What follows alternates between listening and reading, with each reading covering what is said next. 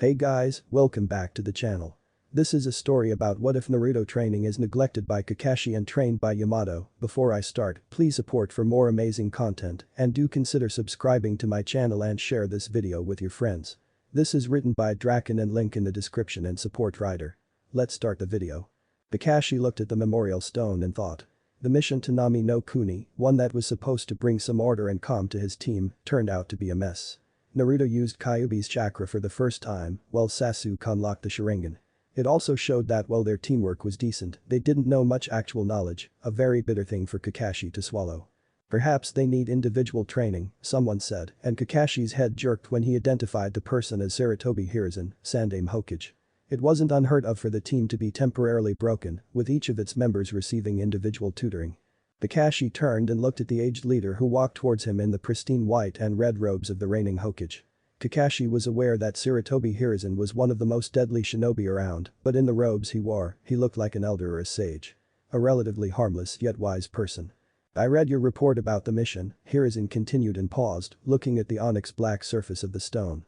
And I know that what you wrote in it isn't entirely correct. That you think that they need some kind of a shock or maybe a change before you allow them to participate in the Chunin exams we will host. It's not that, Kakashi said, and his fist clenched. I failed them as a sensei and a leader. I should have prepared them before the mission and make sure they are ready for it. The only one that has some skills is Sasuke, Naruto and Sakura lack skills or the knowledge how to use them. The Hokage stood there watching the monument and Kakashi followed the gaze of the elder leader. Just to notice him focus on the name Namikaze Minato before slipping towards the rest of the ones killed when Kyuubi broke free. We all learn from our mistakes, Kakashi, Sandaime Hokage said and gave him a look. You are calmer and more analytical than some of your fellow Jonin. I know Jonin that have years more of experience and aren't that keen to acknowledge that they failed their team. The Hokage allowed himself a small smile, a thing that shocked Kakashi. Of all things he didn't expect the Hokage to smile. Tell me, Kakashi, you know that they lack training and need to develop. What would you do or better, what would your sensei do? Kakashi averted his gaze from the monument and focused on the Hokage. Minato-sensei would have tried to assign each of them a teacher that could help them overcome their problems and let them develop as shinobi. And what stops you from doing exactly that? The question was pointed and it stung Kakashi badly. He closed his eye and took several long breaths before opening it and looking at his leader and commander. Because I believed, foolishly thought, that they could learn that on their own and allow me to focus on their teamwork and team cohesion. Not everybody is a prodigy, the Hokage said quietly and walked away from the memorial stone. Walk with me, Kakashi. Hi, Hokage-sama. Sandaime Hokage walked into the woods and headed deeper into the forest, into the part that was as old as the village itself. If not older. You know the will of fire, the Sandaime said, and Kakashi only nodded. Then you know that sheer power is not everything, and you should know that not many are geniuses that develop their own jutsu before the age of 13. Most needs careful nurturing and training to let their talent grow and flourish. Of all of your genin, Sasuke-kun is maybe not a genius, but he had some clan training before Itachi-kun murdered his clan, and since then he strives to be better than Itachi. Well, Naruto and Sakura. Well, Sakura is from a civilian family and never had the support nor the opportunities Sasuke or even Naruto had and have, Kakashi said and wanted to berate himself mentally, but then stopped and looked at the Sandaime. She's incredibly smart, a useful trait, but lacks the mental toughness of a shinobi, as well as skills that are useful on the battlefield. On the other hand, Naruto is a genin that has all the potential in the world and drive to be the best shinobi, yet was pulled down at the academy and nobody rectified those mistakes. It was partially your duty, the Sandaime said gently, and Kakashi only nodded, no matter how the word stung he couldn't say much. It's not only Naruto that struggles after they graduate from the academy, some others also skipped classes or weren't fairly treated. One of your tasks as a jonin and their sensei was to notice what was taught badly and correct it. Yet the council and you pushed me to focus on Sasuke, Kakashi said and glared at his leader. Even if everybody knows that Sasuke is the one that needs the attention the least. Lack of it could have been good for him. The Sandaime nodded and for once Kakashi could see the weight of the ages and experience on the shoulders of his leader. We all made mistakes, Sarutobi Hiruzen said quietly, but then Kakashi heard steel to this voice. Steel he rarely heard in the voice of the aged Kage. Now is the time for you to fix them, Kakashi. As long as you will bring results, I'm willing to bend the rules for you and the team, but you need to give me the results by the time of the Chunin exams. Kakashi closed his eye and did the math. There were 5 to 7 months before the first round of the exams, and that ought to be plenty of time to turn the cute and sorely lacking in skill genin of his into a somewhat competent team that had a good chance in the exams. I will have 2 requests, Kakashi said, and then frowned as Hokage looked at him. No, 3. 1. Mitarashi Anko will be pulled from the roster of ninja that can go on missions. 2. Anbu Tora will be pulled out of the Anbu, and finally I can tell Naruto something about his parents. Mitarashi Anko will be made available for you, the Hokage said, and then added looking pointedly at Kakashi. As much as her schedule will allow for. She's one of the best intelligence-gathering people we have. So I fear anything more you will need to discuss with Ibiki. That I can live with, Kakashi said. But I also have other choices in mind, Inyazuka Han or Yuhi Kurenai. However, Anko-chan will be the best person for the job. And I assume that she should oversee the training of the sole Kunoichi of your team, the Hokage said with some faint smile. Yes, that will be a good idea. The gaze of the aged leader focused on Kakashi. As for Naruto, no, you can't tell him quite yet. Maybe when he makes Chunin. Now I don't think he can be entrusted with the knowledge. The knowledge might push him to his limits, Kakashi said quietly. Sensei is his idol. And the one who sealed Kyuubi inside of him, the Hokage added grimly. No, he needs to get ready for it. I don't think we want to have a horde of Iwa assassins in the village. All of them wanting to murder Naruto because of Minato. Kakashi nodded and pulled out his Icha book and started to read it, ignoring his leader for a second. What about the Uzumaki clan heritage of his, then? Hokage jerked at this and glared at him. You don't think that it is much wiser? Everybody assumes that Uzumaki are dead, Kakashi said in his defense. And I don't think anybody outside of Uchiha Mikoto who is dead and Jiraiya-sama can tell that there is a connection between Kushina-sama, Naruto and Minato-sensei. That is true, Hiruzen mused and looked at the Hokage monument visible in the distance. I will need to think on it and decide what can be safely disclosed to him. Now, however, why do you want Tenzo? Sasuke, Kakashi said, and allowed himself a smile under his mask. For once that spoiled brat needs a good beating or two, and I am sick of his Avenger mentality. I get that he wants to kill Itachi, good for him, but as of now he is more of a Orochimaru than anything. Itachi did something to the boy, the Hokage said and shook his head. Danzo, why did you make me do this? But that is a matter that can't be addressed now. I will have Tenzo be given new identity and pulled out of Anbu. Kakashi nodded and the next moment the aged leader was gone in a swirl of leaves.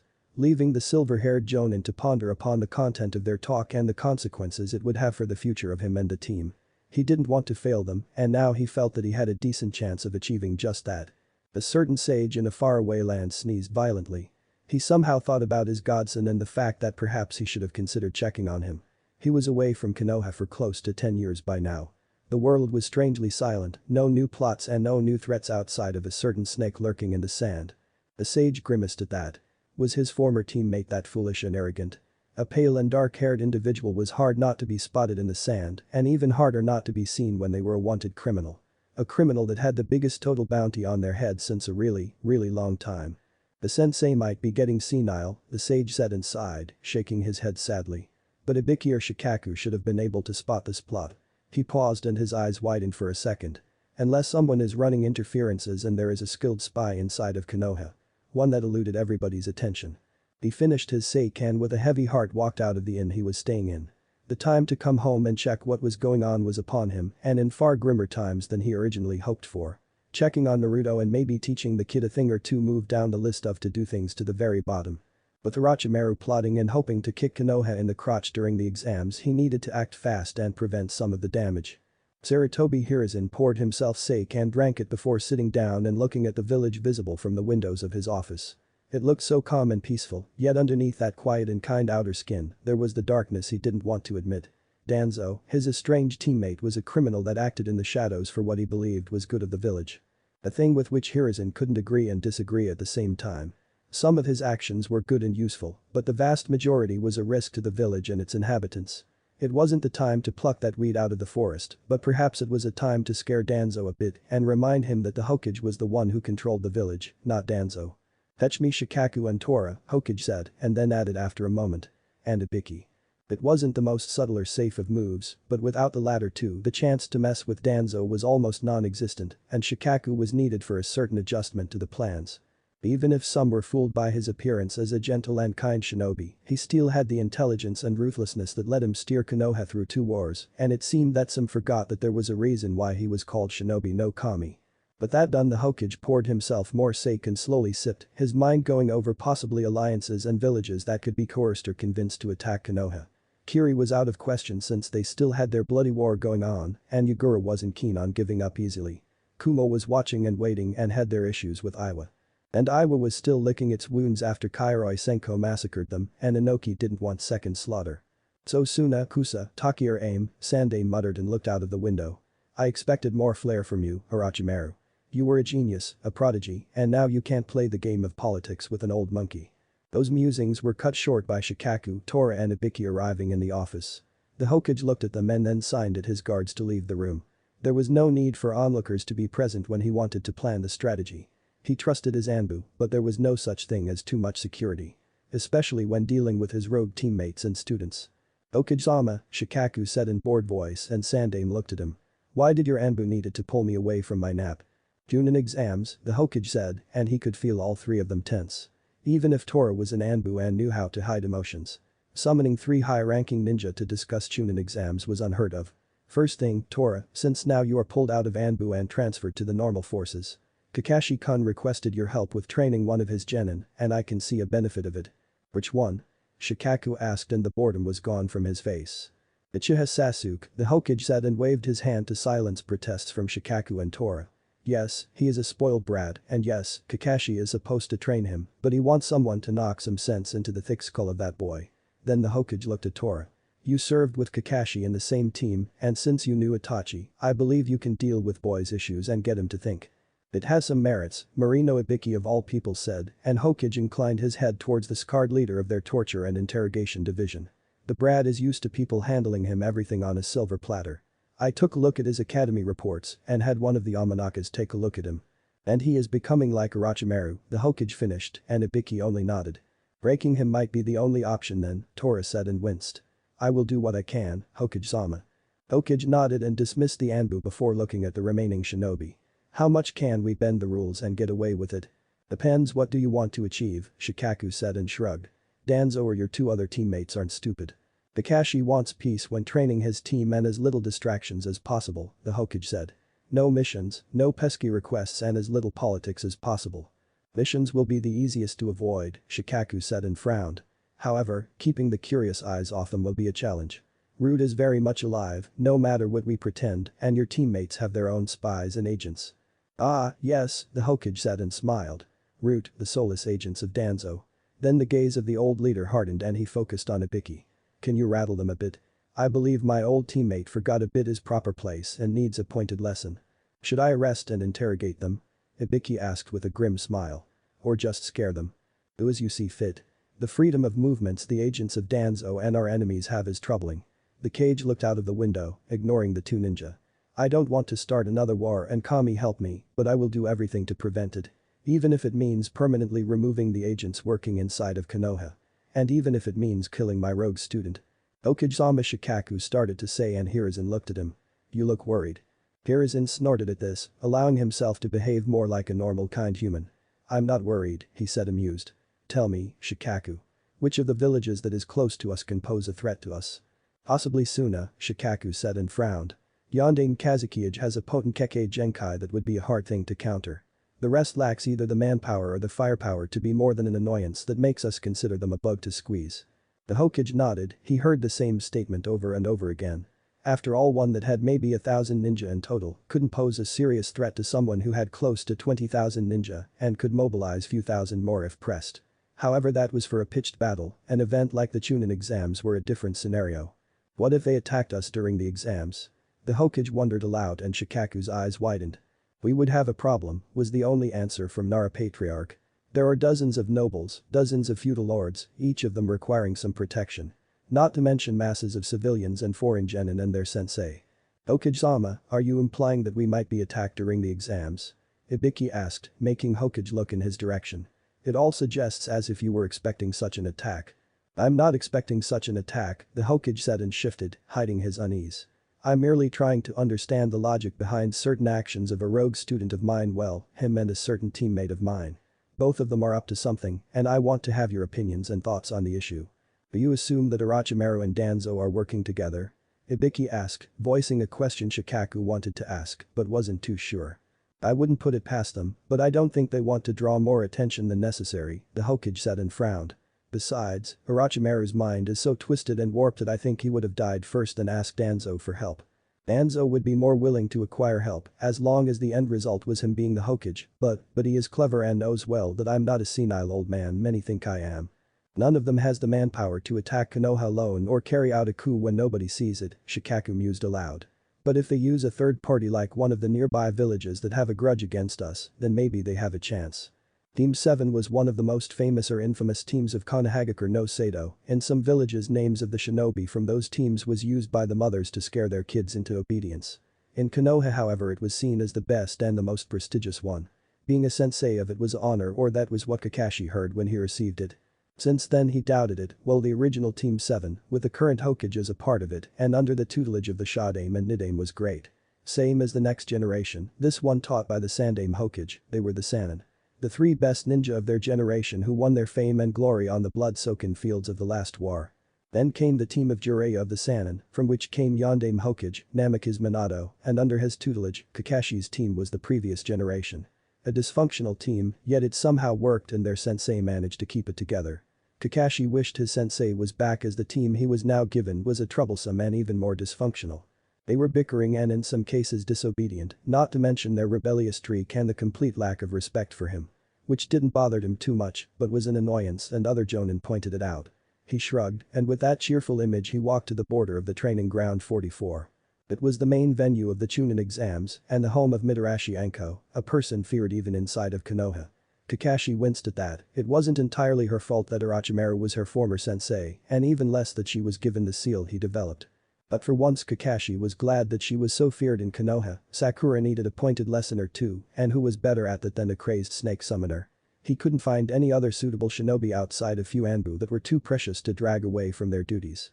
He stopped at the outskirts of the forest and dodged a kunai that appeared out of nowhere. "Yo, Anko." He yelled, after a second the trees shuddered and Mitarashi Anko dropped onto the ground in front of Kakashi. "What do you want, Kakashi-kun?" Anko asked as she approached him.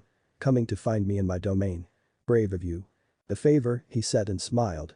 "A student of mine, one Haruno Sakura would have some use of your tutelage." Anko paused and a snake slithered out of the sleeve of her coat. "Why should I babysit a genin?" she asked cheerfully. "I have better things to take care of than a genin of yours." "She has potential," Kakashi said and I smiled. "She's from a civilian family and needs someone like you to realize that the world of shinobi is less than the stories she heard and more grim." "Oh," Anko purred as she moved closer to Kakashi who didn't even blink at this. He served an Anbu, and that made him see even more obvious attempts at seduction. "Now, Kaka-kun, why you didn't mention this before? She sounds much more interesting than you initially said." Kakashi I smiled and ignored her behavior. He was here on business and for more pleasant things he had time when the duty was done. "Because you would have kidnapped her and dragged back to your home before letting me explain," he said and looked at Anko. "Can you restrain yourself a bit?"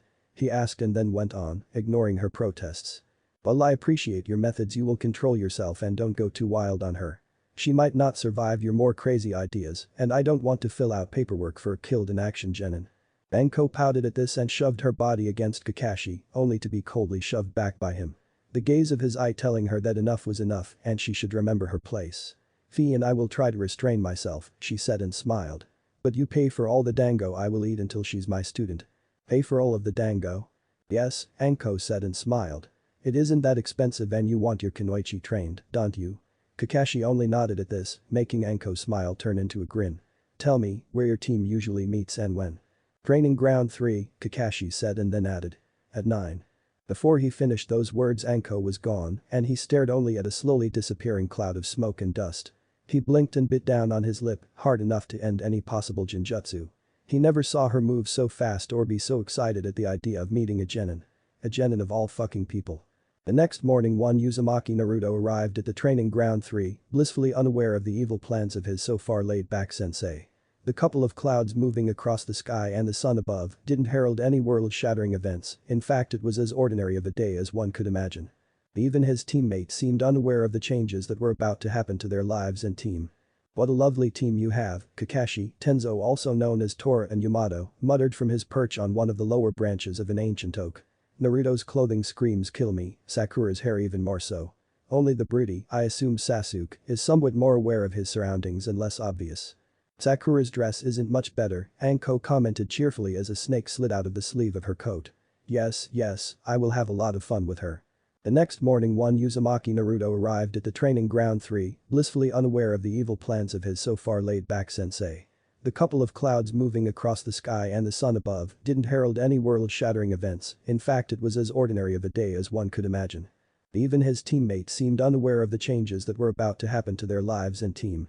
"What a lovely team you have," Kakashi, Tenzo also known as Tora and Yamato, muttered from his perch on one of the lower branches of an ancient oak. Naruto's clothing screams kill me, Sakura's hair even more so. Only the broody, I assume Sasuke, is somewhat more aware of his surroundings and less obvious. Sakura's dress isn't much better, Anko commented cheerfully as a snake slid out of the sleeve of her coat. Yes, I will have a lot of fun with her. Anko, don't kill her, Kakashi said, and she shrugged at her glare. I didn't say you shouldn't try to murder her if you think it will wake her up. But don't actually do the deed. I didn't say that I will kill her, Anko said with an unnervingly cheerful smile. I only stated that her dress screams kill me. And her hair is also a problem. Anko then paused and slowly turned to look really closely at Kakashi. Did you or anybody else explain to her why such long mane of hair can be a problem? Kakashi blinked and then frowned. I assumed that the academy explained it to them, he said slowly. I didn't do it as I thought that since the academy did it she would know it. Anko sighed and the snake that slid out of her coat hissed threateningly. Kakabaka, she murmured and then turned to look at Tenzo. I'm curious, what do you think about your broody? Will be a handful, Tenzo said and shrugged. For once I wish he was like Itachi. For all of his faults, Itachi actually listened to what you said. Yet he slaughtered his own clan, Kakashi murmured quietly and then looked at his friends. I'll come first and have a chat with them before you two come. I don't want my cute little genin scared by you. Naruto yawned as he looked at the sky. Their sensei was once again late, this time even later than usually, but that tardiness was a thing Team 7 managed to get used to. But it didn't matter much as they were still grumpy and irritated by it. Naruto sighed and slumped against a tree. Then a swirl of leaves appeared in the middle of the training ground and seconds later in its place was standing Kakashi. He smiled at them and even angry outburst of Naruto. You're late. Didn't seem to irritate him. Mama, he said and looked at them. For once I have a valid excuse. I was talking with Hokage-sama about the future of the team. At those words even usually broody Sasuke snapped out of mood and looked at Kakashi. The cold, emotionless onyx black eyes focused on the older shinobi with something more than irritation visible in them. He suggested that for the time being the team is split, Kakashi said and swiftly ignored Naruto's outburst. Yes, Kakashi said and easily blocked hot-headed Uzumaki. It is unusual for a fresh genin team, however similar things happened in the past and we believe it will be for the better of the team if the next 6 months you spend with the sensei on your own. Then two bursts of smoke and leaves appeared, two shinobi that made even Naruto back away. He was a hot-headed one, but there was something unnerving in the way those two looked and behaved. Something that suggested he shouldn't test them or it would end badly. Those two are Mitarashi Anko and Yamato, Kakashi said and I smiled. Sakura, you will be training under Anko and Sasuke, you will be trained by Yamato. Sasuke jumped down from his perch and glared at Yamato. How can he teach me how to defeat my brother? He asked, not even bothering to hide his hostility or anger. He didn't have a chance to say more as Yamato moved and sent Sasuke crashing against the tree. I suggest that you don't underestimate me, Sasuke-kun, Yamato said and approached the Uchiha. I don't have the Sharingan, but I'm still a Jonin, and making an enemy out of me can be a risky move on your part. Sasuke looked up, still dazed by the force of the punch, and then the unforgiving and hard tree trunk. He didn't say anything, he only spit out blood and glared at the shinobi with a challenge in his eyes.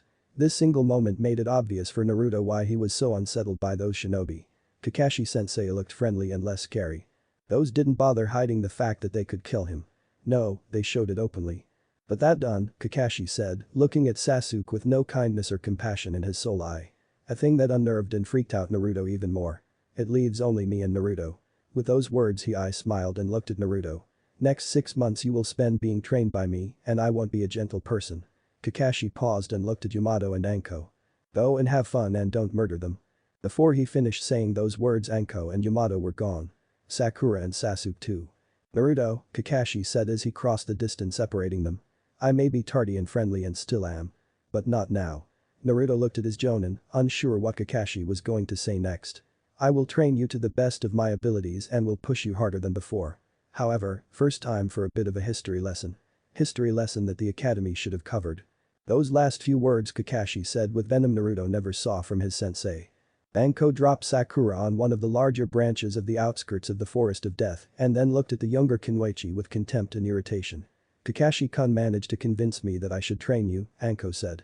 Now, tell me, why should I do it?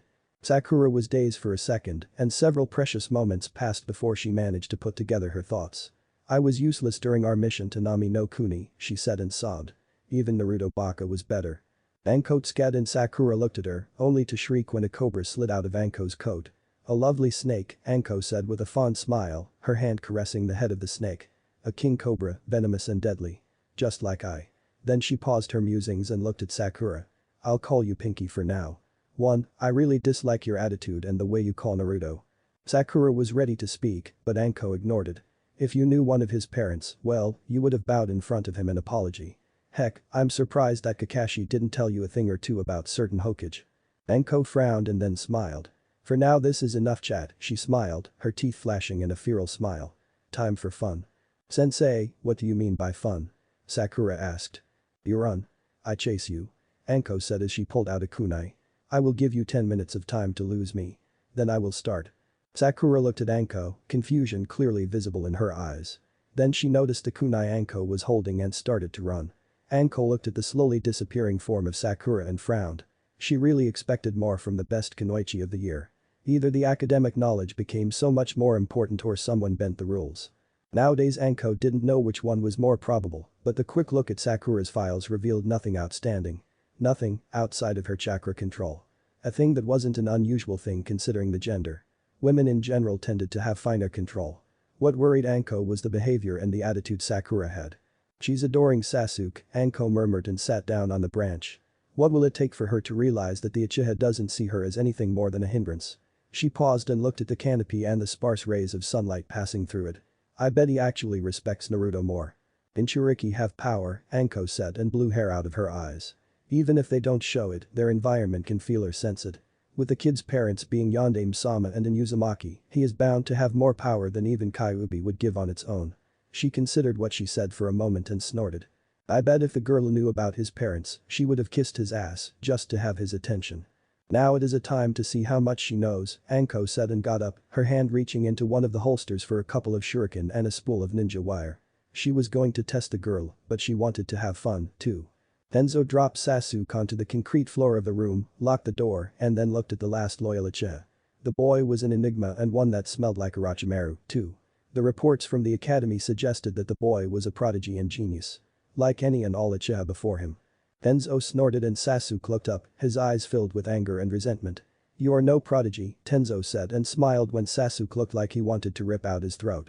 Itachi was, you are smart and intelligent boy that one day might become a capable shinobi. Now you are nothing.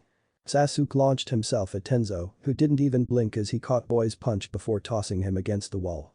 You really have pride issues, Tenzo commented and pulled himself closer one of the chairs that were in the room. The room is locked, I have the key, and I won't let you out until I'm satisfied with your answers to my questions. Sasuke managed to sat up and wipe the blood trickling down his chin. What questions? He asked and spat out some blood onto the floor. He then folded his arms in front of himself and looked at Tenzo with as much pride and arrogance as he could muster. About the team, the village and Itachi, Tenzo said, and then looked at Sasuke. Just so you know. I have been in Anbu, I worked with the people from T&I. If I want to, I can beat you to death and nobody will be able to tell it was me. It isn't a threat, just a suggestion that you behave. Okage-sama wouldn't accept that I was killed, Sasuke coolly said, and Tenzo nodded in agreement. He would demand the head of one that killed me. Yes, Tenzo said and wondered if he should praise the brat for a bit of ability to think. Then he decided against it. For that the time would come later. But again, thugs were known to pick on genin. Some Nukenin could have always found you, trust me, if I want you dead I will find a way to dispose of you. And what will I get if I work with you?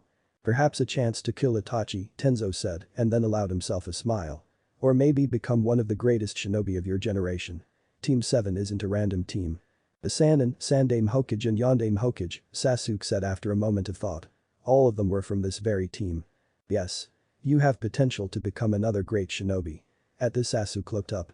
But your attitude and behavior makes me wonder if you even realize how much diligence and determination and camaraderie is needed to reach the heights of your potential. Why would I need people to become a powerful shinobi? Name me a single shinobi from those that you have mentioned that didn't have any support from their team. Sasuke sat for several long moments on the cold floor, unable to form a single sentence of an answer as he slowly realized that there was no answer. No good answer. He opened his mouth but then closed with an audible click. Yes, Tenzo said and then sat down, opposite of Sasuke. Each of them became whom they were because of teamwork and camaraderie. On your own, a genin might take on a weak chunin, a genin team might take on a jonin and walk away alive. Senju Hashirama, Shadame Hokage, taught the shinobi that it isn't the individual power that matters, but the will of fire, and that the village is a family. Why do you tell me? Because you need to understand that even if you hate your team, Tenzo said and didn't miss the tension that flickered through Sasuke's body at the mention of the team. You need them to achieve your goals. Let's talk about your team. What can you tell me about Naruto? Has his insane amounts of chakra, but lacks any tactical thinking or the intelligence to plan a more effective solution, Sasuke said and frowned. His usage of clones can be impressive. Tenzo nodded and pulled out a small scroll. You are mostly right about Naruto, he said and considered his next words. Why do you think that he has such a poor understanding of tactics? Sasuke wanted to yell that it was because Naruto was stupid, but something in the behavior of Yamato put him on edge and told him this was not an answer that would be rewarded. I don't know, he finally said. Because some morons that shouldn't have been shinobi of Konohagakure no Sato sabotaged his education, Tenzo said and allowed himself a faint smile. They did it skillfully enough that nobody can pin the blame on them. Which doesn't change the fact that for a reason I cannot tell you, they sabotaged his education. Sasuke closed his eyes for a moment and took several deep calming breaths. I still don't trust you and think you won't teach me much, he said, almost spitting out those words. But what you said makes some sense in my mind. I don't expect you to trust me, not now anyways, Tenzo said and got up. All I expect now is obedience and that you will control your behavior. I won't teach you any new jutsu now, but we will work on skills that are equally important or should be. Assuming you want to ever beat your brother. Kakashi landed with Naruto next to the sculpture of fire on the Konoha cemetery and then looked at the genin at his side. What I'm about to show you is for you only Naruto, Kakashi said quietly as he walked through the cemetery. You can share it with the team, but nobody else. Why? Because while it isn't any kind of secret, Kakashi said as he smiled at Naruto. It is something that can be dangerous, and some of us dislike being reminded about certain events from our history. Especially of how did we fail our allies during the events that started the Second War. Naruto blinked at this and looked at Kakashi in some surprise.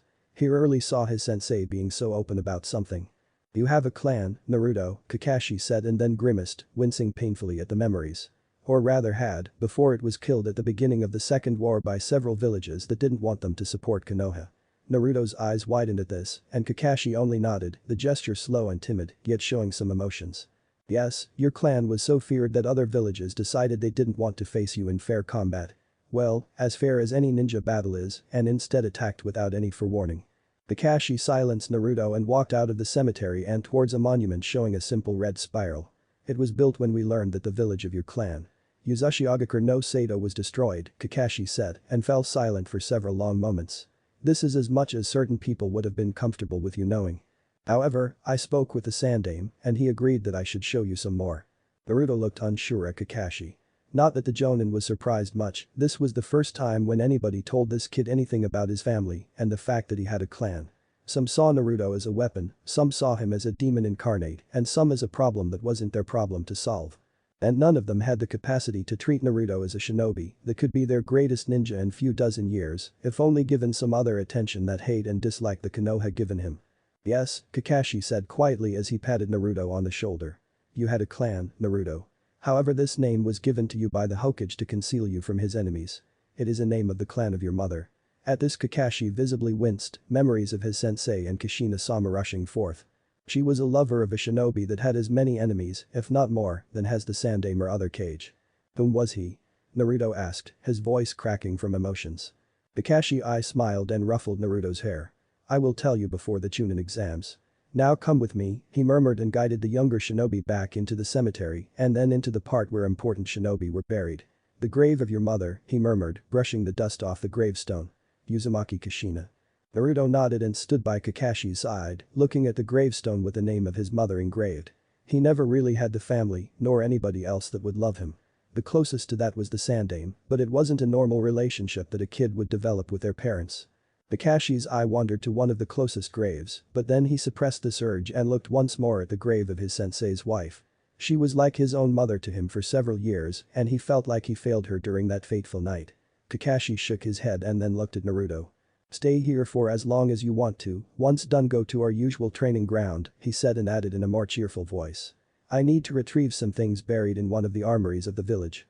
Anko hurled another kunai and cackled when Sakura screamed as she heard the weapon fly towards her. The girl was loud, that much Anko could give her. Beyond that so far she couldn't say anything. She didn't run fast, well, until Anko didn't start to toss kunai and shuriken in her wake. You will lose your voice if you keep being so loud, Anko yelled as she landed on a branch and watched Sakura. 20 more minutes and we will have a break. I can't keep going anymore, Sakura said as she stopped. Anko looked at the quivering and shuddering body of her student and frowned. The academy students could run more than this. I never really trained properly. Anko muttered several foul words under her breath and wanted to skin Kakashi, but then she sighed and looked at Sakura. 5 more minutes, Pinky. After that we will do something else. Sakura bit her lower lip and took off into the forest, leaving Anko alone for a second. The girl was an enigma, she was a fangirl, yet she was so much smarter than that. Anko couldn't understand why did she even become such a fangirl in the first place. She ought to be smarter than an average kid, yet she became a fangirl. Anko leaped after Sakura, and as she hurled another kunai towards the Pinky she realized one thing.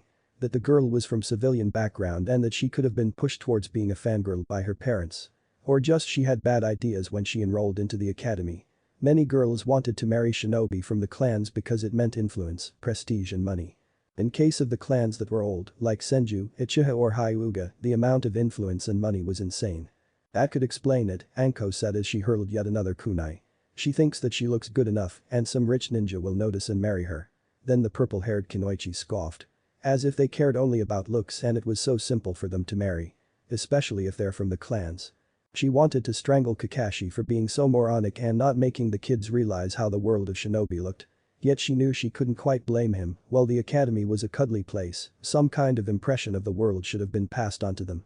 Unless Sakura was too focused on being a fangirl that it flew past her, but then she was supposed to be smart. Anko landed next to Sakura and gave her a look full of pity. The girl's clothes were a torn mess, kunai and shuriken did their job after all.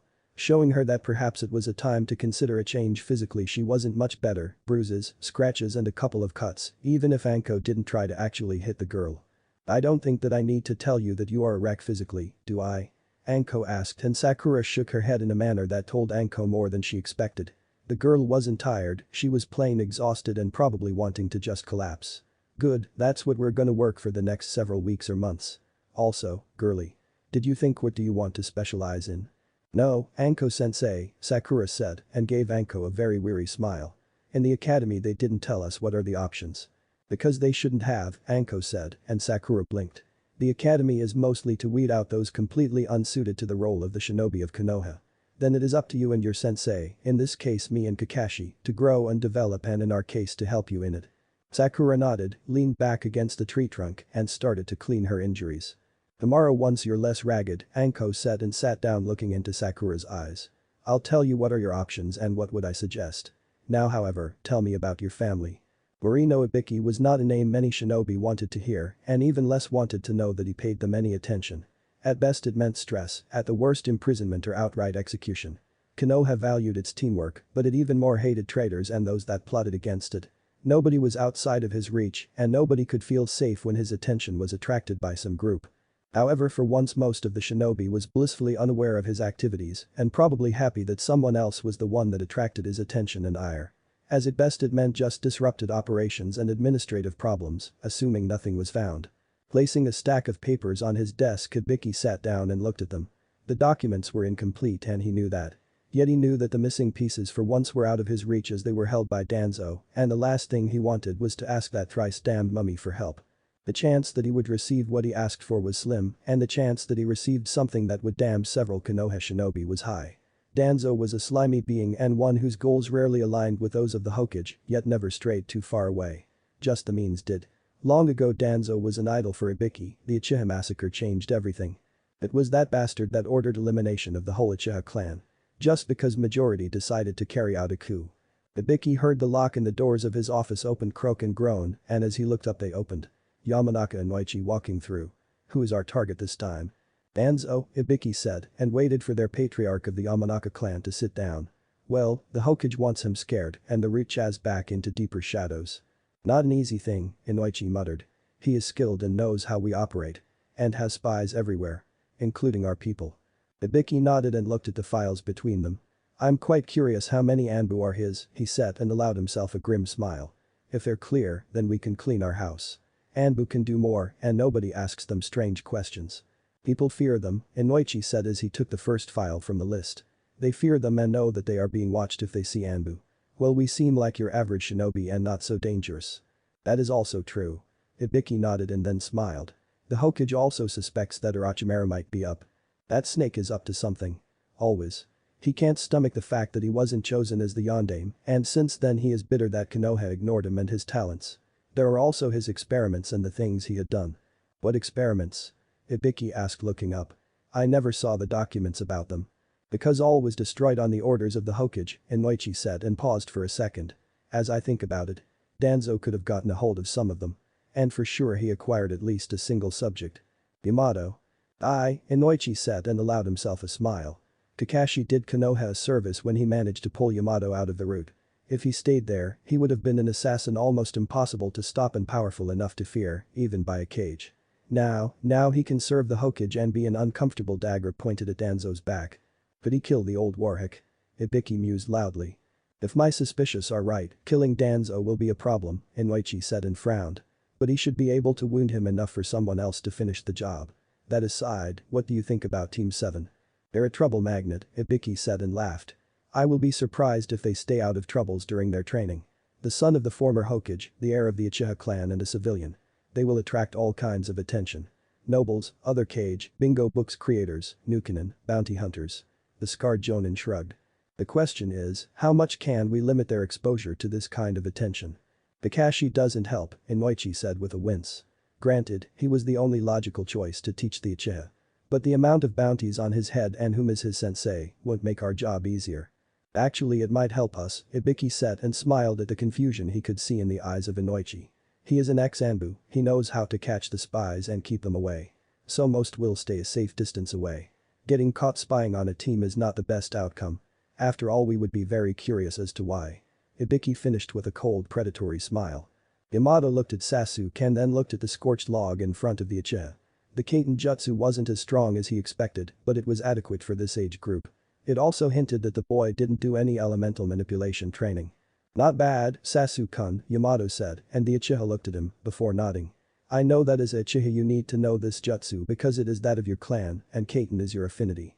But did you do any elemental manipulation exercises? I was supposed to start, but then. The massacre happened, Yamato finished with a nod. That would be something to work on. Same as maybe a new jutsu or two.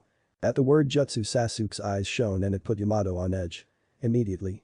He could feel the hunger for power in the gaze and he knew where this could lead. So perhaps it was a time to keep access of the boy to new jutsu limited. Only when I deem that you are less hostile towards your peers, Yamato added after a moment of consideration. He then smiled and looked at the sun. I read the report from your last mission and I know that you managed to wake up your Taijutsu. The Sharingan. Yes, sensei, Sasuke said, not a single trace of emotions in his voice. I did it when I and Naruto fought against Haku. That boy that used Hyutin. You won't use it when training with me, Yamato said and silenced Sasuke's outburst with an angry look. Yes, it is a powerful tool. But you need to know how to fight without it. Why? Uchiha's strength is the Sharingan. Yamato smiled at this. Activate it and try to stop me. Sasuke nodded and the moment his eyes became red and black of the Sharingan, Yamato dropped several smoke bombs onto the ground and hurled himself. The smoke on its own was not an issue for the Sharingan, bright flashes that accompanied it. Yamato's hand moved and smashed into Sasuke's jaw. His head jerked backwards and he was thrown out of the smoke. He smashed into the lung he previously scorched and finally stopped moving. Bright lights can be your curse, Yamato said with a smile. Bright light at night, that's even worse. Your eyes are attracted by flashy things. If your enemy knows you have Sharingan, they will throw a lot of flashy things and bright. Just to hurt your eyes and force you to close them. Sasuke groaned and slowly he got up. He blinked as tears streamed out of his abused eyes. You could have warned me. You wouldn't have learned, Yamato said and then smiled. At least for what I have next in mind you won't need your eyes. He walked to a nearby tree and looked at its trunk. I heard the Kakashi showed you how to walk up and down a tree. I don't trust him. So show me. Sarutobi Hiruzen, the Sandaime Hokage of Konohagakure no Sato, stood on the roof of his office and looked at the village stretching in all directions. Finally, 12 years after the Kyuubi was unleashed on the 10th of October, the village mostly recovered. The dead wouldn't be replaced for the generations to come, but the scars healed and people mostly forgot about the whole ordeal. He took the hat after the death of Minato because someone needed to step up and take the heavy and unforging mantle for themselves. And he was the best choice as the interim Hokage to see the village recover from the worst of the damage. Now however, 12 years passed and he once again felt a burden of leadership. A burden that should be taken by the younger generation. Yet there was not a single shinobi that could take it. Kakashi was scarred by war, Tsunade too. Jiraiya was too precious outside of Konoha, roaming the lands and gathering the information. Which didn't leave him with too many other choices.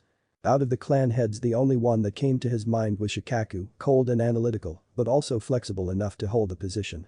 Minato had been an ideal candidate for the title, strong and an intelligent shinobi that was respected by other ninja nations and daimyos. Yet he died so young, and that left Hiruzen with no choices for the successor.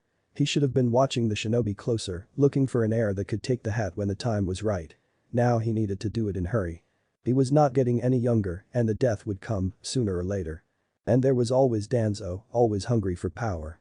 Still sore that Tobirama-sensei didn't name him the Hokage. The hunger in Shimura Danzo was a thing that unsettled Hiruzen. His old teammate was a being that was like Orochimaru, just much smarter and more experienced. So even if he did something highly illegal, the chance that there was evidence to find was almost non-existent, and the route was useful at times.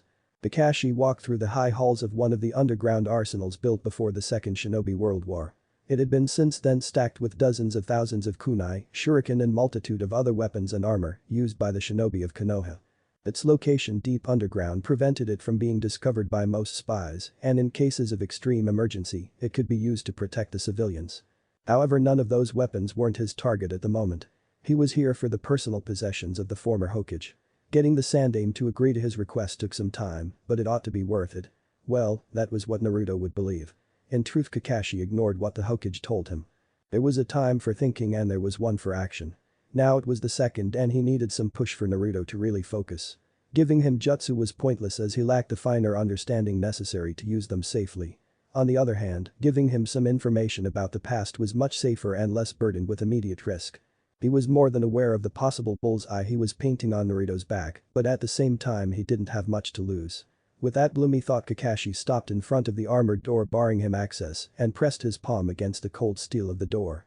If his access as Anbu captain wasn't removed, he would enter. If it was, then he would be lucky to lose his hand. Kakashi was more than aware of the possible bullseye he was painting on Naruto's back, but at the same time he didn't have much to lose. With that gloomy thought, Kakashi stopped in front of the armored door barring him access and pressed his palm against the cold steel of the door.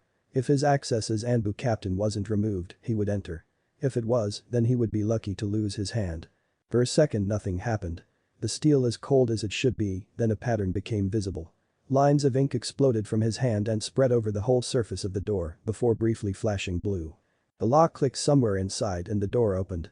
A wave of stale air rushed and once it passed him, Kakashi entered. The things stored here usually weren't known to even highly trusted and experienced jonin. They were the personal belongings of the current and former Hokages, and Kakashi was pretty sure that several of them went missing in recent years. Of course those were just his suspicions and he could be wrong, but he trusted them more than he trusted several of his fellow shinobi. He shook his head, chasing away the thought and focused on the task at hand. It would be bad enough on its own, he never really came to terms with the fact that he failed his sensei on that night, and what he would find would make all of those things rear their ugly heads. He squashed those thoughts and then pushed them aside as he stopped in front of one of the many chests and other containers thrown onto the shelves and between them. There was seemingly no order to the madness, however it was mostly to fool thieves that somehow managed to enter the vault. He kneeled and brushed aside the dust and cobwebs that covered the lacquered wood with a spiral visible in the middle of it. "Let's hope they didn't put their devilish seals on it," Kakashi murmured as inspected the lock and started to pick it. Lockpicking was one of the skills that all of the Anbu seemed to possess, and after a second Kakashi was done with the last barrier between the content of the chest and him. He slowly lifted the lid and smiled under his mask at what he found. Several scrolls on ceiling were a useful thing, but not now. Not until Naruto was better at the basics and had some kind of self-control. What one could do with seals was too dangerous and powerful to be given to a green genin. A green genin that had their education sabotaged because several people were biased towards him. Kakashi muttered a choice of foul words under his breath and continued rummaging. A thick scroll with a sign of the Uzumaki clan was what he was looking for. Their Kekkei Genkai should be waking up any time soon, and the sooner Naruto knew what it was, the better. The chains were at best an annoyance and at worst an extremely lethal weapon that laughed at most of the attempts to counter it. In the times when survivors of the Uzumaki clan were more common, the way of defending against them was taught. Now, Kakashi allowed himself a grim, satisfied smile. Now, not many jonin would know how to deal with a pissed-off Uzumaki that wanted their heads. If Naruto got the hang of the basics before the exam started, Kakashi didn't want to imagine what kind of trouble the other genin would be. If they had any kind of sanity, they would drop whatever was that Naruto wanted and run in the opposite direction. If they fought him with the chains already flying around, they were incredibly stupid and unlucky. Kakashi had enough nightmares of Kushina-sama using her chains against him in more heated spars, and he didn't want to ever again face them. Granted, Naruto wouldn't have the same proficiency for years, but against a genin any chain would be enough. Kakashi shook his head, getting his thoughts back to the content of the chest, and after pulling out the scroll, a small bundle wrapped in silk cloth revealed itself. He pulled it out and unwrapped. A chikudo in a black lacquered wooden scabbard revealed itself, and Kakashi knew it was what he looked for. Now, just need to teach him how to use it and he will be a problem, he said, and locked the chest. The rest Naruto could get when he was older. But those found Kakashi slipped out of the vault and locked the door behind himself. Only to find the Sandaime Hokage waiting for him. The seal that acts as a lock informs the current Hokage, the Sandaime said, looked at Kakashi and then at what Kakashi was holding. I suspected that you would ignore me and try to take those. Kakashi shrugged and looked at the Hokage. He needs the push-in out of all of the things I could find. Those are the safest and best to give him. The Hokage hummed and extended his hand. Give me the scroll, he said in a tone that left no room for arguments. Kakashi hesitated for a second but then relented and handed it over. He knew he was out of his league here, he could kill any Kage, maybe Bart Tsuchikage, if allowed to take his time and prepare for the mission. In a straight-up fight he didn't stand a chance. He will need it, the Hokage said after a moment. Did he unlock the Kekkei Genkai? Not yet, Hokage-sama, Kakashi said. I think however that it will happen soon.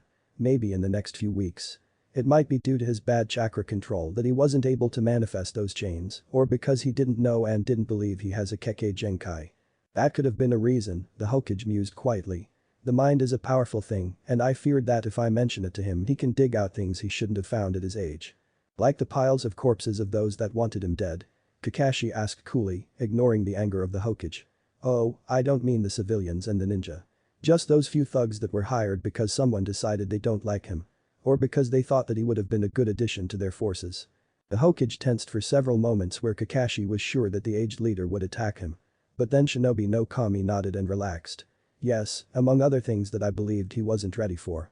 He should have learned it when he was enrolled into the academy, Kakashi said, and then I smiled. However, Hokage-sama, if you allow me, I will be able to repair some of the damage done and he should grow into a powerful shinobi. Jiraiya frowned as he read a message given to him by a monkey sent by his sensei. He never expected the sensei to actually act so decisively and so fast. And it seemed that he was more sane than Jiraiya gave him the credit for, a pleasant surprise for once. So he expects the snake to do something, Jiraiya murmured and smiled. Means that it is a time to take a look at Ta no Kuni. He then looked at the monkey and smiled. You wait for any messages I'll have for Sarutobi-sensei? Yes, Jiraiya-sama, the monkey said. Tell him that I will visit the small countries on my way to Konoha and give him more details in say 6 weeks, once I will be in Konoha. The summon disappeared and Jiraiya sighed. He really ought to see his godson, but the duty to the village came first and the smaller countries surrounding Konoha were always a dangerous place. After serving as a battlefield for 3 major wars and dozens of smaller skirmishes, the inhabitants didn't love Konoha much, and while in theory Taki and Kusa were in a way allied to Konoha, they weren't real allies. And if given a suitably convincing opportunity they could flip allegiances and stab Konoha the moment it looked not at them. For all the disgust and hate Jiraiya felt for his former teammate, he needed to agree that Orochimaru was shrewd and charismatic and slimy.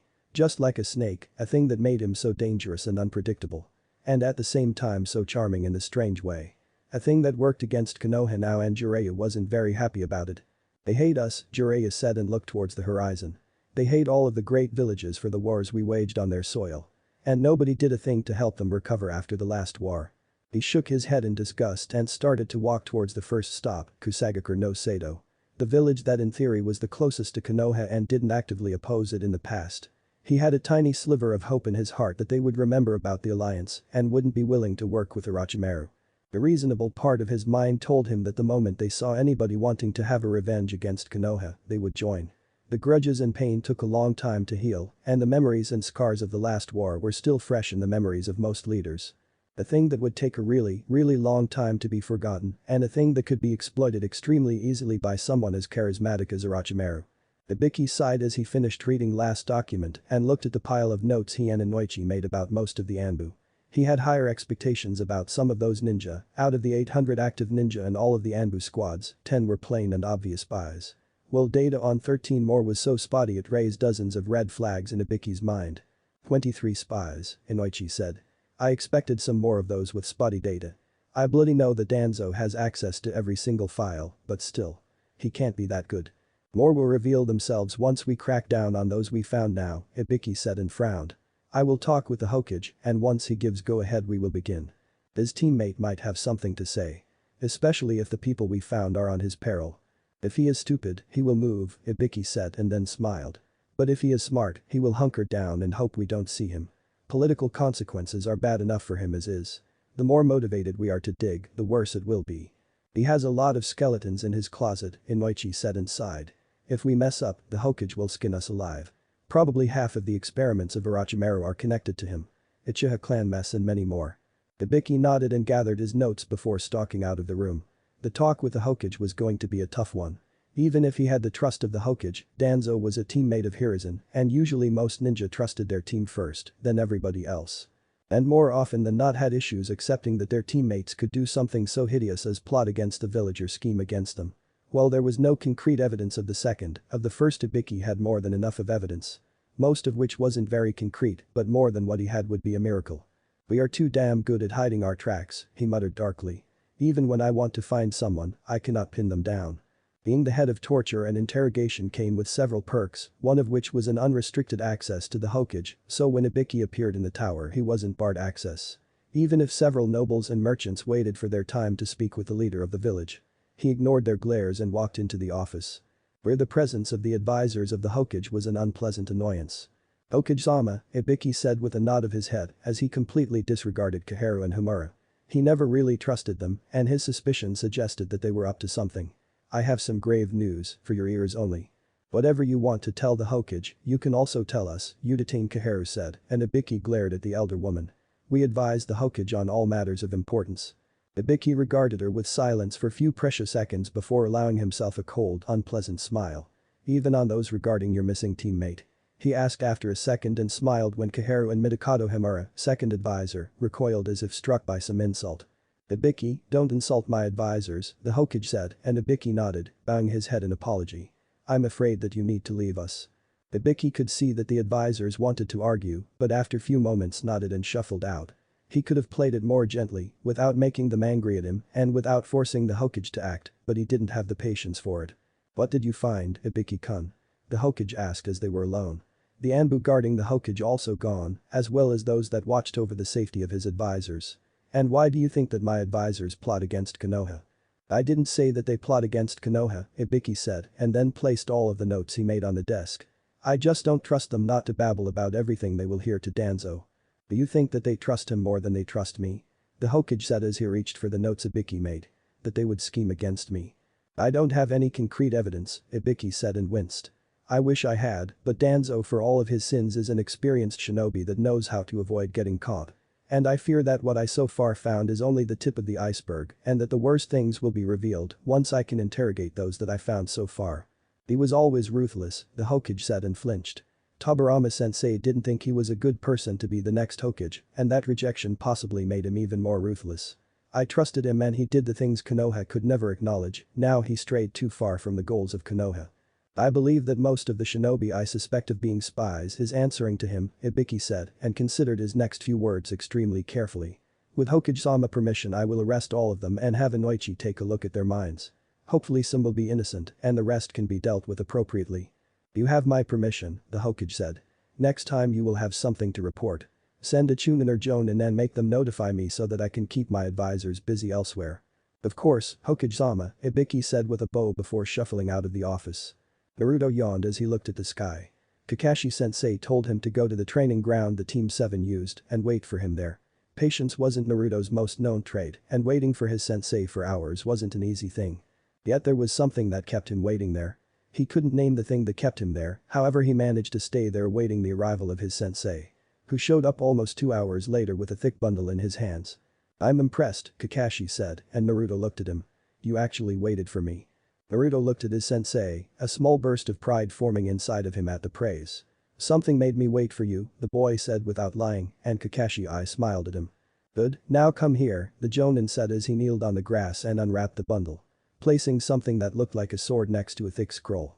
Naruto scrambled from the place where he was laying and almost ran to his sensei before coming to halt barely in front of the silver-haired jonin. What is it, Kakashi-sensei? All in due time, Kakashi said and took his time, looking at the sword and the scroll. There is much more to them than you can see. There is even more of your inheritance, but you aren't ready to receive more energetic parts of it. Though, perhaps better would be calling them explosive and deadly. Naruto blinked in surprise and looked at his sensei, then at the things between them. What do you mean, sensei? Yuinjutsu, Kakashi said, slowly pronouncing the word. The art of sealing, the explosive notes you use on kunai, are the most crude and basic example of the art. I know the basics of it, but I won't teach you anything. That will be a task of someone who needs to return to Konoha once they fulfill their current mission. Aka-sensei, Naruto whined. Why can't you teach me it? Because I don't want to spend hours scrapping your remains from the ground, Kakashi stated flatly and sighed. Yuinjutsu is dangerous, even if someone has all the theoretical knowledge they need. Kakashi's eye could express emotions, yet at the reaction of his student, he didn't have any idea what he could do or how should he react. He knew that the kid had the brains and the potential, just buried under meters of bad habits, lack of motivation and several other less than pleasant things. Give me a definition of chakra, Kakashi said. It is the energy that we use for jutsu, right? Naruto asked and made his sensei sweat drop in exasperation. Yes, we do use it for our jutsu, Kakashi grumbled. And yes, it is a form of energy, but you didn't tell me anything about it. It is composed of two things, spiritual energy from the mind and the physical energy from the body. Or also called yin and yang.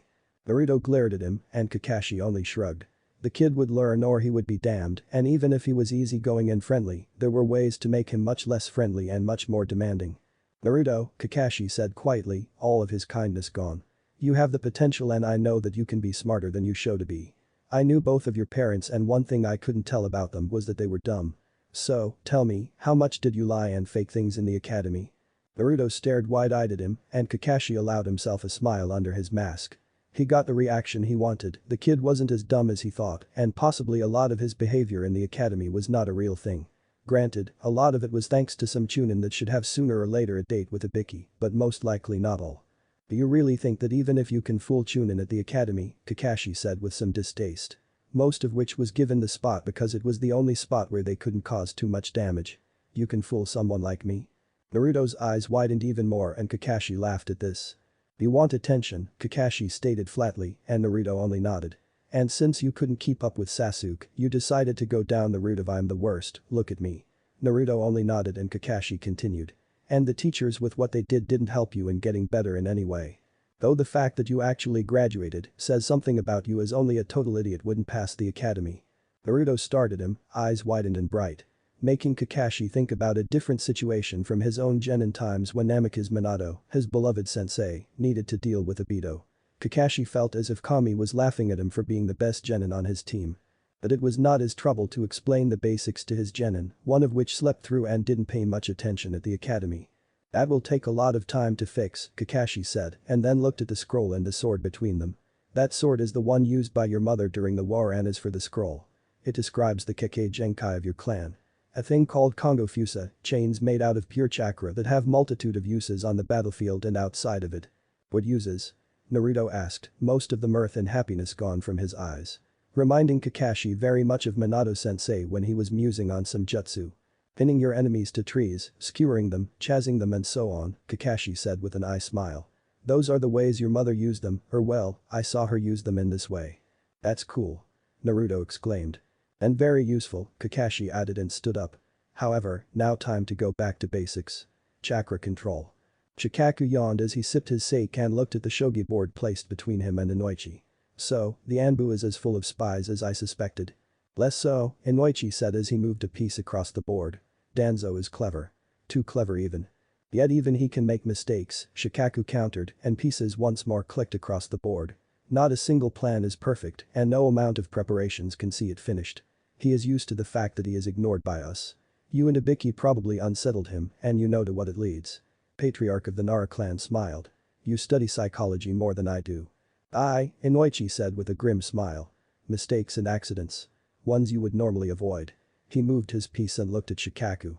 How soon do you think he will do something rash? Shikaku rubbed his chin and looked at the board. Hard to tell. He knows the game very well and knows that mistakes might hasten his fall. I think that he will wait for the moment when most of his agents, well, those he thinks we should be able to catch is arrested. Another piece was moved on the board and one removed as Shikaku sipped his sake. He is old and knows that the sooner he moves, the more we can tell about his whole network. What I would do if I were him would be to hide the assets I need and throw it as chaff. So that we chase false leads and he sits happy and smug, Inoichi continued. He knows all of our standard procedures and knows how to avoid them, so he will be a pain. A huge pain, Shikaku corrected with a small smile. And there are reports from several places that he isn't the only one that wants to cause chaos. Boo. Hard to say, Shikaku said and yawned. Jiraiya-sama was sent to check several rumors. It's either our friend, Orochimaru, or someone else that also wants attention. That snake should have been beheaded long ago, Inoichi said and groaned. Why did Hokage-sama decide to let him live that time he was caught robbing graves? Because for all the toughness and ruthlessness Hokage-sama is capable of, he is still a kind and gentle man. And one that has too much trust in humans. A thing I never expected to say about a fellow shinobi, Shikaku said and refilled his cup with more sake. He is also tired by the burden of leadership. He is a great leader, but the amount of deaths he ordered and what happened to his wife drags him down. If he had a good successor, he would have stepped down ages ago. Speaking about shinobi, Inoichi sat and studied the board before moving another piece. Sasu-kun, as he is called by Ino, who the hell thought to allow him to graduate the academy? What do you mean? Shikaku asked with some genuine interest. Psych evaluation, Inoichi said and shrugged. That boy is an avenger bent on murdering his brother, shows psychopathic tendencies, and has almost no respect for authorities. I didn't do it, but I saw it, and even Kakashi isn't that fucked up mentally. I wonder how I never saw this, Shikaku mused. I should have seen it since I am the current Jonin commander, and I can block such a questionable promotion. I guess they wanted their precious Uchiha promoted, Inoichi said, and looked at the sake bottle. I can see why do you drink so much. The council is unhappy, Shikaku said and groaned. Their bickering at the best of times is irritating. Today it was headaches-inducing, and apparently Hokage-sama told them to get lost, and they didn't appreciate this gesture. Not that I am terribly surprised. I don't have much trust for them and the further away they are from the most secret plans, the better. Speaking about that precious Uchiha, Inoichi said and Shikaku looked at him. Tenzo might be able to knock some sense into his head. If not, I might be forced to step in and take a more direct approach to the problem of the mentally unstable ticking time bomb. Which might cool some heads, Shikaku said and mused quietly. And the exams are coming. 6 months from now we should host them and the Team 7 will be supposed to bring fame and glory to Konoha, Inoichi said and grimaced. Inflating the ego of Uchiha even more. Kakashi cannot not submit them, if he did that, the council would have his head. Kakashi forgets politics, Shikaku said with a faint smile as he returned his whole attention to the board. He might do something unpredictable. Tenzo grunted as he caught Sasuke's strike and then hurled the boy backwards. He certainly hit hard and knew how to exploit even the smallest weakness. Not bad, Tenzo said and looked at the scrambling boy. You certainly are fast. I need to be fast to kill my brother, Sasuke said as he hurled a handful of shuriken and charged at Tenzo. I need to be stronger and faster than him. Tenzo didn't say anything, instead he pulled out a kunai and deflected the coming shuriken. He then moved out of the way of Sasuke in the last moment and sent a powerful kick towards his back. The boy barely managed to move mostly out of the way, but the strike still almost shattered several of his ribs. But don't think in combat, Tenzo said as he looked at his student. I could have used my ninjato and slice across the back of your knees. Or aim a kick at one of the knees. Sasuke glared as he slowly moved. His moves pained and slow, the pain visible in his expression. Why do you do this? He asked. That could have killed me. Because you think you are invincible and that your name is everything, Tenzo said and gave him a look. I can kill you in dozens of ways and you have no way of stopping me, yet you think that you can stand a chance against me. Wake up. Anko looked at Sakura and smiled as she played with her kunai. So, Pinky, what do you really know about shinobi? Anko asked and seeing the confusion, added. Well, outside of what the academy teaches. Not much, Anko-sensei, Sakura said. My family previously lived in one of the normal towns. Not in a hidden village. Oh, Anko said as she realized why Sakura was so clueless about some stuff. Well, you will have a crash course from that from me. Thing number 1, why do you think only 3 teams out of each class have any worthwhile sensei? Because we lack enough of experienced and trained jonin. Sakura guessed. Well, you are wrong, Anko said and smiled. We need cannon fodder. Cheap and expendable cannon fodder. One that we can spend cheaply and avoid too many political headaches when they die. That's cruel. That's life, girl, Anko corrected her. In some situations it is easier to sacrifice a team of genin instead of a team of chunin or jonin. And not everybody is good enough to be promoted to chunin. In case of the 3 teams in each class, we believe that the genin that form them have the potential to be worthy investing in their training and education. Even a village as rich as Konoha and with as many jonin as we have still needs a substantial number of its jonin free at all times to carry out A rank and tougher missions. The world of ninja is based on power and money. The more difficult a mission, the more money the village gets paid and the more prestige it has. As for power, the stronger the cage and jonin, the better. Training you, genin, to even a chunin level is not cheap. It pulls away our most experienced and famous ninja from doing the missions we get paid extremely well, and instead it saddles them with 3 kids they need to watch. It's a cruel and inhumane, Sakura said, shaking her head. Girl, be lucky you are not in Kiri, Anko said and shook her head. Their genin exam until few years ago was that you needed to kill your best friend. Or be killed by them. Here we don't kill genin, well, not outright anyways, and we give you all time to develop. Just some have more of it. Why do you tell me all of this, Anko-sensei? To make you realize that our lives aren't all roses, Anko said and stood up. We lie, steal, kill as the cage and daimyo wishes us. For most of the citizens we are heroes or monsters, depending on whom you ask. Yet we do things most of us isn't proud and in many cases can't even mention them to anybody. She dusted off her coat and looked at Sakura. Time for some exercises for you. At those words Sakura groaned as she stood up and looked expectantly at her sensei. Anko's ideas of physical exercises were at best grueling and at the worst an outright torture. She had a reputation after all to maintain and going soft on a genin was not a good option. Do those exercises I showed you yesterday, Anko said and smiled. Once we are done for today. I will invite yourself to your parents for a chat. What? Sakura sputtered as she crashed onto the ground. Just usual chit-chat with your parents, Anko said and shrugged. Doing something Kakashi should have done, but probably didn't because he is a lazy being. Kakashi watched as Naruto raced up and down the tree, over and over again. The boy had a lot of stubbornness and determination. 2 things that were of such a great use now. Dangle in front of his eyes a reward and he would work day and night just to get it. For once life was good for Kakashi, letting him enjoy the fruits of his teaching and ponder what to do next. Perhaps it was the time to visit a blacksmith he trusted with the remnants of the family sword. If Naruto was getting a sword, someone needed to teach him the basics, and while he could probably ask Yuzuki Yugao to teach Naruto once he got the basics down, someone needed to teach him those basics. He shook his head and looked up the tree to see the blonde once again race up the tree. With that exercise done, perhaps it was a time for Naruto to take a shot at water walking. It would certainly help him later on, and the chakra chains needed a nearly flawless, for in Uzumaki that is, chakra control. That's enough for now, Naruto. Kakashi yelled and the blonde dropped onto the ground. Time for you to learn something new. What is it, sensei? A jutsu? Naruto asked, hopeful excitement visible in his voice. No, Kakashi said, and seeing slumping form of Naruto, he added. Still, it is something cool. He walked closer to a nearby stream and Naruto followed him. Do you remember how I walked in Nami on the water? Naruto nodded energetically, making Kakashi smile. The verbal tick was the more obvious trait inherited by Naruto from Kushina, but his sheer energy and enthusiasm also came from somewhere. The principle is the same, Kakashi said as he walked onto the surface of the stream. The water, however, is a liquid body that changes as opposed to something solid like a block of stone or a tree trunk. While walking up a tree trunk you need a steady pulse of chakra, here.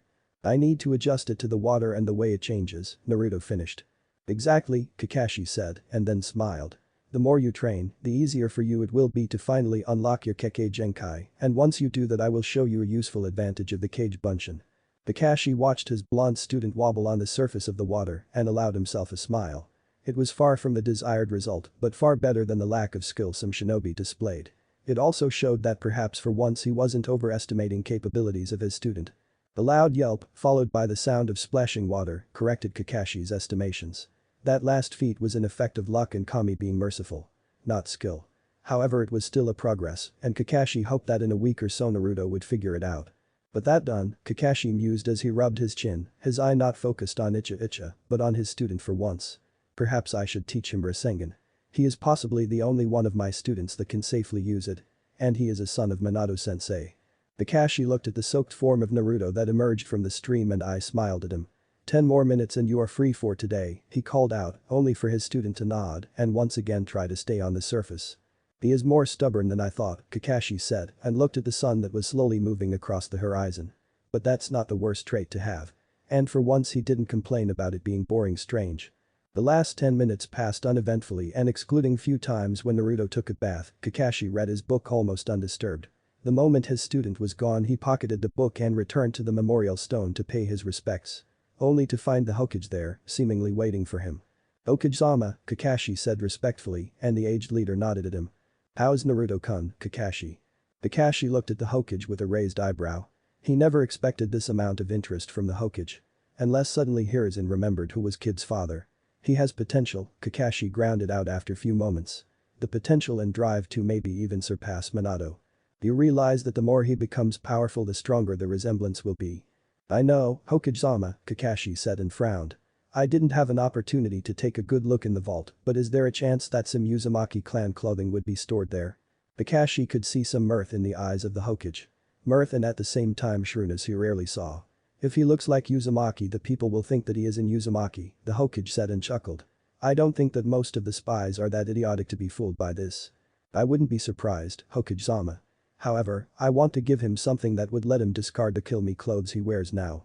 Not to mention, he needs more ties to his clan and the past that isn't tied to the village. Well, not to the village he knows, but the village we ought to have been to him. Hiruzen hummed quietly, the gaze of his eyes focused on the memorial stone, but then he slowly nodded. Very well, I will have several of the Anbu search the vault, he said after a moment. When Mito-sama came to Konoha, she brought with herself several members of her clan, so there should be something that could be useful. Kakashi nodded and focused his gaze on the stone. Hokage-sama, do you know when Jiraiya-sama will be in Konoha? Once he fulfills his mission. I cannot tell you more, Kakashi. Too much depends on it. Kakashi conceded here as he knew that they weren't alone and him trying to press the point meant a meeting with the 4 Anbu hidden around the stone. Well, he only saw 4, well there were usually twice as many around any cage at all times. Leave us, the Hokage murmured and his shadows disappeared. The Anbu is filled with spies and Ibiki is eliminating them. Tonight. I noticed that some were skittish earlier today, Kakashi said and mused. It reminded me of a prey discovered in its hiding spot by a very hungry predator. The Hokage chuckled at this, making Kakashi arch an eyebrow. Nothing, Kakashi-kun. You're dismissed. Anko nimbly landed in front of Sakura's home and then looked at her cute student. Cute and innocent student that was so unaware of how dark and grim the world of shinobi could be. And still thought that the world was mostly black and white and not full of the shades of gray and darkness it truly was. Anko was more than painfully aware of it, but that was the boon of being an apprentice of Orochimaru. She still appreciated him for the things she learned from him, but he was not the holiest of men and his methods were ruthless and cold and that made her see the world as an ugly and dangerous place much sooner than most of her peers. Possibly it was also a thing that made her be more acutely aware of the dangers that came with her job and what saved her from more than a single attempt on her life. Anko shook her head discreetly and cut that thought short. She didn't need to brood on how many people wanted her dead because of the contract she signed. At least thanks to being in the higher echelons of Anbu she could persecute them however she wished to, legal aspects be damned. Anko-sensei? Sakura asked quietly and the girl's voice snapped the snake summoner out of her musings. Nothing, Sakura, Anko said and indicated the door. You come first, Pinky. My name is Sakura, Sakura huffed, glaring at her sensei. Not Pinky. Anko smiled and nudged the girl, at the same time watching her behavior very carefully. She wondered how much she could glean from Sakura's behavior. The girl tensed and slowly moved to the door as if Anko was a far bigger threat than her parents or as if she was scared of what her parents would think if they saw Anko. Sakura nodded and opened the door before shouting. Ka-san. Tu-san. Anko stepped inside, not bothering herself with politeness and kindness. She was a shinobi and didn't need to bother with being nice or friendly. She could be more refined, but most of civilians didn't need it. They wanted her gone as fast as possible and with as little noise as possible, allowing them to return to their normal and average lives. Without shinobi issues thrown at them. Sakura's parents came and Anko didn't bother them with much attention. They were civilians that had almost no chakra, every being had the chakra, but only ninja had any worthwhile amounts. The amounts the civilians had were close to none and more importantly they couldn't mold it. Making them almost non-existent threat for any ninja that could kill them with a single finger. Who are you? Sakura's mother asked without any formalities. And more importantly, what are you doing in my house? I'm temporary sensei of Sakura, Anko said and smiled. And since her permanent one didn't deign to show up and explain to you several important things that we usually explain to parents of new gen, and well, I'm here and you will listen to me. Or what? Nothing, Anko said and allowed herself a wide smile. You see, Hokage-sama is a wise leader and thinks it's appropriate. Yes, that's the word, for the Jonin sensei of the teams to make the civilian parents of genin aware of certain things that can happen in our field of work. You can kick me out and that's your right, but I suggest that you listen to me. Fine, Sakura's mother grounded out. She looked at her husband and after a nod from him smiled more warmly. We will listen. Anko smiled at this. The gesture more genuine and honest than the previous wide smile that was akin to a snake smiling. Very well, Haruno-san, Anko said and paused for a moment. Considering how much she should reveal. Knowledge was a precious bargaining chip and one that wasn't cheap. I'm Mitarashi Anko, Takubetsu Jonin of Konohagakure no Sado, where do I work or what do I do? That's classified and you don't need to know it. Why, Mitarashi-san? Sakura's father asked as he indicated for her to go into what looked like a living room. I'll be blunt, Anko said and looked at Sakura.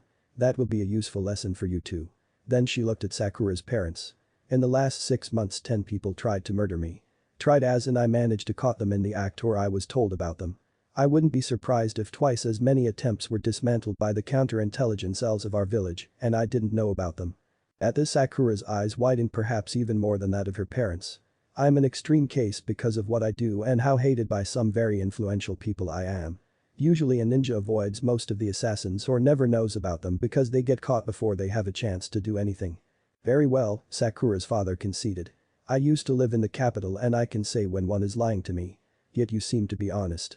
I didn't omit many facts, Anko said with a smile and looked at Sakura. Considering the team Sakura was placed on, I think she might be a magnet for troubles. At those words Sakura stiffened, making Anko only chuckle. I don't mean you, nor your teammates really. The team 7 is kinda special. What do you mean, ninja-san? Anko smiled at this and looked at Sakura's parents. Let's see. 2 Hokage, the Sannin are the most famous ninja that were once a part of this team, Anko said and grinned. Enough said that if you are placed on this team, the higher-ups think that you are destined for greatness or are a worthy investment. Anko paused for a second and then smiled. However, that's less of a reason why I am here. So what is it? Sakura's mother asked after a moment. The future training of Sakura, Anko said and allowed herself a predatory smile. I was asked by her nominal sensei to train her, and since the life of shinobi is harsh and unforgiving, I will push her as hard as my sensei did when I was his student. She considered her words for a second and then nodded. Yes, that sums up what I plan to do. She has the potential and just needs a shove in the right direction. What do you mean, Anko-sensei? Sakura asked, some fear in her voice. That you need as much training as you can manage, Anko said flatly. For reasons way above even my pay grade, the higher-ups want you compete in the next Chunin exam. I think that you can pass, you just need enough training so that you know what you need to know. Do you think that our daughter is ready for the exams? Sakura's parents asked as one, making Anko chuckle a bit. I think she will be when they will come around in 6 months, Anko said and grinned. I will be damned if she isn't ready by then. I can make her ready and will make her ready. What it involved was not for their ears, so Anko didn't bother mentioning anything about it. She needs hard work, determination and diligence, but if she has all of that, she will be a Chunin after the exams. Thank you, Mitarashi-san, Sakura's mother said.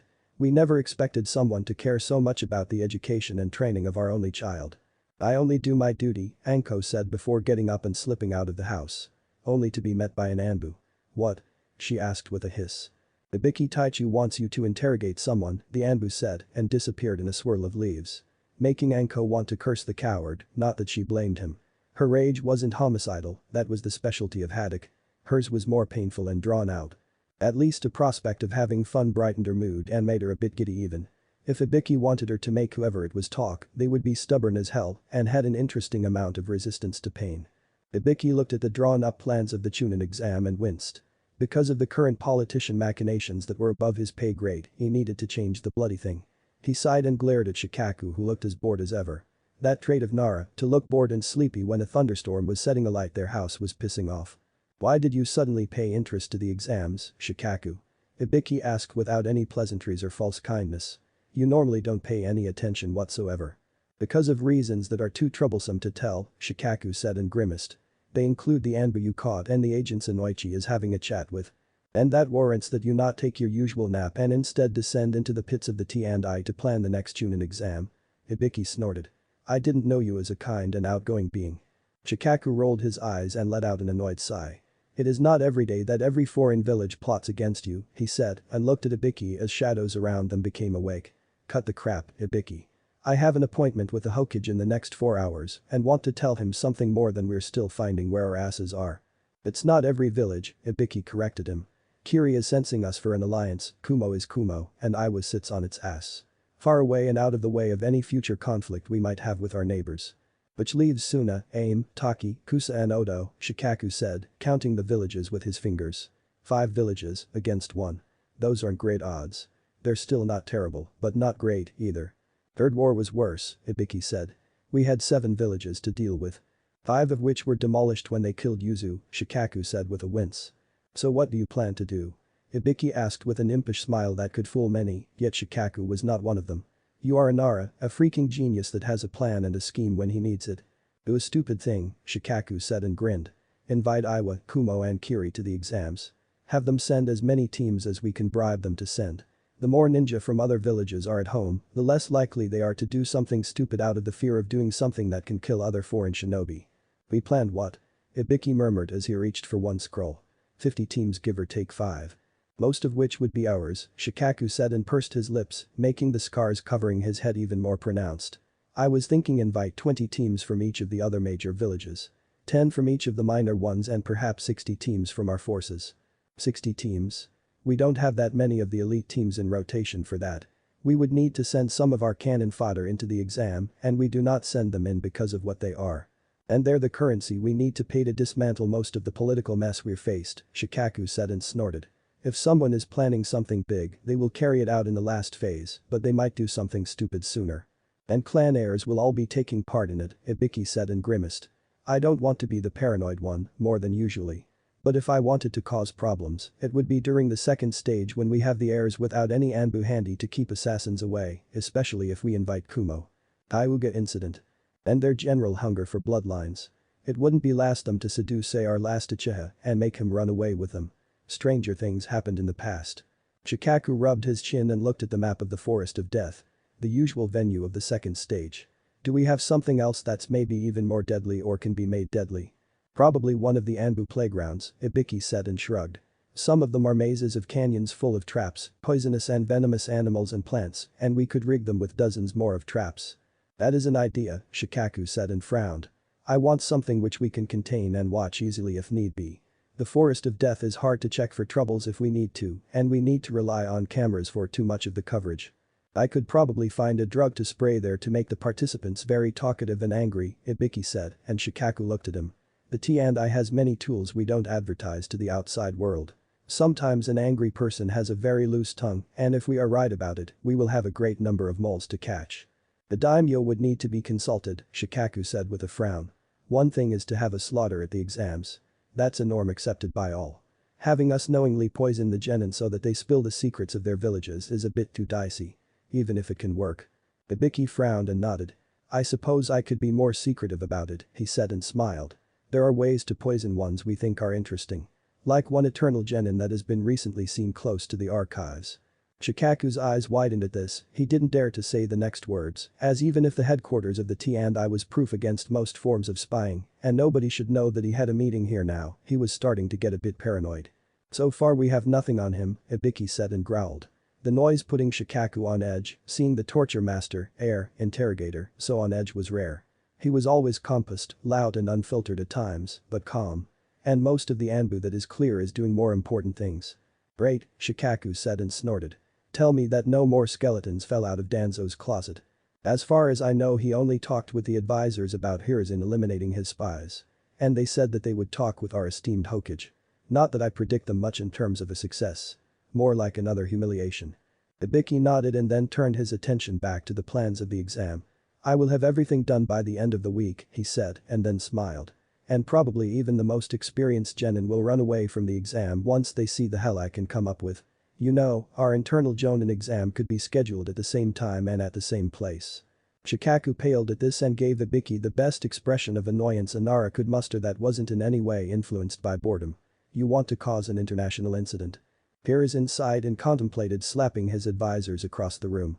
He was very curious what dirty secrets made them come to his office and demand that he stops the investigation done by Ibiki. "No," he said, and seeing their looks of shock allowed himself a smile. "Ibiki has my full trust and I see no reason to tell him to stop. In fact, his investigation already found several holes in our security protocols." At this the advisors gaped like fish and Hiruzen only mentally chuckled. "Kaharu, Hamura, tell me, what did Danzo do to make you come to my office and demand that I stop that investigation?" "We're just worried for the safety of Konoha," Hamura said, and Hiruzen arched an eyebrow in question. "A number of Anbu has been arrested and quite a few went missing." "Because of security reasons," Hiruzen finished for his advisor. "I trust you, I really do. But somehow Danzo learns of everything that happens when you two are around." He paused and looked at them. "Do you serve the Hokage, our former teammate?" They looked between each other and then at him. Unsure what to do or how to even respond to that very obvious accusation of treachery.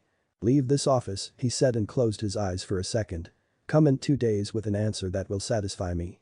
I am willing to give you a second chance, but the moment you stab me in the back Ibiki is waiting and he mentioned that he would love to play his mind games with you." Before he finished that sentence the advisors were gone. The only sign of their presence a disturbance in the air from a very quick and rapid shunshin.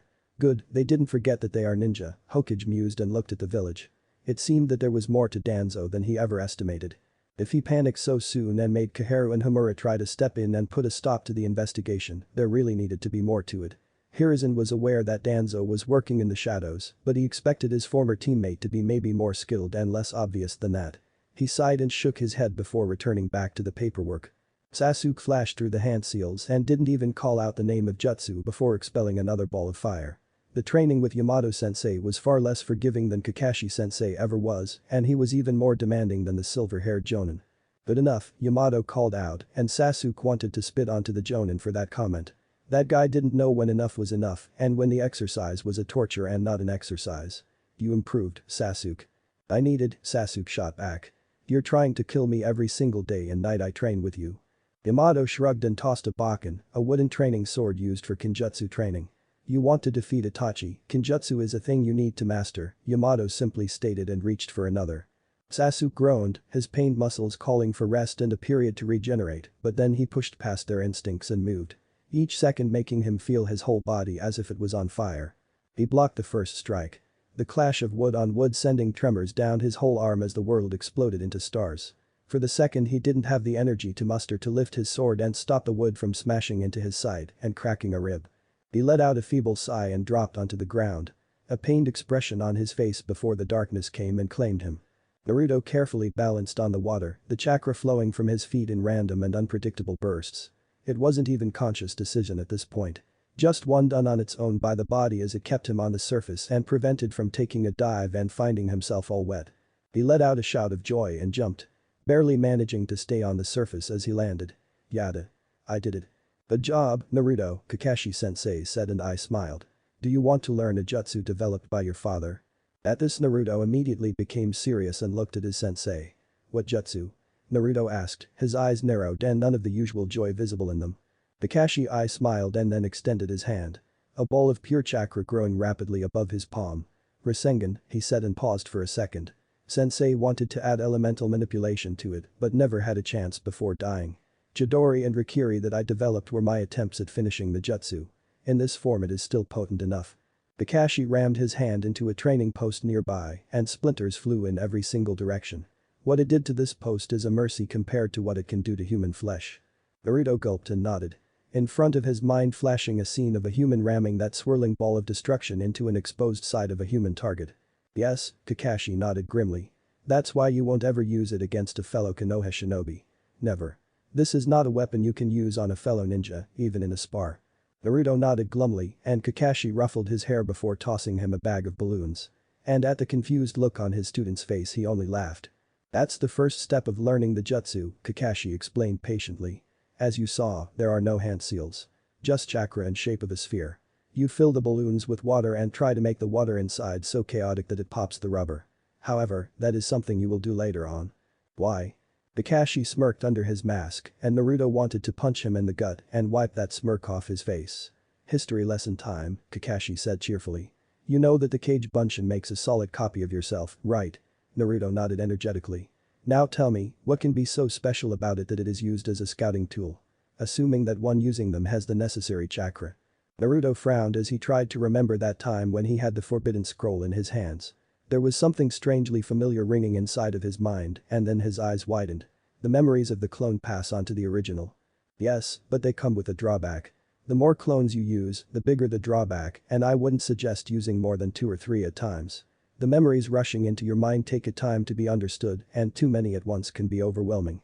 You are in Uzumaki and that means that killing you is troublesome, but even you have some limits, and you didn't mature enough to reap the full benefits. So if I use too many clones at once I'll suffer from a massive headache afterwards? Naruto asked with a frown. Or just knock yourself out, Kakashi said with a sigh. It just depends on you and how strongly you react. Some people get knocked out. Some just have a migraine kind of a headache for few hours. Naruto nodded and then grinned. This still means I can use 3 or so clones to learn Rasengan while you teach me something else. Kakashi was speechless and his jaw almost dropped in shock. Who would think that this kid could get so smart so quickly if he was just nurtured and prodded in the right direction? I will teach you something else, he said after a moment. Well, more of make you trigger something as Kekkei Genkai vary by clan, and I don't know how to make your pop out. Huh? Even if I saw your mother use the bloody chains, I don't have an idea how did she activated them, Kakashi explained with a sigh. I know how they're supposed to look. I know their purpose, but I don't know how they're triggered. I think it is related to how well you shape and control your chakra. But that is just a theory, and since we don't have an Uzumaki handy, this is the best we have now. Naruto nodded and made 3 clones that he sent away to do that utterly boring and frustrating thing with the balloons. Only to discover that the training with Kakashi wasn't much more entertaining as it mostly involved meditation and shaping his chakra into something that resembled a chain. It was grueling, cruel and unpleasant and far more boring than Naruto anticipated. Don't be so glum, Kakashi said with an eye smile. We still have 5 months and 3 weeks before the training ends. You don't need to manifest or even master your Kekkei Genkai in that time. Naruto let out a frustrated grunt and shoved his hand forward. It was a move driven by anger and a strange instinct that told him it was the right thing to do. A beam of blue and gold chakra shot out, barely missed Kakashi-sensei and stopped inside of a tree behind him. Is that it? Naruto asked with a goofy smile. Why yes, Kakashi stammered as he eyed a chain that could have very easily pierced him. That's what I wanted to see. Your parents would have been proud of you, Naruto. Naruto beamed with pride and yanked his hand back. The chain ripped itself out of the tree in a shower of splinters and returned into his hand. Each of the links inscribed with strange glyphs and symbols and the tip shaped like a tip of a kunai, albeit with 3 prongs. Try to do it once again, Kakashi said and I smiled. But don't skewer me, Konoha Shinobi insurance policy doesn't cover getting skewered by massive chakra constructs. Does any village actually have chakra construct Kekkei Genkai accidents insurance? Naruto asked, trying his best to stifle the laughter. Not anymore, Kakashi said and paused. Kiri and Iwa have. Apparently they still have fresh memory of being skewered. Naruto laughed at the poor joke and focused on the same sensation he felt when the chain erupted out of his hand. He pointed his hand at a rock away from Kakashi and willed for the chain to shoot out. It did it and smashed into the rock, breaking it into hundreds of dangerously sharp shards. And after that Naruto's knees gave up under him and he smashed onto the ground. His body exhausted by the awakening of his Kekkei Genkai and the strain it put on the chakra coils. In a couple of years he would be able to manipulate several chains at once, but now all he could muster was a single one for several brief moments before passing out from the exhaustion and the strain put on his body. The Hokage entered the room in the hospital and looked at Kakashi. What did he do? He asked in exasperation, eyeing the passed out form of Naruto. Is Kekkei Genkai, Kakashi said and paused for a few moments. I didn't want to take any risks. I know well enough that this could have caused some traumas I didn't see or notice. The Hokage nodded and then noticed the 2 Anbu present in the room. Taking no chances with his security. His chakra coils are burned. He needs a day or so of rest and we both know that someone might try to snatch him. Kakashi grimaced at the idea, all of his pleasant demeanor gone. I don't think that anybody is insane enough, but our world is full of wannabe idiots that would love to hurt us. And if the word lets out that we have a half-blood Uzumaki that can use their Kongo Fusa, he will make it into bingo books of every worthwhile village, the Hokage said and wanted to spat onto the ground. A potential to tame any Biju is too great to ignore and that's just scratching the surface of what he can do with them. Can we keep it off the official documents? Kakashi asked and the Hokage narrowed his eyes. The more surprises he has, the less likely he is to be targeted soon. Perhaps even induction into Anbu would be advisable after the exams to protect his identity from our enemies. He won't be inducted into Anbu, the Hokage hissed and Kakashi jumped away at the tone of the voice. Not now and not soon. Kakashi, I don't want another Itachi, and he needs to mature before I am even willing to consider him as a candidate. However, I won't make you report as Kekkei Genkai. Until after the exams it stays off the paperwork. Thank you, Hokage-sama, Kakashi said with a slight tilt of his head. I will instruct him to keep the knowledge a secret and to share it only with his teammates. I think that after our mission to Nami they can be trusted to keep their mouths shut about things. Do you think he will keep his mouth shut? Hokage asked, indicating the sleeping form of the resident troublemaker. I don't recall him being a subtle one. Until I started to train him, no now the revelations of whom his ancestors are woke him up, Kakashi said and I smiled. Besides, much of his behavior was an act. Was it? Considering his upbringing and the reaction of the village, Kakashi said, and the Hokage winced at this. He really didn't need to be reminded about his own failures in keeping the village in check. He was the Hokage, damn it. Yes, much of it was to get the attention and get noticed. However, since I focused only on him and the training and actually has the acceptance and no mutters of the demon behind his back, he matured. That is quite fortunate, the Hokage said and allowed himself a smile. It would have been a shame if the only son of Minato was a fool and not a shinobi he ought to be. He is an Uzumaki through and through. Stubborn, energetic, brash, but with the intelligence to temper it, Kakashi said and paused, looking for words. He is still loud, but knows when to temper his more foolish urges and ideas. Good, the Chunin exam will be a bloody affair. Far bloodier than even yours was during the war. And you want them to take part in the wargames, Hokage-sama, Kakashi asked, swallowing visibly. They might not survive the exam, especially if you say it will be worse than mine. We don't have a choice, Kakashi, the Hokage said and looked at the Anbu. Guard the door and make sure nobody overhears us. The two masked shinobi nodded and slipped out of the room. We have villages plot against us and we invited everybody to send as many teams as they can. Iwa and Kumo, too. Shikaku thinks that having their genin here will cool those hotter heads in Suna, the Hokage said and paused for a second. He is right on the account of it being a deterrent. Yujito Nai and Kurisuchi are the names you should recognize. Kakashi paused for a second but then nodded. They have genin teams. The Hokage grimly smiled and looked at the sleeping form of Naruto. He will need to go against their students in the second stage. You better make them ready as neither of the two will go easy on him. And I fear that Nai might know whom he is, making it even worse for him. Or better, Kumo is the only place that respects them, Kakashi said and looked at the Hokage. I will prepare him and if the time is sufficient, I will teach him how to deal with the more famous Kekkei Genkai. I hope that you won't fail me, Kakashi, the Hokage said and left the room. The news were better than he hoped for and it seemed that it prevented some of the problems he expected in the near future. An unstable and unpredictable Jinchuriki was the biggest issue any village could have, one that was rash and prone to rushing into action without much thinking wasn't much better. On the other hand, one that was a trained shinobi that had some modicum of calm and intelligence was an extremely powerful asset that could stop an entire offensive with their sheer presence. Or make an impenetrable defense line collapse and shatter in matter of minutes. It also meant that for once Konoha had a chance for hopefully a peaceful and calm decade without any wars close to its borders. That Nami mess, one caused by Kakashi and his team, was a good thing as now Konoha and Hai no Kuni could tap into the wealth of that island and more importantly have de facto control over it. But on the other hand, Kiri that was recovering from the civil war with Yagura finally killed and Kumo always wanting more influence weren't happy that this piece of land was snatched right from before their noses. While none of the major villages wanted to be the one to start another round of wars and Hiruzen was more than aware that the lengthy period of calm was a strange thing. Not a norm as the shinobi villages weren't at each other's throats for over 20 years. An extremely weird thing considering that in past 40 years there were 3 major wars and another one should have erupted few years ago. Yet it didn't and he wanted to extend this period for as long as possible.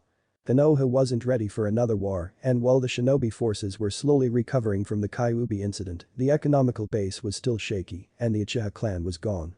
When during previous wars it was them that took upon themselves the brunt of fighting and commanding. Now there were none that could do it and it would be decades before any significant number would be able to take to the field. We need a decade or two of peace, Hiruzen muttered as he left the hospital and looked at the sky. Can we have that or will we have a war when we least expect it? He shook his head and made his way to the office.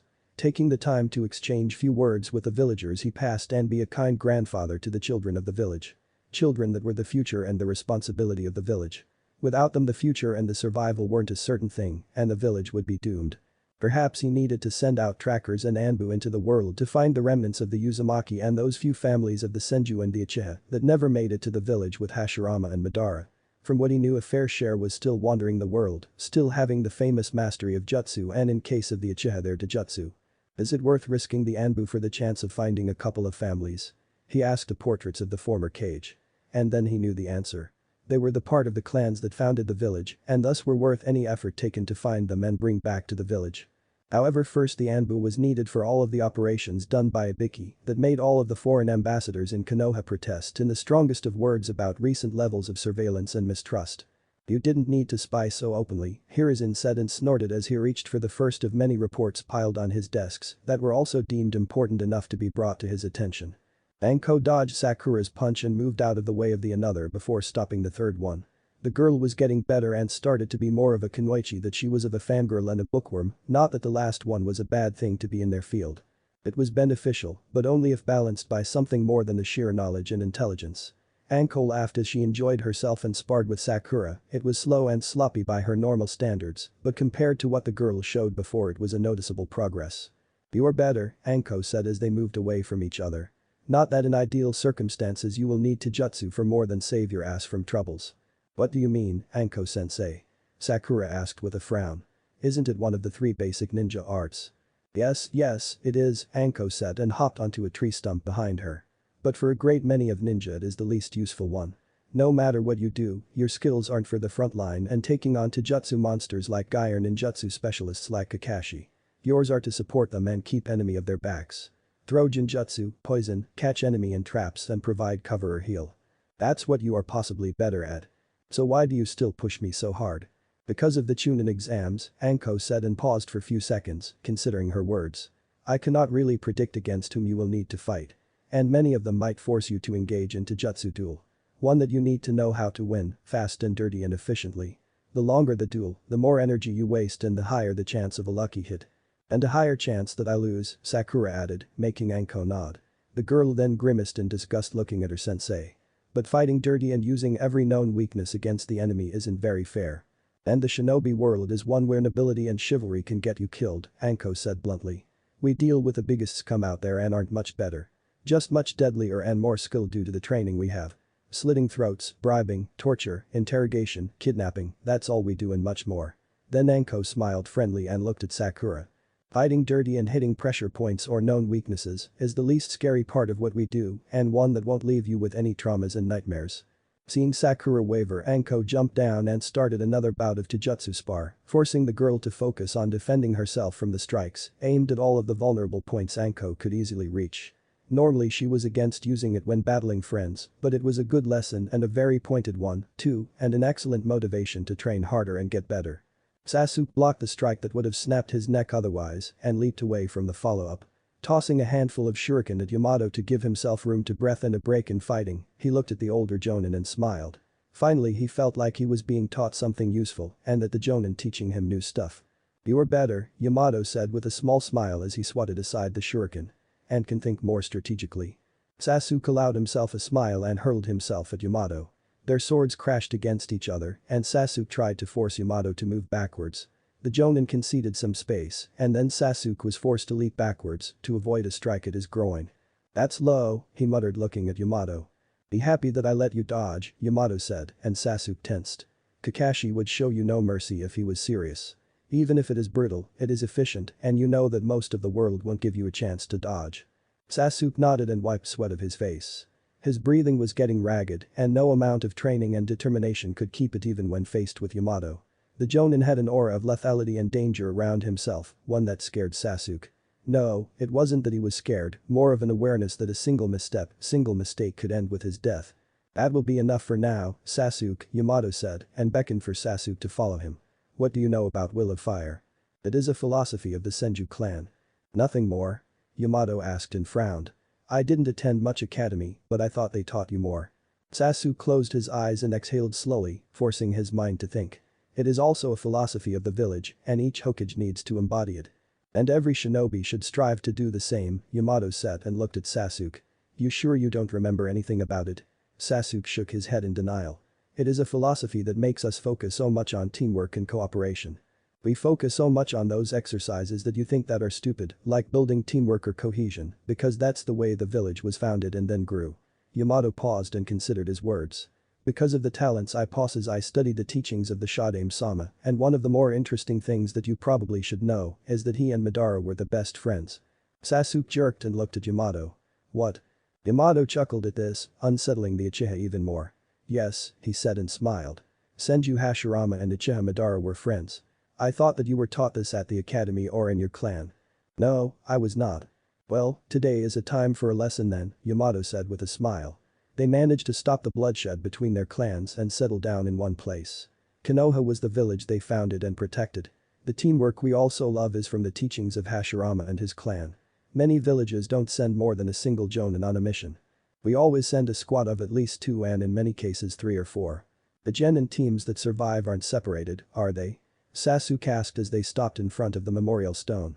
If the teamwork and cohesion is good and there are no requests from them or one joins the Anbu then no, they stay that way for as long as feasible, Yamato said and looked at the stone.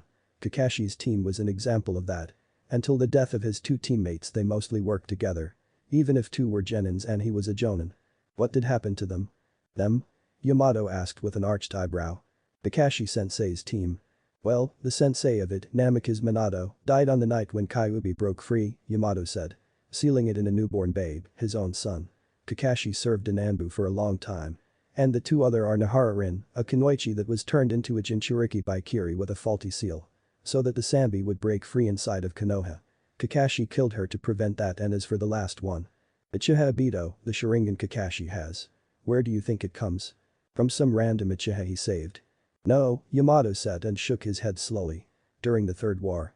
Their team was carrying out a mission and they were ambushed by Iwa forces they pushed away. Obito's body, half of it was crushed by a rock. He was dying and he demanded that Rin transplanted his Sharingan into Kakashi's empty eye socket. Sasuke mulled over those words, now it made more sense. Much more sense and the scar under Kakashi's eye explained itself. However he paused and then his eyes widened as he realized something else. Kyuubi was sealed in a newborn babe, he said quietly, and Yamato nodded. A babe that was a child of the Hokage. Yamato once again nodded. You also said that Naruto is something more than he seems to be. That is all true, Yamato said and placed his hand on Sasuke's shoulder. And your line of thinking is correct.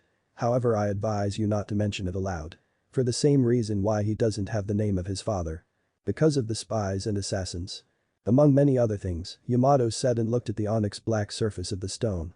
Murdering Kages or their direct descendants is usually frowned upon, but Namika's name is so hated in Iwa that even that Tsuchikage doesn't have the power to force all of his underlings to listen to him and don't order assassins to bring them the head of the spawn of Minato.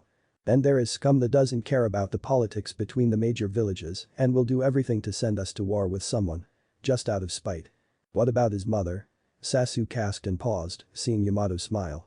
Think, you are a bright boy, Yamato said and pointedly looked at the stone. He was given her name because while feared, her clan is officially extinct and the few survivors are far and wide. I won't give you a name because again, I don't want to point people in his direction and there are more reasons than that. He frowned and Sasuke shot a worried look at his sensei. Find in the archives the list of the killed in the Kyuubi attack, Yamato finally said. She won't be on the main list, but close enough that the rest is simple. Isn't that a document I don't have access to? Sasuke asked. Last time I checked it was for Chunin and higher. You are a ninja, how you get there is not my problem. You wanted data that I cannot openly share. Find how to enter the archives and get the document.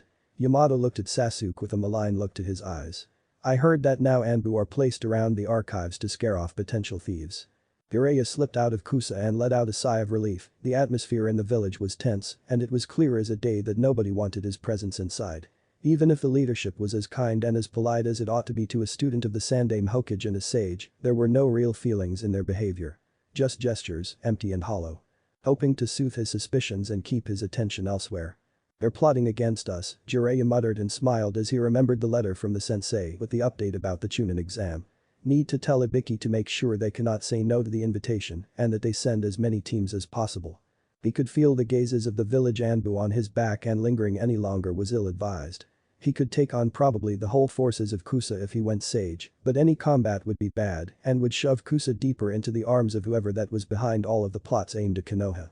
The question is, what would be so enticing they wouldn't be able to say no? Jiraiya frowned as he started to make his way towards the biggest town of this country. The chance to learn what was going on was much higher and the red light district was a priceless source of information. Their shinobi are fairly skilled and without bending the rules can advance far. He scratched his chin and glanced backwards. The Anbu weren't paying any more attention to him which was good. Or at least the more visible ones weren't, the rest he couldn't tell where they were, but should be far enough that he should have a fair warning before they appeared. They need to be bought so that they can be controlled in what they do, Jiraiya mused and ignored the jonin that passed him by.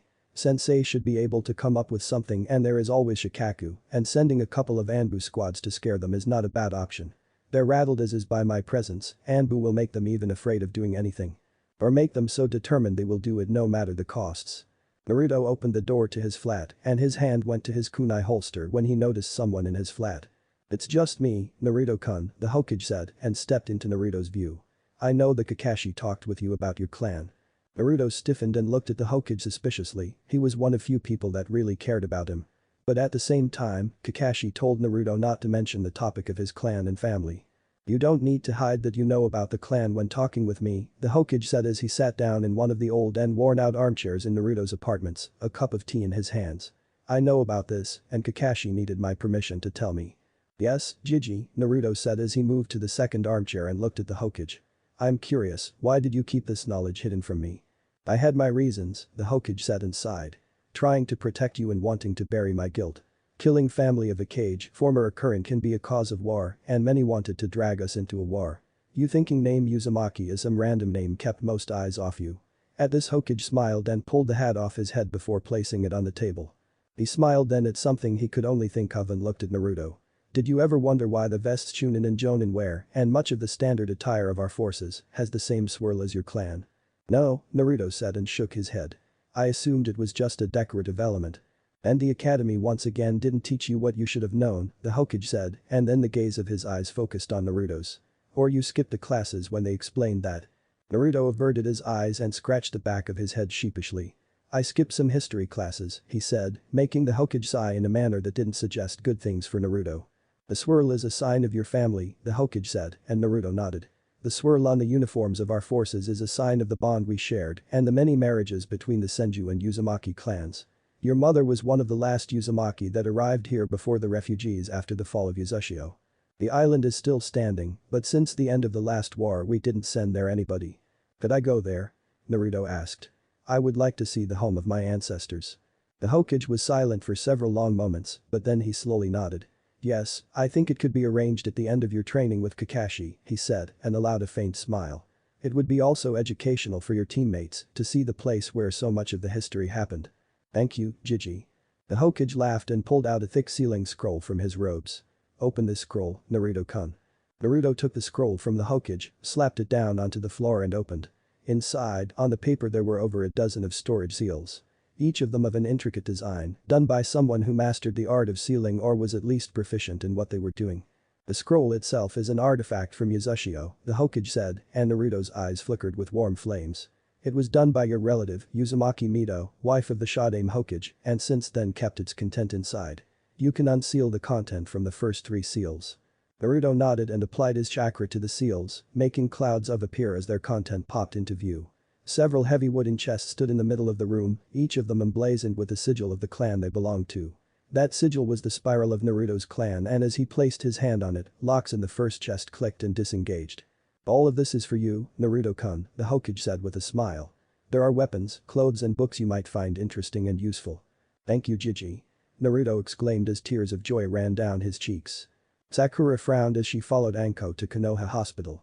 She couldn't understand what her scary sensei could be looking for inside of that building, and at her questions, Anko only smiled.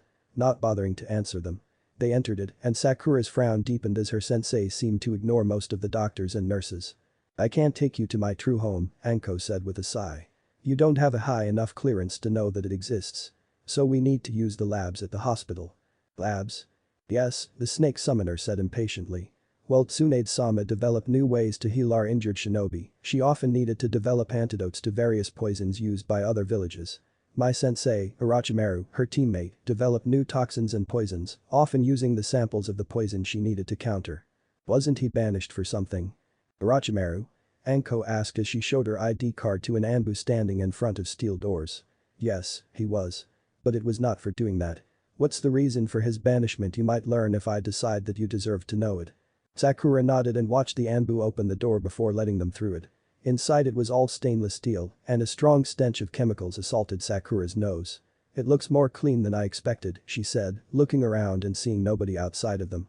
We do most of the work elsewhere, Anko said. You just don't have a clearance to know about it. So we will use this place for now. She allowed herself an impish smile that sent shivers down Sakura's spine. How good is your biology and chemistry knowledge? I had top marks from my academy tests, Anko-sensei. Anko hummed quietly as she rummaged through the cupboards. It should suffice you for now, she said, and then pulled out several thick and by the looks of them old books. Read them and be done by the end of the next week. Human anatomy and physiology, poisonous plants of high no kuni, venomous animals of K's no kuni and notes on the more common poisons. Now however, let's see how much you know about poisons from the academy.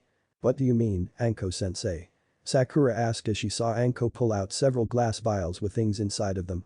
Those 10 contain poisons or venins you should be able to recognize after the academy, Anko said as she brought them to one of the tables. Assuming you have some kind of a brain that works in basic knowledge. How many teams do you think we will have, Shikaku? The Hokage asked as he looked at the Jonin commander. Kiri wants an alliance, the scarred Nara said. We suggested in the last message to the new Mizukage that we expect from each of the major villages 20 teams. So I think that they will send at least 30. They are licking their wounds and need to show to nobles that they still matter. And they have a new cage, too, the Hokage mused. One that wants to make an even stronger statement that they're strong. I think that she should be invited for the finals and that we rig the bracket a bit in their favor. I would add perhaps 20% of missions that come to us from Nami.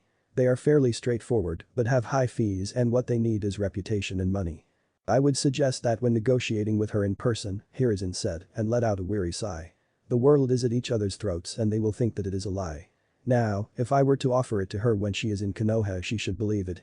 He looked at the map of the world and then looked at Suna. Did Kazukiage respond to our messages? He did, Shikaku said and winced. He is displeased, but he will send 40 teams. 40 teams? Hiruzen frowned. Suna was always short on manpower. I had the same thought, Hokage-sama, Shikaku said and then added more grimly. Until I had a chance to talk with Inoichi. Our interrogations brought first fruits. It seems that Suna is plotting with someone against us and want to slip as many agents into the exam as they can. The Anbu will need to be dispatched to take care of them. We did something similar before the Third War, Anbu teams were inserted into the exams to eliminate several participants and protect Kushina. Which can weaken the defenses of the village, Shikaku pointed out. A trade-off. Aye, but I doubt that one would attack during the second stage. Too many foreign ninja in the way. I would attack during the second when we can't check everybody. Shikaku nodded. Kumo and Iwa seem normal. 20 teams from each and they're sending Kuritsuchi and Yujito Nai, which suggests they might want to negotiate. Granddaughter of the Tsuchikage and niece of the Reikage and Jinchuriki of Nibi means something. Orinoki is playing another game of his, Hiruzen said and sighed. He is older than I am and played the game for longer than I can remember. That too is an option, Shikaku agreed. But I don't think he is the one that also plots with Kusa and Suna. Kusa and Aim and even Taki are sending 15 teams each and seem keen on driving home the point that they hate us. That's a lot of teams, the Hokage said and grimaced. The exam will be a huge one. Aye, 110 from other major villages and 45 more from the 3 minor ones, Shikaku said and then checked one scroll. And 3 from Itagakure. The Jiraiya confirmed it was the lair of Orochimaru. He didn't, but all the evidence suggests it is it, Shikaku said and allowed himself a far more predatory smile than normally. The patrols report an increase in traffic from our village into Itagakure. Is he that sloppy? I expected more of him. The Hokage winced. Or did he fall that low? I think that he wants to be seen. And dangle it in front of our eyes. I dispatched additional Anbu platoons to scout and they should be back in a couple of days. So a total of 155 teams, the Hokage said. How many of ours would you suggest sending into the exam? Around 70, some of which would be undercover Anbu. More and people will ask questions. Less and the questions also will be asked. Sasuke kneeled at the edge of the roof on the other side of the street from the archives building and watched. The lowering sun that cast less and less light onto the world and the growing shadows worked in his favor, but then. The guards that were hidden somewhere were of the kind that wouldn't reveal itself so easily. And he stood no chance against them in combat, nor killing them was an option. They were fellow Konoha shinobi, and killing comrades was the worst thing a Konoha ninja could do. Ever.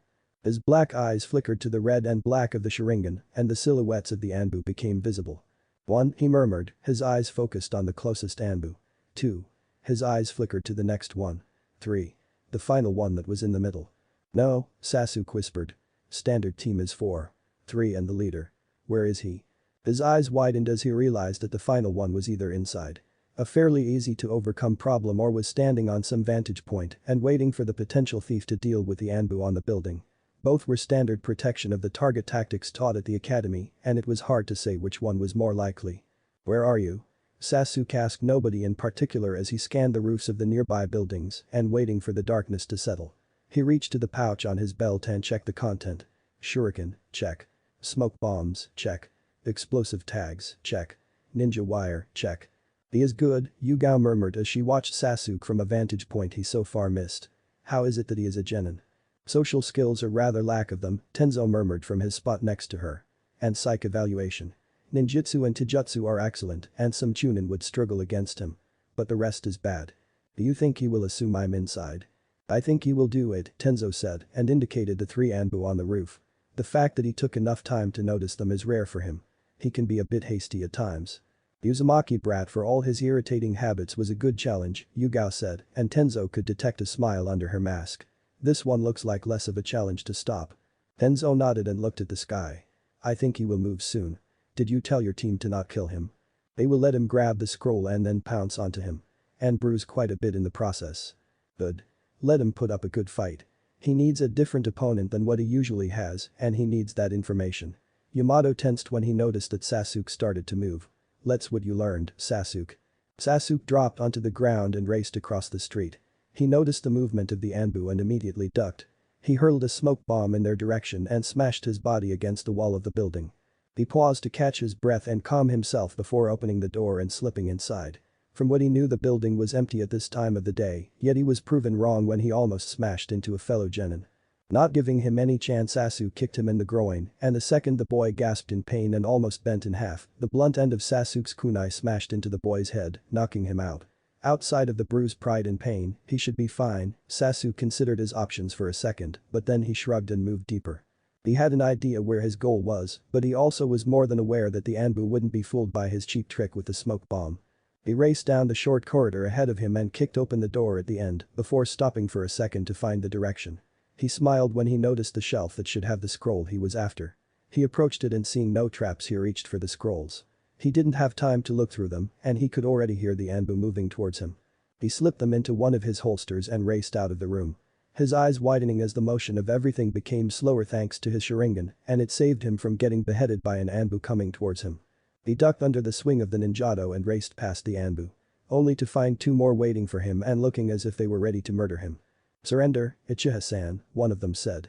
"You stand no chance against us." Sasuke scattered, reaching into his pouch for a smoke bomb.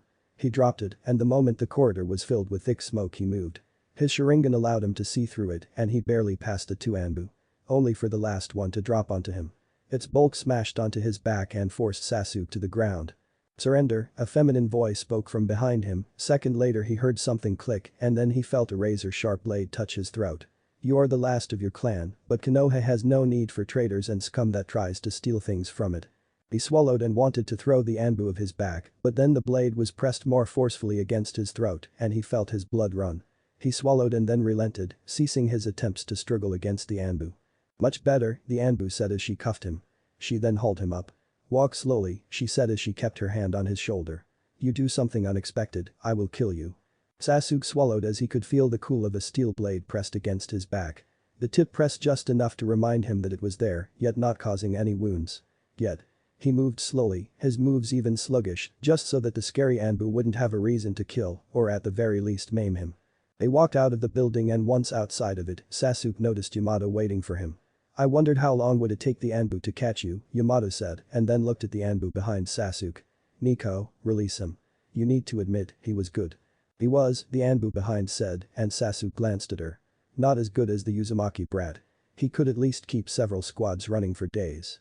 That phrase made Sasuke's ego hurt, maybe even more than the fact that he got caught by the Anbu.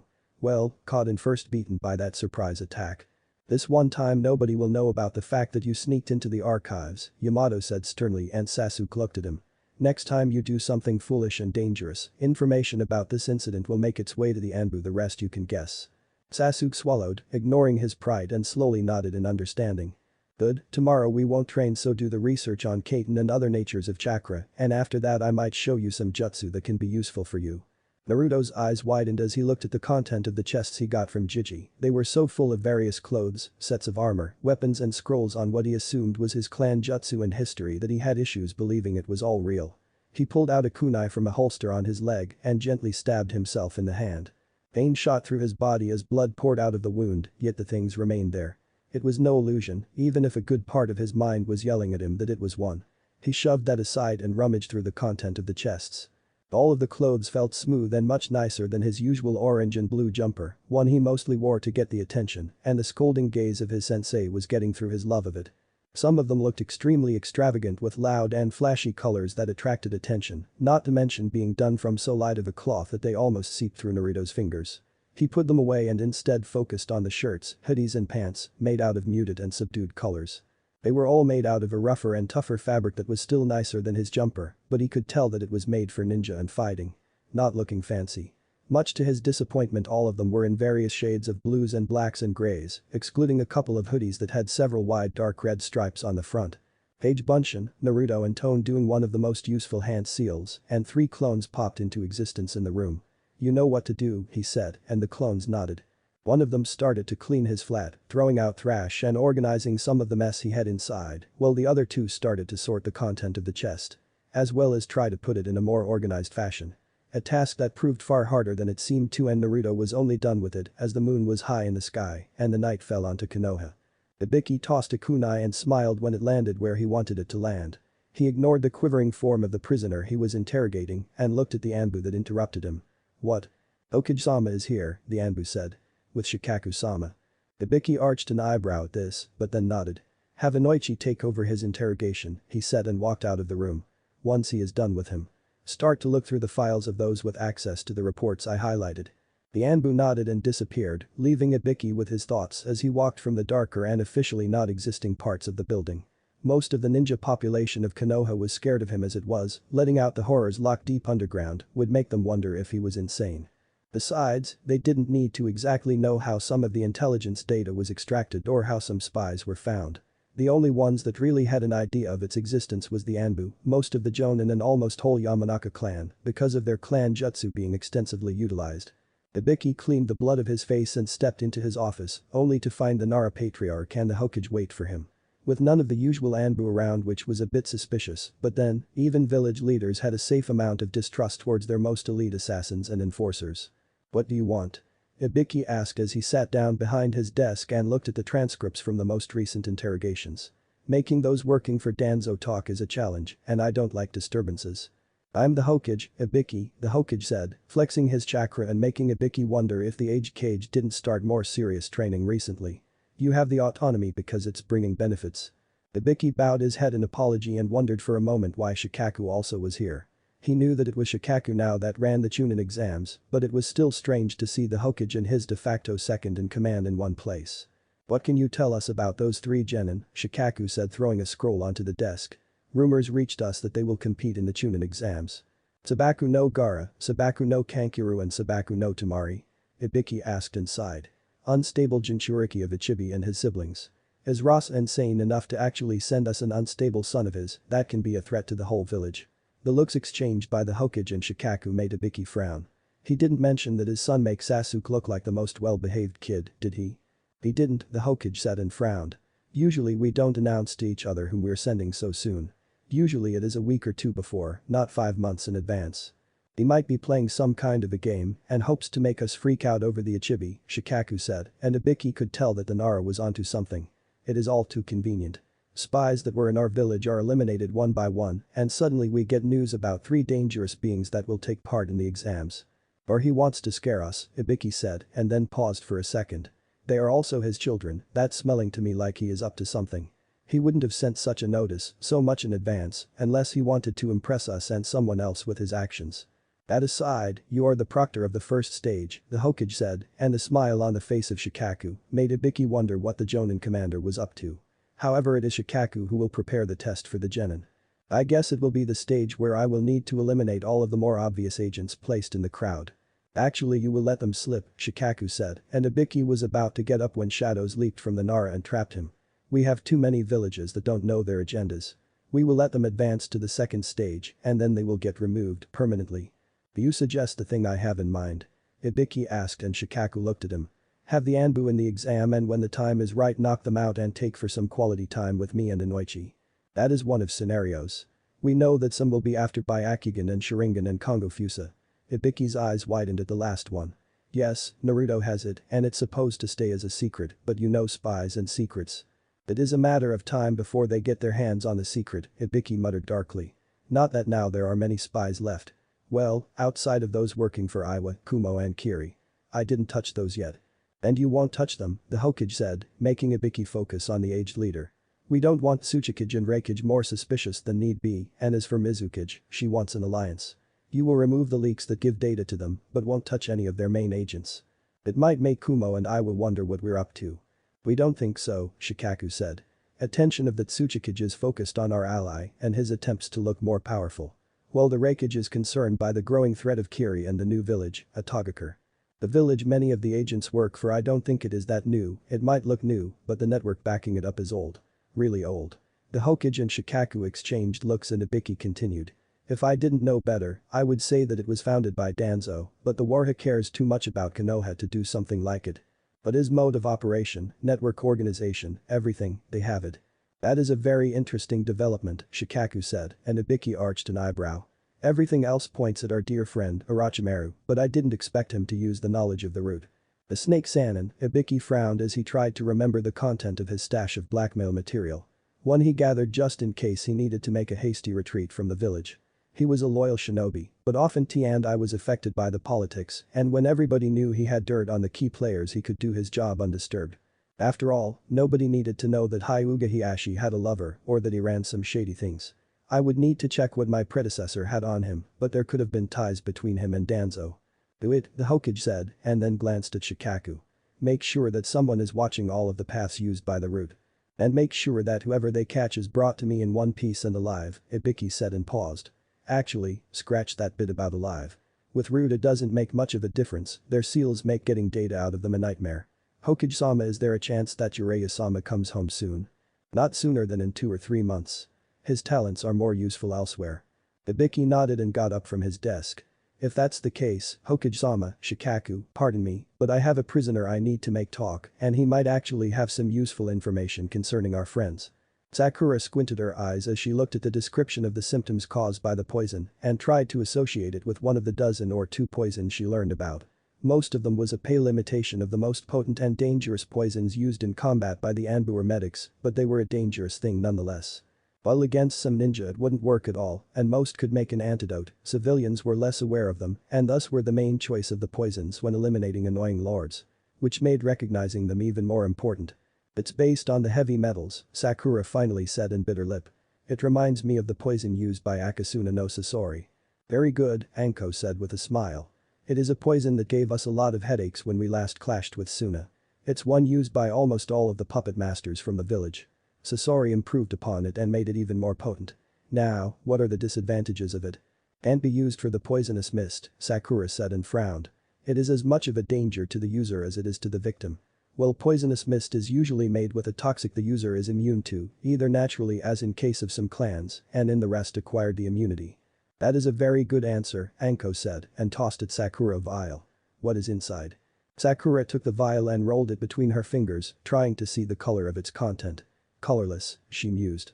Which makes it hard to detect and can be slipped into almost anything. And is odorless, too. It is one of the favorites of our Anbu. Especially for the missions when we can't have any weapons available to us. Anko took the vial from Sakura and allowed herself a predatory smile. How to explain it? All of the Anbu go through treatment that makes them mostly immune to the poison, and one of the favorite ways of getting it to the target is skin contact. You rub it onto your skin. Skin, lips and several other places, Anko said, making Sakura wince and back away. Yes, it sounds disgusting and can be, but it is better than praying to the gods that nobody finds your weapons. You would be surprised how sloppy certain people can be when given a desirable man or a woman. They're dumb and touching them, and letting poison work is much less troublesome than slipping a kunai under their rib. So, how can I protect from such poisons? Mostly watch out who touches you, Anko said and grinned at Sakura. Luckily for you, I am one of the most infamous poison users of Konoha, so I will teach you a thing or two. Now, since we are done with the more boring theory and you seem competent enough for now. Want to try to make some of the simpler poisons? Sakura blinked at this and looked at Anko as if she grew a second head. Making poisons is in my opinion more important than studying them, Anko said quietly as she looked around the lab. If you know how to make them, your teammates suddenly appreciate your presence more and making antidotes can be easier. And thirdly, you get to see what works and what doesn't, how to mix the ingredients or what elements are good and which aren't. The thing that a medic also needs, Tsunade-sama is the greatest medic out there, but she knows so much about poisons that she can kill you as easily as she heals you.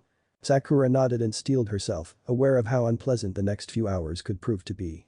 She heard some things about how poisons were tested and she didn't fancy an idea of doing it on her own. You won't get to taste the poisons on anything yet, Anko said and patted Sakura on the shoulder. You do good and we might move on to something more pleasant for you. In fact, we will, as there are things that all kunoichi need to know, and considering composition of your team, you need it even more. But that will be later, first physical fitness and more to jutsu.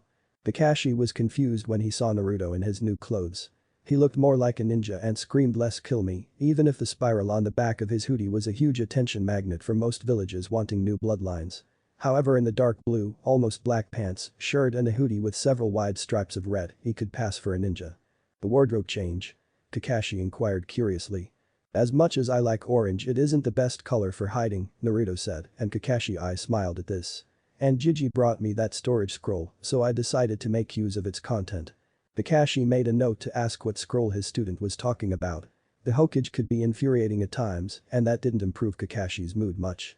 However, it also seemed that whatever was in the scroll was from Yuzushio and from wherever else the Hokage thought it was needed. That's good, Kakashi said and looked at his student. Make 3 clones, have them practice for Rasengan, and you will work on something else. What? Elemental jutsu? Naruto's eyes widened at this.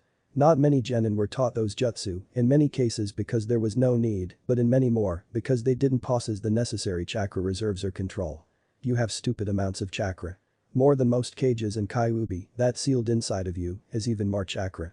Which gives you an advantage over most ninja you can face in the near future. Naruto frowned at this, his mind working as he tried to guess what Kakashi meant. I can toss jutsu for however long I want, well they need to conserve it. That is one thing. Second is that the affinity, each ninja has an affinity for one or more elements, matters less. Yes, you trying to use Kaiten jutsu, which is most likely a total anathema to your affinity, would be an extremely ineffective idea, but one that would work. So, where do we start? This, Kakashi said as he pulled out a piece of brown paper. Brown because of the sheer amount of chakra it is infused with. The trees from which it is made are fed chakra since they are a sapling, and anything that's made from them reacts to chakra. In case of this makes natures one has manifest themselves. There are 5 natures and outside of rare cases, namely Kekkei Genkai and 1 Kekkei Toda, you have a single affinity, Kakashi said and channeled his chakra into the paper. Making it wrinkle the second the chakra passed through it. What I have is Raiten, extremely offensive element that has a number of different uses. If it wrinkles for Raiten, Naruto said and Kakashi looked at him. How does it behave if I have say Kaiten chakra? Amuse me and tell me how, Kakashi said and paused. You should be able to guess it. Think of how each of the elements would behave. Water soaks everything it touches, that's kinda obvious, Naruto said, and Kakashi nodded. Fire burns down things, wind shreds them, and earth is just there. Oten chakra makes the paper crumble, Kakashi said and reached to ruffle Naruto's hair. Let's see what chakra do you have. Naruto took a paper offered to him by Kakashi and channeled chakra through it.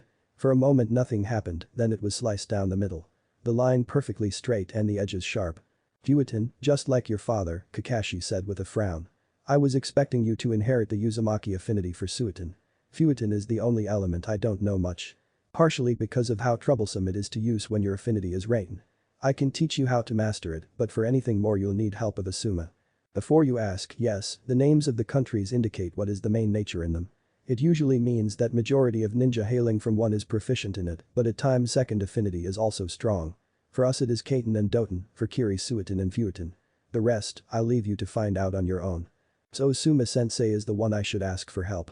Naruto asked. For help with jutsu, yes, for mastering the element itself.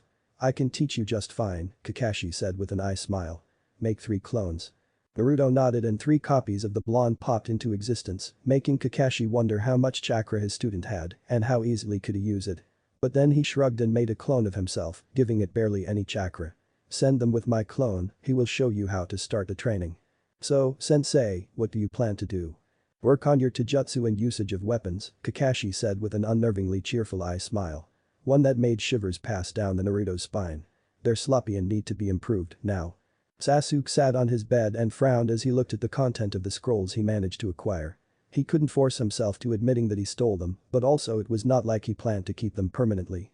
Once he had the necessary information, he would return them back to the archive. Also, ninja almost never stole things. They just acquired them for the person or the organization that paid them, sometimes kept those things for themselves, but by then, the original and supposed owner usually was dead and buried.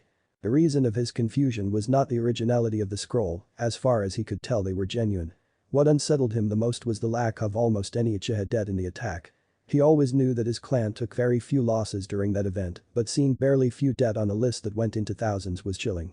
He knew that the name he was looking for wouldn't be on the main list, so he skipped it and focused on the one that strangely contained only senior Jonin and Anbu. A thing that made him pause: what could have happened that so many Anbu and Jonin died in one place? From what he knew, there was no reason for them to die so suddenly and at once. His eyes slipped over the list, and then he paused as a name Uzumaki caught his attention. A single one on the list of over 2 dozens. Naruto's father is Namikaze Minato, yet he has his mother's name, Sasuke murmured and paused. His name is Uzumaki. He smacked himself in the forehead and calmed down almost immediately. The temper of the Uchiha could be short, yet the excitement shoved aside his frustration. He finally had 2 names that he could use and actually try to discover more. Assuming that as a genin he could get access to anything remotely useful. Everybody was lying with the history of their village and lives of its heroes, and genin didn't have much of an access to the true version of the events. At least what they had access to was less obvious lies and manipulations than what was fed to the academy students and the civilian population.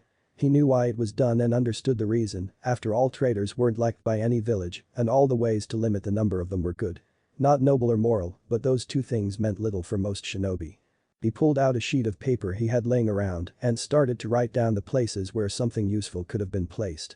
He immediately crossed out of his list the archives and the academy, as with his access, he wouldn't find more than the usual propaganda. The chance to find something useful was almost none, and all he would do would be waste his precious time and make the Chunin working there wonder what he was doing. He was the last loyal Uchiha, he scoffed at that. The adoration of some girls was infuriating at the best of times, and he despised the fact that he sometimes couldn't simply walk through the village without any kind of the attention. It had some perks, like more leeway when he did something not entirely right, but he doubted that looking at the data related to the former Hokage would pass unseen. No, they would notice it, Sasuke thought unhappily, and then considered the next position on his list. The cemetery was a thing he wasn't sure of, but considering the scarcity of options he had, it was possibly the best place to at least get an idea of what was going on. There was the option of asking his sensei. No, Sasuke spoke. Kakashi-sensei is a former Anbu. He would ask questions I'm not comfortable answering. I need to have a better idea first, going to him with this is not enough. Jiraiya sipped his sake as he sat at one of the more quiet tables at the most expensive brothel in the town he was stopping. Across the table sat his informant, and he wondered how sane she was. Most of the information she so far gave him was reliable. However, what he was hearing from her now made him frown. So, a high-ranking ninja with Konoha sign was in Kusa 2 weeks ago? Jiraiya asked quietly and his informant nodded. Can you describe the way they look? Medium height, has glasses, silver hair, violet and gray clothes. Jiraiya closed his eyes for a second, trying to imagine whoever it was. He had a nagging suspicion he found someone similar, but they weren't high-ranking Konoha ninja, nor did he know about them being out of the village. Do you know what did they do? At a meeting with the elders, and that's all I managed to hear before the Anbu were told to leave. Jiraiya closed his eyes and pulled out a faint sketch of one Yakushi Kabuto, one that was nicknamed Eternal Genin by some Jonin. However, quite a few in the Anbu suspected him of being more than a genin. His abilities were too high not to pass the exam for 5 times in a row. Not to mention that he disappeared from the surface of Earth quite a few times. Is that him? Jiraiya asked, showing the sketch to his friendly Kusa Anbu. Yes, she said and shot Jiraiya a questioning look. Do you know him? Personally? No, he is supposed to be a genin. While at the same time being one of the brightest medics we had in our service since the time of Tsunadeheim. That's the official story, but I have a suspicion that he is an agent of a certain snake, and here I will need your help. Whenever I travel across Kusa I have your Anbu on my back, can you do a minor investigation on my behalf? That depends, she said, playing with her mask that laid on the table between them. I'm not suicidal and don't want to get caught doing something illegal. It's not illegal, Jiraiya said and grunted. Well, it's as illegal as any operation done by Anbu. Anyways, in Kusa there is a certain man that owns a warehouse and sells drugs. That's his official cover. In truth he deals in far darker things, and I'm sure he is tied to Orochimaru. What does he do? Sells humans to Orochimaru and body parts, Jiraiya said. That's the things I managed to track down to him. He is supposed to have a couple of Nukenin on his peril. If not, I would have paid him a visit, but since I am not welcomed by your leaders, I don't want to cause mess in Kusa. I can do it, she said and snatched a scroll Jiraiya placed on the table. 3 S-rank missions payments, 1 for me, 1 for my team and 1 for bribes. And you will need to shelter all of those I will free. Very well, Jiraiya said and frowned as he tried to think about the timing necessary for it. In a week I will have 2 Anbu squads on the border of Hai no Kuni. They will know what to expect and will have trained medics with them. I will be traveling with exhausted and injured civilians, even if I use all of the hidden passages and rivers I can use, it will take me over 2 weeks. Maybe less, but the chase won't be that easy to fool. The Hokage won't allow me to order our Anbu into your land. Jiraiya grimaced and looked at her. You know why? Yes, too damn well. But that she stood up and left the establishment. Letting Jiraiya enjoy his sake and ponder about the future and what his insane teammate was up to. His recent operations were more and more obvious and less from behind the scenes. Not to mention that this Kabuto guy was a person Ibiki should catch and interrogate, yet there was not enough solid evidence that wouldn't make it look like a purge. The T&I could drag whoever it wanted for interrogation, but better they were right or their heads would roll, as the Hokage was rarely pleased when a wrong ninja was turned into a wreck and that was the least worry.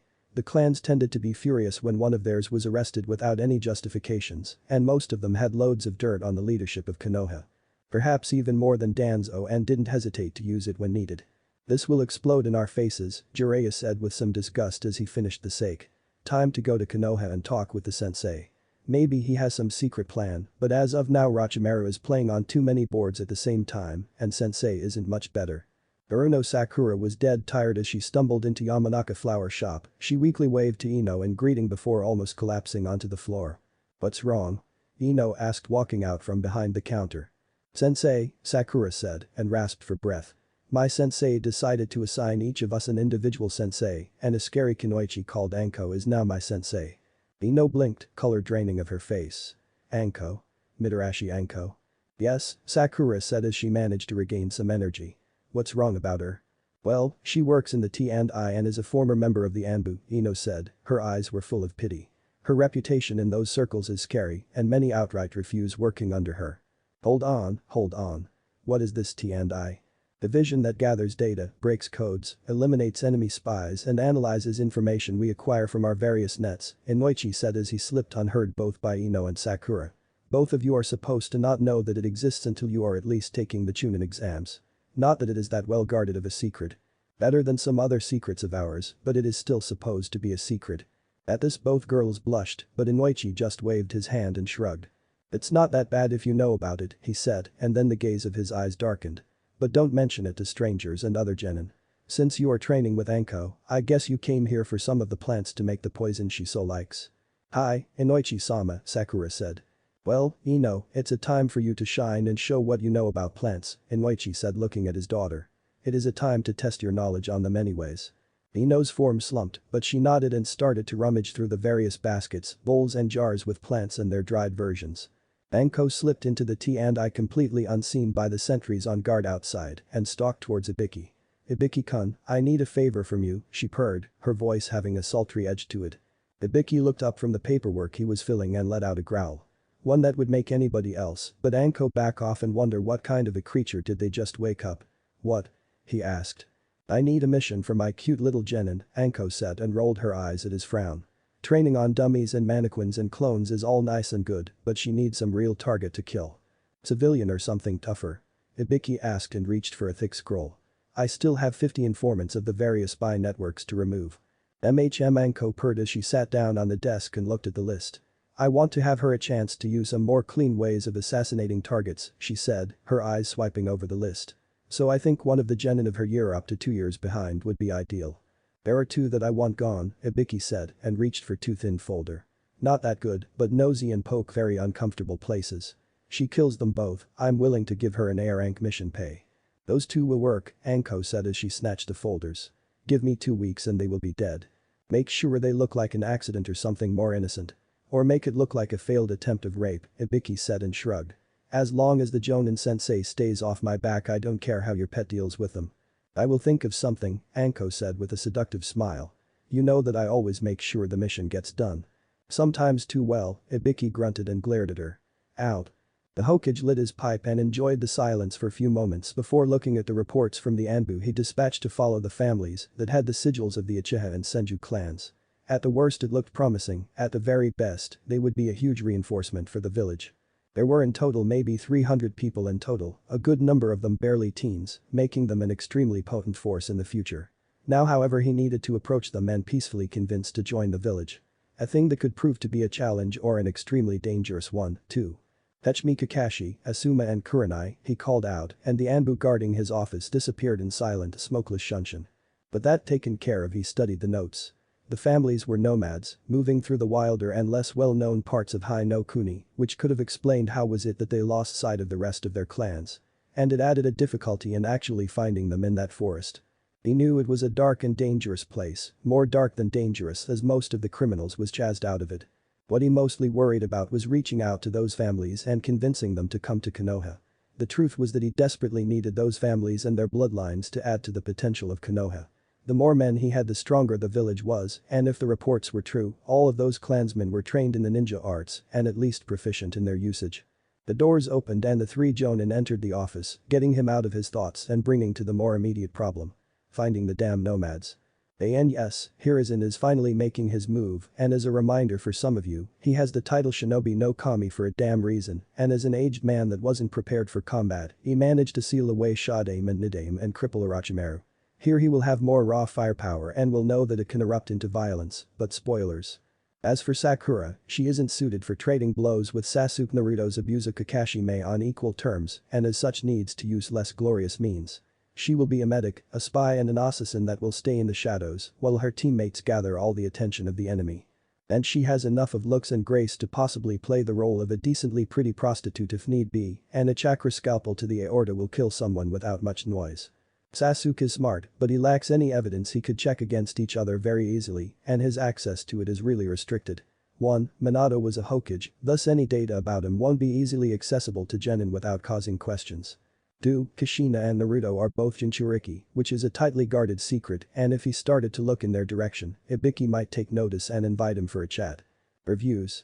Papagus Sasuke is a spoiled brat because of the way the village treats him. I mean, who wouldn't be? He has all of his baggage of nasty memories left to him by Itachi, which might block him from promotions for a long time. He also has his avenger attitude towards Itachi, which is fine as he has that drive to improve, but the lack of thinking is bad.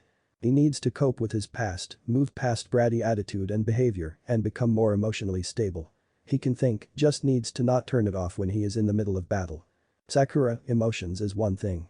Second is that while Ino is still not much of a fighter as she is mainly a support for her team, and I understand that.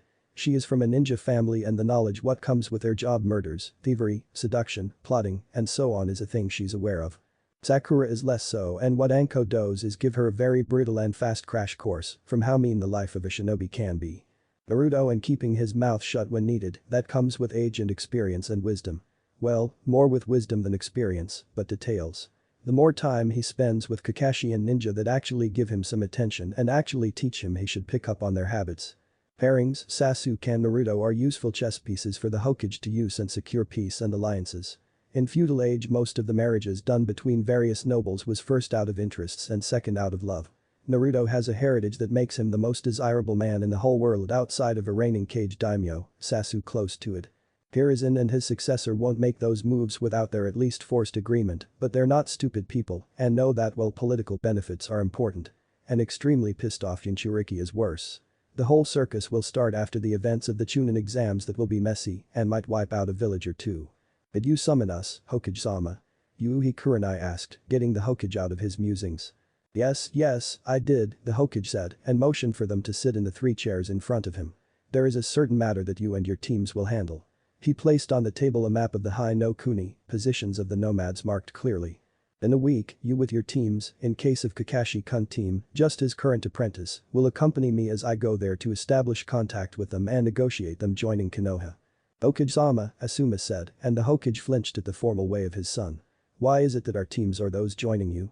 Surely you could have chosen any team of Anbu or Jonin. I could have, and the Anbu would be more than willing. However, I don't want to be surrounded by the most lethal assassins we have when I try to negotiate a peaceful agreement. You 3 should have the necessary capabilities.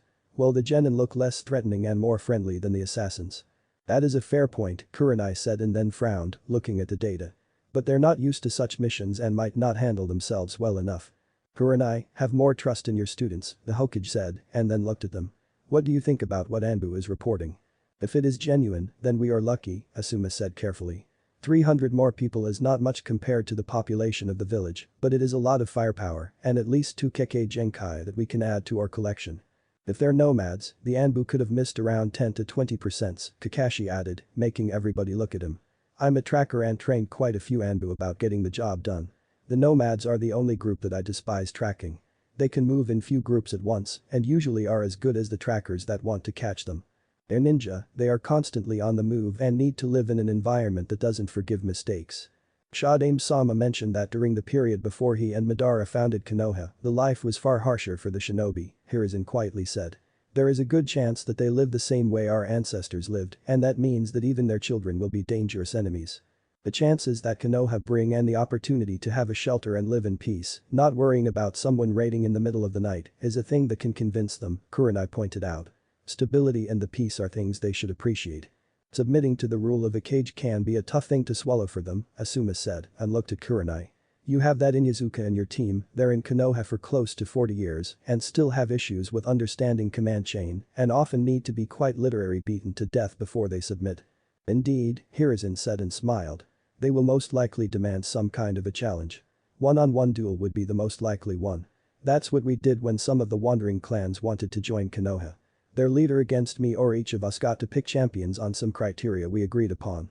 And they might try to test the younger generation to see if the future of Konoha is safe and they should toss in their lot with our, Kakashi said and I smiled. Naruto should be more than capable of beating most genin.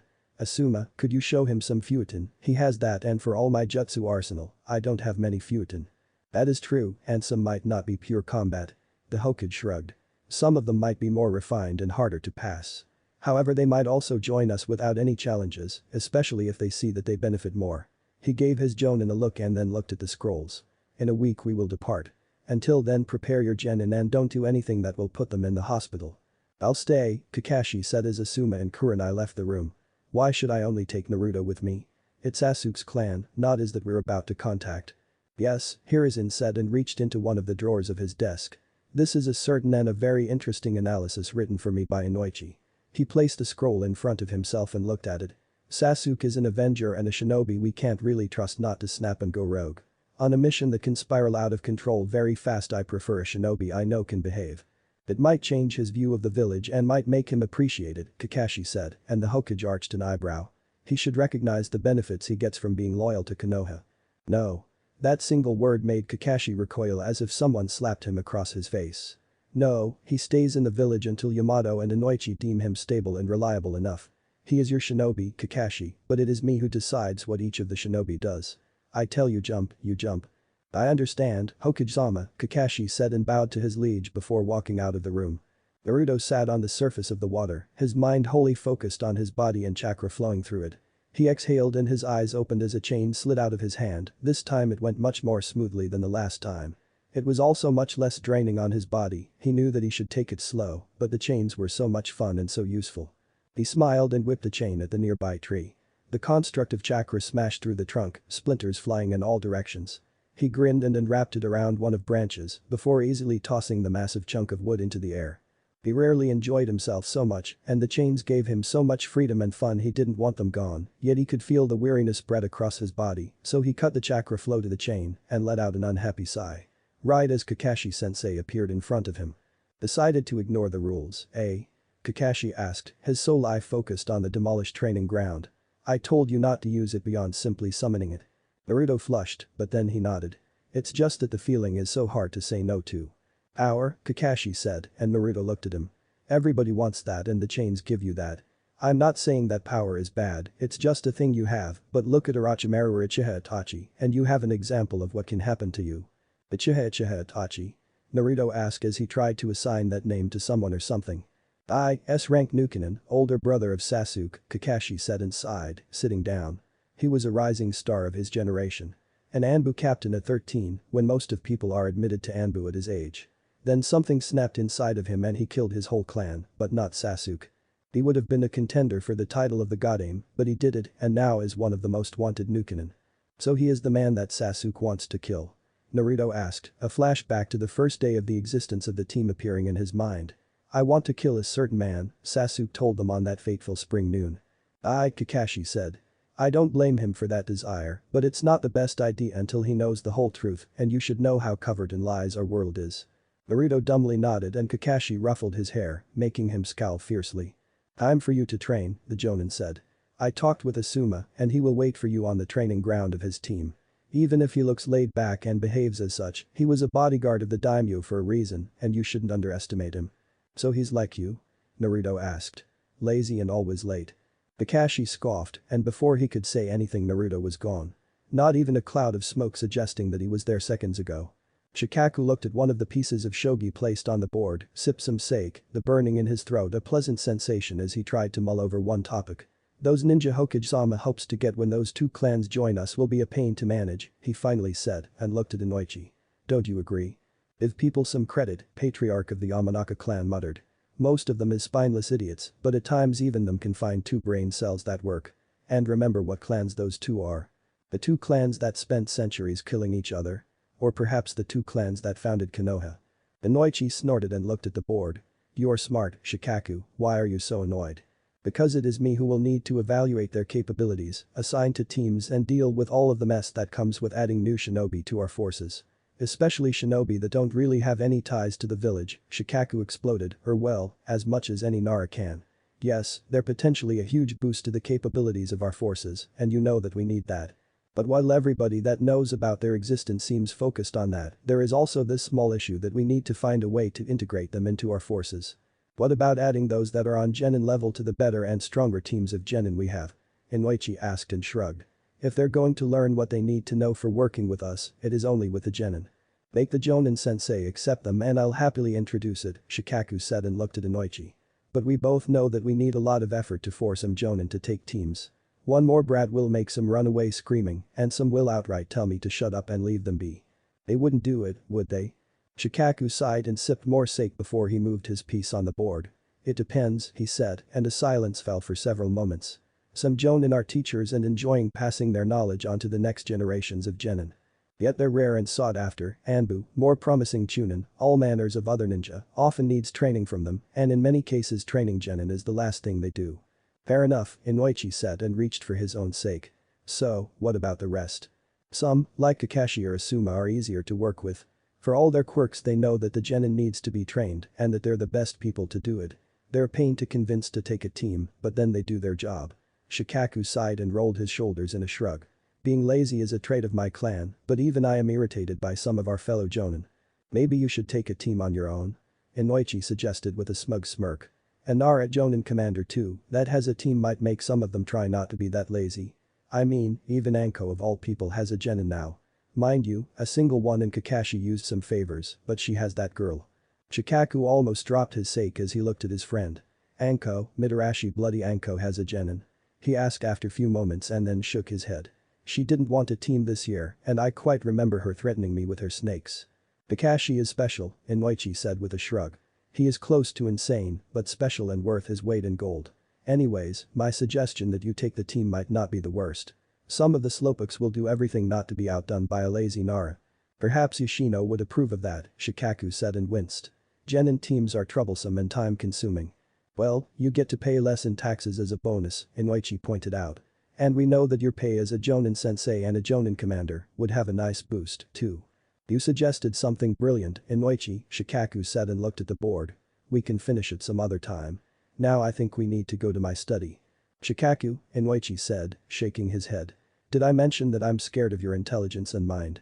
Many times, Shikaku said as he got up and slipped into the building. Subconsciously staying close to her in the shadows. When others feared the shadows, Nara loved them and felt more comfortable in the darkness, their strange affinity giving them an uncanny advantage at night. So, what's the idea? Inoichi asked as both of them were in Shikaku's study. Good old carrot approach to our problem, Shikaku said and grinned. We all know that most of our peers is greedy as heck and hates taxes. Probably less than being ordered around, but still. Do you really think this will work? Inoichi asked and frowned as he tried to remember the size of a pay for a Jonin sensei. And won't it blow up our finances? Frankly? Shikaku asked and Inoichi nodded. Not quite. Yes, how much of the pay gets returned to the treasury in form of taxes is significant, but it's not and never was the main source of income for us. Even a good B-rank mission gives more than an average tax paid by a single jonin. And the more genin we have the more jonin we can get and get more missions done. That is true, Inoichi said mulling over what Shikaku said. What about the daimyo and the money we get from him for simply being a village and giving him some troops? Well, that is flat income. Adjusted for inflation, but still, there wasn't a major bump in its size since the end of the last war, Shikaku said with a shrug. Most of those 30 million we get a year is spent resupplying our forces, maintaining our outputs and so on. What's actually left and is paid to the treasury is maybe a million. It's not a huge amount of money and usually gets lost. Anbu, T and I and so on have the budgets nobody knows that they exist, Inoichi commented. That's where we lose the money we don't want to admit we have, Shikaku said and smiled thinly. Most of the money we make from the taxes everybody pays, merchants passing through the village and the missions. Half of the mission pay going into the treasury is a lot of money if you consider things. An average genin team can make 1, maybe 2 C-ranks missions a week. 10% of which goes to the treasury. Indeed. Do you see now why I don't think that giving them financial incentives won't hurt us much? Yes. The income might actually increase as we will have more troops and bigger teams means less of a problem with doing all of the C-rank missions and sending chunin for the higher paying ones. I was thinking that I could take a genin team on my own, Inoichi mused. It's been too long since I took one and trained them. Ino made me remember how much fun it is to train new generations of ninja. Jiraiya had a scowl on his face as he entered Konoha. The chunin posted at the gate not even bothering to check his identity.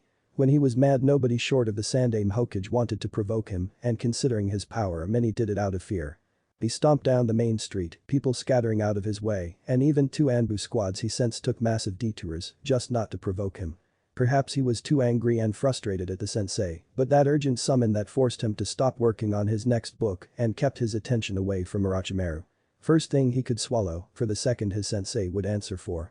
Entering the tower he ignored the staff and waiting nobles and merchants and even Hyuga Hiyashi and pushed past them. Most of them glaring at him before realizing he was Jiraiya of the Sannin and he was mad, extremely mad at someone and better for them and their health was get out of his way. He opened the door and glared at the jonin and chunin inside. Out, he barked and the ninja disappeared. Far faster than he assumed even a ninja could move, but fear was a very good motivator and getting between the reigning Hokage and an irate Sennin was a very unhealthy thing. Sensei, we need to talk. Now. You won't tell me what to do, Jiraiya Hiruzen said calmly. I'm the Hokage and you better remember that. You are a shinobi of Konoha and you owe me some loyalty. I do owe you something, Jiraiya said and frowned sitting down in one of the comfy armchairs. Or do I owe it to Konoha? That last summon pulled me away from keeping an eye on our friend, Orochimaru. I'm aware of that and I'm aware of what you're planning to do in Kusa. That's why not 2, but 6 Anbu squads will be sent there to keep an eye on our troublesome neighbor and secure the people we will free. I don't think the Kusa will do something that will put them in a bad position, Jiraiya said and looked at his sensei. Now, what is so bloody important that I can't in peace figure out the whole extent of the plots done by Orochimaru? The Uchiha and Senju clans. At those words Jiraiya felt his jaw slacken and almost smashed against the floor. Senju is just Tsunade and Uchiha are reduced to Itachi and Sasuke, the Toad Sennin said and frowned. What did you find? Better would be what Danzo managed to hide when we weren't looking, the Hokage said and shook his head. I didn't see him or the rest of my teammates for the past few weeks. I think they don't know what is happening. And I guess that the panic in all other villages is also of your doing. My informants and friends mentioned that other villages are trying to figure out how many of their spies are still alive and can be trusted. That's Ibiki and Inoichi. Their target mostly was Danzo, well, at first. Then the spies also got caught in the middle and dragged along. Most of the oldest and most knowledgeable ones are still alive, but we don't want the cages too scared. Jiraiya nodded and pulled out a small scroll before passing it to his sensei. This contains all of the information that I managed to put together on Orochimaru until the moment you summoned me. Kusa is I think contemplating doing something with him, Aim is a pain to read, but Hanzo is Hanzo, and he might attack us. Taki wants some payback and there is Suna. I didn't expect so many banding together to attack us, Hiruzen said. Not now anyways, I think that we both know how similar alliances in the past ended. With everybody at each other's throat and spending more time and attention on plotting against each other instead of us, Jiraiya said with a smirk. A thing that can work in our favor, more than the sheer numbers would suggest. I doubt they will outnumber us anyways. They might come close to that. But that can wait, now, the Uchiha and Senju. They were found originally by one of his route and by some stroke of good luck, he didn't understand the importance of the discovery. I sent recently Anbu trackers to find them and gather information, and in a week I will go to meet them. And bribe them to join Konoha. If possible, yes. We need that manpower and the strength they would provide us with. The Anbu estimated their strength at 300 per clan, give or take 20%. Most of which they estimate to be at a Chunin level. Not that big of a force. Significant, but not the biggest clan or unit I saw. Here is inside and Jiraiya frowned. You know how important those clans were to us. And you know that quantity doesn't mean quality, and you should know that those shinobi can give us an edge we need. And make most of the competition crap themselves at the exam, Jiraiya said with a grin. They think that the founders are gone. Seeing Uchiha and Senju signs on the clothes of our ninja might make them panic and stop some of their more foolish plans. Or make them consider staying loyal to us. Power and a display of it might cow some more rash players into obedience and force them to think. Not that I think it will happen. Stakes will be too high and they will be committed to the cause. The Hokage paused and Jiraiya looked at his mentor and in a way a surrogate father. I would like you to find Tsunade, but first, tell me. What do you think of Nara Shikaku as the godame? Jiraiya jerked in the armchair. The piece of furniture creaking in protest. That was not a thing he expected. He is as lazy as any Nara is, but he has their intellect and Inoichi and Choza will back him no matter what happens. He knows most of the plans and probably created most of them and is not a major character in any bingo book. A thing that might be to his advantage. Our enemies won't know what to expect of him, the Hokage said and smiled. You just proved most of my thoughts about him. I was thinking about you, Kakashi, Tsunade him.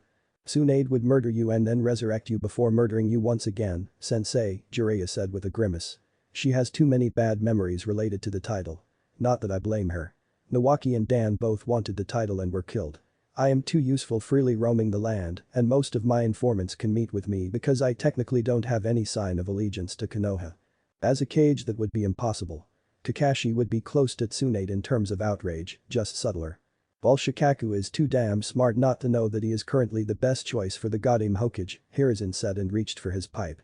And hopefully he can keep major wars away from us for the next few decades. Kyuubi and Third War drained us dry, both financially and in terms of manpower. Jiraiya frowned, but then he nodded. I have an idea on how to improve this, at least a bit. He then got up and approached the window. Where will I find my godson? Training grounds. Futon chakra, eh? Asuma asked as he sat down on the stump of a tree and looked at Naruto. Futon, hardly ever seen in Hai no Kuni. Commonly found in K's no Kuni. In Konoha there are 3 people proficient in Futon. Myself, Tusan, well Hokage Samar Sandame Sama to you. And Shimura Danzo. You don't want Danzo to teach you, neither does the Sandame things would get complicated if Danzo trained you. Do not get me wrong, he is an incredibly powerful shinobi, it's just his training methods are inhumane.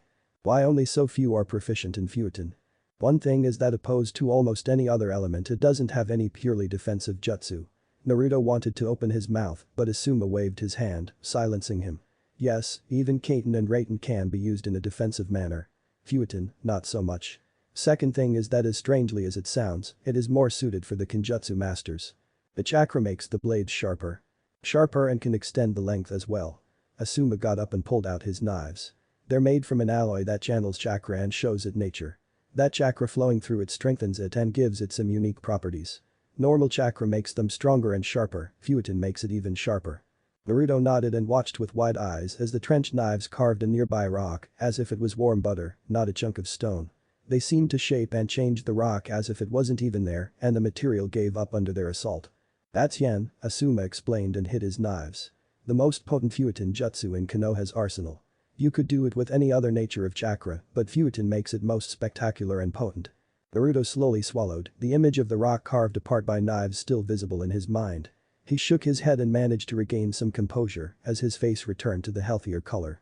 That I won't teach you for few more weeks, Asuma said and smiled. But there is a bunch of other jutsu that I can show you that are somewhat useful for you. Spitting out bullets that can drill through any wall or summoning gusts of wind is an advantage of Futon. Naruto's eyes shone with joy and some malign hunger deeper below. He wanted to learn new jutsu and there was this small dream of his of becoming a Hokage. The strongest or one of the strongest ninja in the whole village. Jiraiya looked at Kakashi and frowned. That kid was more broody and more lost in his memories when Jiraiya last saw him. Something changed in him and the cratered look of the training ground 3 suggested that he was pushing Naruto to the limits with the mastering of Rasengan. No, that was not only Rasengan, Jiraiya decided as he noticed few ripped-apart trees and deep grooves in the ground. So, my godson has some skills. The Toad Sennin finally asked. Or the training ground was demolished by you. He has, Kakashi managed to say, almost spitting out those words. He has chakra chains, and once I convinced him to drop him, I'm stupid and loud act, he suddenly started to improve by leaps and bounds. He is as much of a son of the sensei as he is of Kushina. He has his flair, but has the energy of an Uzumaki. The chains will be an asset for him, Jiraiya said and frowned, closing his eyes. I don't know how much do you know about the clan. I was in the Uzushiogakure no Sato a couple of times between wars. I was learning the Fuinjutsu and had a privilege to learn parts of their Taijutsu. As well as an opportunity to fight against members of the clan with and without the chains. What can they do? Things that can only be imagined. I've seen the chains pull people towards them, rip apart the earth, split lightning, change to different weapons, imbued with elemental chakra Futon and Doton chakra chains suck. Tame Bijuu, kill very effectively, deliver Fuinjutsu. Very versatile, beautiful and all deadly, Jiraiya said and looked at Kakashi. Don't try to block any strike coming towards anything vital. Deflect it and evade, getting your block smashed aside, and that tip buried in your chest is not the best idea. Kakashi nodded and Jiraiya could see some relief in the eye of the Jonin. Not that he was surprised. Getting pierced by a weapon that could rip apart when teaching your student was not a good thing. We didn't include them in the spars yet. He burns too much chakra using them. I know and I'm surprised he can use them so easily, Jiraiya said as he looked at the damage to the training ground. Summoning them always was the easy part. The true challenge was turn them into a useful weapon and maneuver them. He can do that. He mostly rips trees out of the ground when practicing, but I tossed some shuriken and kunai for him to catch or stop. Jiraiya nodded and considered his next words for the next few moments. Do you think I should give him summoning contract now or should I wait? Wait, Kakashi said. He has too many things to master and I want him to be competent with some before he gets something more. I know that Gamabunta or Gamakin can help him. A lot. But he doesn't need them yet and I have my hands full with him. I think I will stay in the village until you return from your trip to find Uchiha and Senju, Jiraiya said. I have some research to do, informants to meet and a need to catch up with Shikaku and Ibiki. Once you are back I pass on to him the contract and go back to roam the world and find Tsunade. Tsunade-sama. Aye, Jiraiya said with a grimace. Sensei wants her home. I don't blame him, but I blame him for choosing me to do it. I wish he chose someone else to risk their life in service of Konoha, not his precious spymaster. Sasuke stood on the training ground and watched Yamato-sensei.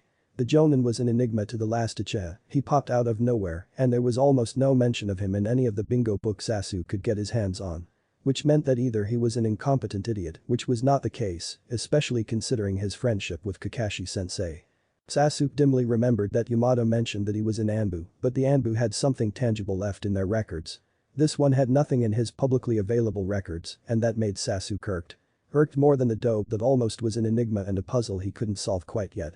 Lack of information can be a painful thing, Yamato said, and Sasuke looked at him. I know what you try to find. It's not a hard thing to see or guess. If you impress me, by the time of the Chunin exams, I will give you some of the missing puzzles for your problems. Or tell you where to find them. Now, do you want to do some missions? Sasuke's eyes lit up at the word mission. Yes. Good. Yamato pulled out a thick scroll and a map of Konoha before placing them on the ground and pressing down corners with pieces of rock. We have some reports of some gangs getting irritating and someone needs to cut them down. Why wouldn't Anbu do that? Sasuke asked as he sat down and looked at the map. Dirty work is their job. Not ours. Not exactly, Yamato said and then paused for a few moments. There are also reasons that I can't tell you about. Some of the Anbu are posted outside of the village and the rest is busy. A friend of mine asked me for a favor and since you need something to use your knowledge and skills. I get it, Sasuke muttered, glaring at his sensei with his Sharingan glowing menacingly. You think it is a good moment for me to prove that I can use my skills and think when doing so. More or less, Yamato said and opened the scroll before marking few things on the map. Tell me, what do you know about those parts of Konoha? Poor and sparsely inhabited areas, Sasuke said and then bit his lower lisp. Warehouses and granaries, mostly. From what I remember from the academy there ought to be an armory or two hidden there. Yes, Yamato said and Sasuke looked at his Jonin sensei. What do you think gangs would be doing there? Trying to get their hands on the goods stored in those warehouses, Sasuke said and then frowned. An unpleasant sensation growing in the pit of his stomach. They wouldn't be that brave to try to steal weapons from Konoha. Some are not. Some enjoy or at least some think they enjoy protection of some higher ups. Sasu could feel some cold hostility in the way Yamato-sensei was talking, and he had a feeling this whole mission had an opportunity to go to hell. Even before it started. A thing he wasn't quite fond of, even that forsaken mission to Nami, had less bad feelings about it. The point is, they're not scared of ninja and should be some kind of resistance.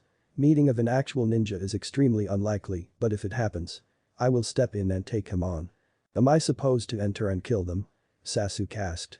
Eventually, yes, Yamato said. Now, I want you to think how can you scout out the area and do it unseen. You have for that a week after that period, and if what you found is satisfactory we will move. But for now you need to watch, listen and think. I can do it, the last Uchiha grunted. I don't like it, but I can die it. When you advance to Chunin and above this ability is more and more needed, Yamato commented. If you don't have it, promotion above Chunin is a questionable at best and impossible at the worst. Even your Kekkei Genkai and name won't matter here as in Konoha we don't care much about those that endanger their charges or teammates. Sakura looked at Anko and frowned as she saw a pair of mission scrolls in the hands of her sensei. There was no mission she was supposed to go on, Sakura mused, unless Anko wanted her to prove what she learned and how much she developed since the start. Yes, those two are for you, Anko said without any introductions. But not yet. First you need to understand how to use your looks, body and genjutsu to distract and then how to kill without leaving any evidence. What do you mean, Anko-sensei? What I mean is that as a kunoichi some missions. Especially data gathering and assassination ones require that you use your charms as a means of gaining access somewhere, getting your target to do what you wish, and to make them tell you all of their secrets, Anko explained without any formalities. While for most of it you are too young, playing with ninjutsu and simple looks is a thing you can do, and you would be surprised how many of your male classmates would fall for it. How? Sakura asked. I know that hormones tend to make them dumber, but still. How? I'm not pretty and I'm a ninja like them. Anko snorted and let out a sigh of annoyance. Let's start with the how. Hormones make them notice something that attracts them, and an unfortunate side effect of our lifestyle is that most of us is always competing, always pushing their body to their limits and beyond, and thus tends to be a little bit on the frustrated side. Which makes any idea of pleasure or what the more animalistic sides of our mind suggest very enticing, and often we can't say no. Shouldn't they be aware of that? Sakura asked. If they know about it, they should know how to stay away from the traps that can come with it. Anko grinned at her and then looked at the nearby forest of death. Yes and no, she finally said. If they're like your friends Naruto or Sasuke they will be made acutely aware of watching out for strange offers. In general, clan heirs, families of cages and high-ranking officials know how to protect themselves and how to keep things hidden. If they're your normal civilian shinobi that has your average sensei, not really. Some learn it from some other ninja, from their lover or when they advance up the ranks. But until you are Jonin or Anbu or Chunin in some special division there usually is no need to know it. Shouldn't this be explained in the academy? Sakura asked and Anko only laughed. Good job explaining to kids such things. No, it is a thing any Jonin that has a team should cover, but most don't. Those that were in Anbu do, those that are from the clans depends, the rest even more depends. Anko shrugged and then looked at Sakura. As for looks. That's very subjective and you would be surprised how stupid some genin are. It is a female, is roughly their age. Yummy. That's their cognitive capabilities. That's not much. Then there are genjutsu, clothes, makeups and quite a few concoctions that the Anbu developed, Anko said and grinned. A block of shit could be made look desirable in their eyes. It would take a considerable amount of effort, but could be done. Anko paused and frowned, a malign look in her eyes. Actually, girl, you gave me an idea to suggest to the proctors of the Chunin exams. How? You will see, if you take a part in it, Anko said and smirked. Now, time for genjutsu. Show me your henge and change into me. Sakura nodded and after a second in her place stood a copy of Anko. Anko approached Sakura and frowned as she looked at the henge. Then she smacked Sakura and when the scared girl yelped and jumped back, henge disappearing. Anko scat in annoyance. Not good, girl, Anko commented. You need to work on this. You don't want a stupid slap on the cheek or ass to dispel your henge. Sakura groaned and rubbed her pain cheek before once again transforming into Anko and trying to ignore the pain to come. One thing she learned from the training with the snake summoner was pain. Pain, suffering and even more pain. Kunai, poison, shuriken, snakes, kicks and punches smashing into ribs and other places that made Sakura shudder. She often had no time to get up after one kick before another punishing strike smashed into the same place. Naruto was confused when Kakashi-sensei told him to pack for a week and be at the gates at 7 in the morning. His confusion only grew larger when he saw teams 8 and 10 also arrive there. Do you know what's going on? He asked Shikamaru. No, the Naru boy said and yawned. It's too early for anything of importance. Actually it isn't, Asuma-sensei said as he landed in front of them. Next to him Kakashi and Kurenai. We just kept this whole thing a mystery and a secret because of the amount of spies that want to know about our sweet little plan. And you won't learn the details until we are an hour away from the village, the Hokage said as he joined them. He didn't wear his usual robes that gave him the sage-like appearance. No, he was dressed for a mission and a massive monkey way walking next to him.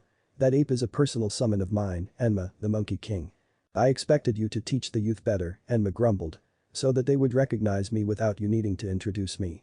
Naruto leaped from one branch to another, chakra allowing him to move much faster than any human of his age could move, yet even he struggled to keep up with the punishing pace set by the Hokage. He never expected Jiji to be so fit at such an old age. Naruto-kun, the Hokage said, and Naruto looked in his direction. If not for you, the genin, I would have ran much faster. There is no point in getting all of us scattered across the forest. That's an important leadership lesson for you, to choose the pace that suits all of the team and can be maintained by it. Why should I bother waiting for those that can keep up with me? Kiba yelled as he started to move faster and get ahead of the group.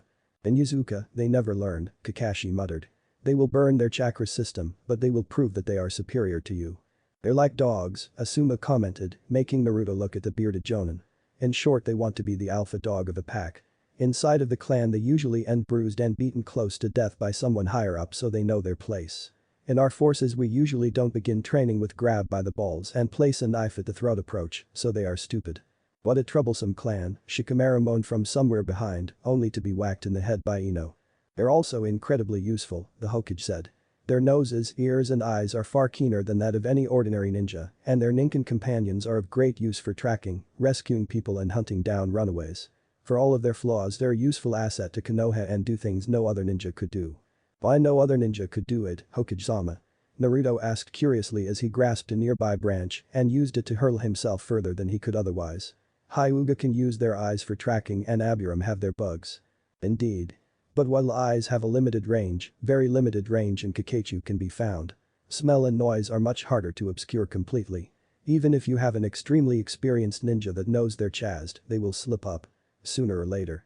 And then the ninkin and their masters can lead us to that location, Shikamaru said and yawned. Or direct someone else into his rough location. Is that right, Hokage-sama?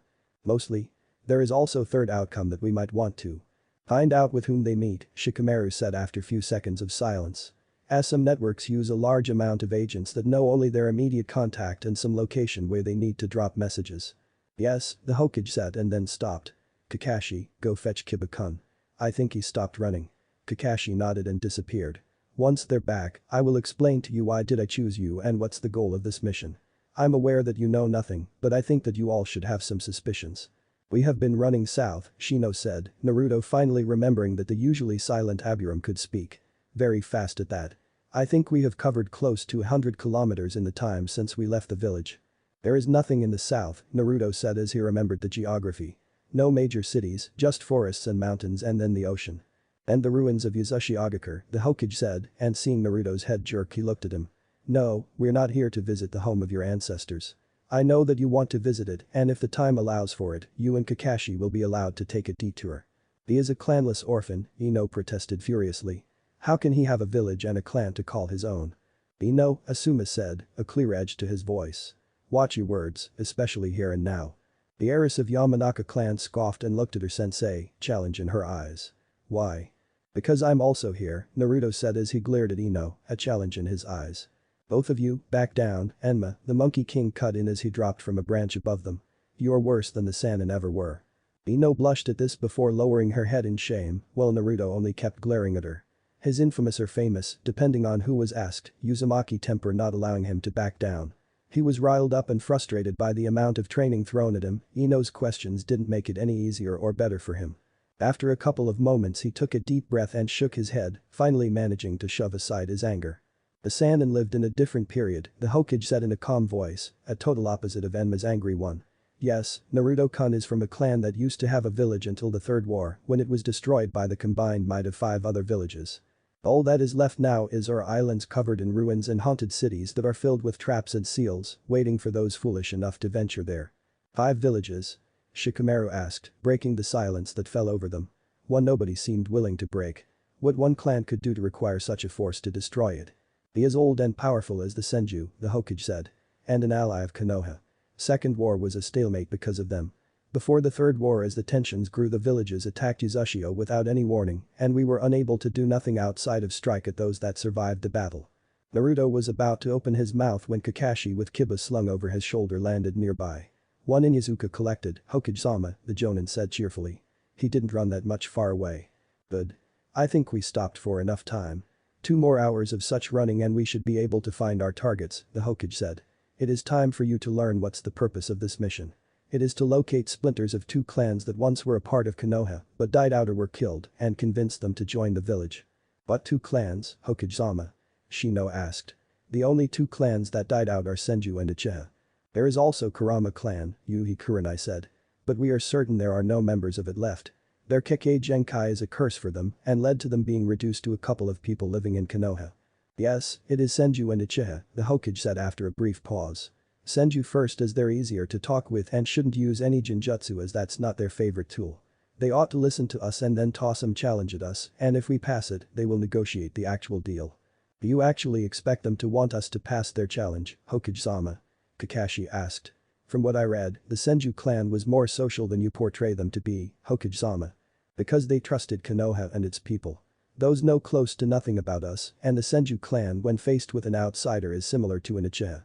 Cold and calculating. They're compassionate and kind, but also cold, shrewd and calculating. Hashirama-sensei was the kind one, while his brother, Tobirama, was cold and calculating. So we need to hope that the leaders are in the kind and open mindset, Shikamaru muttered. That can be troublesome and a drag. It would have been even bigger if we were Anbu, Kakashi commented, and everybody looked at him. There is a reason why I call you cute. I don't doubt that you can bite hard. But compared to Anbu with their armors and masks, you look cuddly and friendly. And that look is why I chose you over dozens of Anbu that would have happily replaced you on this mission, the Hokage said. Kurenai, Asuma, cover the sides. Kakashi, you will cover the rear and carry Kiba. Sasuke stood hidden in the branches of a massive oak tree next to a warehouse where his targets were supposed to be. He licked his lips as he placed his hand on the Chikudo resting in a scabbard at his belt. He glanced at Yamato, who stood nearby, and saw the usually stoic Jonin smile. I'll watch your back, he said. Sasuke nodded, and once he made sure that the Chikudo slid out of the scabbard easily, he leaped down. The moment he landed, he already saw 2 unpleasant-looking and burly thugs move towards him. At last, kiddo, one of them said, a massive axe in his hands. You have nothing to look for here. Sasuke didn't bother that one with a look and walked forth. I told you something, kid. I'm a ninja of Konoha, Sasuke finally said, his eyes becoming the menacing red and black of Sharingan. Yet he didn't need it to tell that one of the thugs moved behind him. I suggest that you surrender, peacefully. He didn't get anything, instead the one behind him tried to grab him. Only for Sasuke to duck out of the way and pull out a Chikudo before driving it into the gut of the thug that tried to catch him. Sasuke grunted and yanked out the bloodied blade out of the wound, right in time to stop the massive axe coming towards his head. Then everything slowed down and Sasuke saw the world in perfect clarity. He saw the opening and he leaped forward, shoving aside the axe and driving his Chikudo into the neck of the second thug. As the blood gushed out of the wound, Sasuke moved away and looked at the thugs. Both were incapacitated and one of them was dead. Let's see what you were guarding, he murmured as he approached the doors. He noticed Yamato drop from the tree and allowed himself a tiny smile at this. The Jonin watching his back was useful, especially since they discovered some ninja helping this gang. Sasuke knew that he should be able to take on any ninja that wasn't a skilled Chunin or above, but he didn't want to test his luck. Especially not when he knew that Yamato-sensei would judge how well he would estimate the danger and decide to get support. He kicked the door open and slipped inside. He didn't see anybody immediately, but the blueprints acquired by Yamato, Sasuke didn't inquire into how, suggested that there were some hidden parts of the buildings. If anywhere, it was there that would be most of his targets. He shook the Chikudo, and most of the blood covering it dropped onto the ground. Keeping himself to the shadows, he moved through the building. His steps far lighter and more careful than normally, and one of his hands always gripping his Chikudo. He checked the room where most of goods was stored and hissed when there was nobody present. He didn't expect any, but he wanted some combat. Those thugs were too easy of an opponent for him. He stopped in front of a wooden wall that separated the official part of the warehouse from the part where more dark and not entirely legal operations were happening. He approached the door and reaching for a kunai he slowly pried them open. The moment they moved with a groan that made Sasuke shudder in fear as he felt as if everybody in the whole world heard that noise. They expected someone coming, Sasuke realized, and moved away from the door when a katana cut through the soft wood and almost got him. He barely dodged the blade and it scared him far more than it should have had scared him. He eyed the katana for a second and then kicked the door. pumping into his feet more than necessary chakra. The blast of chakra smashed the door off its hinges and sent howling splinters of wood towards a surprised genin waiting for him on the other side. "No, you won't get away," Sasuke shouted as he threw the kunai he held and then followed it up with a pair of shuriken. The kunai smashed into the hand of the kid and pinned him against a crate while the shuriken blocked his movement, pinning his pants to the wood. "Good job, Sasuke," Yamato said, entering the room and looking at the genin. "Let's see what he knows that can help us." Naruto landed behind the Hokage and looked at the cluster of the tents and shelters nestled around a hot spring. There were dozens of them and between them he could see men, women and children with the Senju sign on their clothes move. "That's them," Kakashi said as he stood next to the Hokage. "The question is, where are their leaders?" The Hokage didn't say anything, instead moved forward, making Naruto wonder if he was insane. However, it seemed to get some reaction from the Senju as a trio of old, almost ancient-looking ninja in plate armors walked out of the camp and approached the Hokage. "State your purpose," one in the middle. He was tall and stocky, a mane of black and gray hair flowing down his back. He looked like the leader of the whole clan with a "I come to negotiate with you," the Hokage said. "I'm Saratobi Hiruzen, Sandaime Hokage of the Konohagakure no Sado." "I'm Senju Raijin," said the Senju with the mane of black and gray hair. As Naruto looked more closely at him, he noticed a net of scars all over his face. Scars that could only be an effect of intense fighting. "I'm the leader of the clan. Whatever you have to tell to the clan, you can tell me. I come here asking that you join the village founded by your ancestors led by my teachers, Senju Hashirama and Senju Tobirama," the Hokage said. "And what would we gain from that?" Raijin asked roughly. "We are quite capable of living on our own, and it feels like it is you who desperately wants us to join the village." "Prosperity, peace, security and a safe home," the Hokage said, yet Naruto could tell that the Senju weren't impressed by it and seemed suspicious of what was going on. "HMPH," Raijin muttered and looked at one of the accompanying him shinobi. "There are perhaps some merits to it. But I am not certain that I can trust you. The times are dangerous and we want to be sure we can trust you." "I understand. In the times of my sensei they used to use the challenge to test the trustworthiness of the envoy." Raijin's eyes lit up as he allowed a smile to appear on his face. "You know our customs," he said. "Good. Then let's see what you can show for yourself, Konohinin. Us, leaders fighting would be a bit of an overkill." Raijin's gaze swept across the whole group and stopped on Naruto. "One of your cubs and one of mine." The Hokage nodded and looked then at Naruto who just smiled. "Uzumaki Naruto, you will represent the village." "Hi, Hokage-sama." Raijin gave Naruto and arched an eyebrow. "He is an Uzumaki, yet he doesn't look like one." "His paternal genes were strong," the Hokage said with a shrug. "He has their chakra capacity and other quirks, just not the eyes and hair." "We will see," Raijin said and glanced back at the crowd of Senju. "Sanga, show this cub that Senju can fight." "Hi, Tusan," said a girl with piercing red eyes, flowing brown hair and a skin the color of copper. She was dressed in clothes that made certain urges awaken in Naruto, but a look at an Ajinata she carried made them go away. "To the first blood," the Hokage said and Raijin only confirmed with a nod. "One that walks out is the winner." Naruto walked toward Sanga and pulled a kunai out of the holster on his leg before looking at her. "Let's get done with it, Sanga-chan." She only grinned at him and gripped her Naginata more firmly. "Of course," she said with a predator-like purr. "You seem a good opponent." Naruto grinned and tossed at her his kunai. His hands already flashing through the hand seals for one of the jutsu he recently learned. "Kage kunai bunshin no jutsu," Naruto muttered, and the single kunai turned into few dozens. Sanga jumped out of the way and flashed through the hand seals. Naruto didn't manage to hear the name of the jutsu, but the thin stream of water shooting out of her mouth banished his doubts. "Damn," he muttered, running away as that stream of water chased him. He came to a halt and made the cross-like seal. "Kage bunshin no jutsu." Two clones popped behind Naruto and started to form two balls of chakra above his palms. When the balls of chakra were fully created, Naruto raced toward Sanga and barely dodged the next stream of water that should have hit him.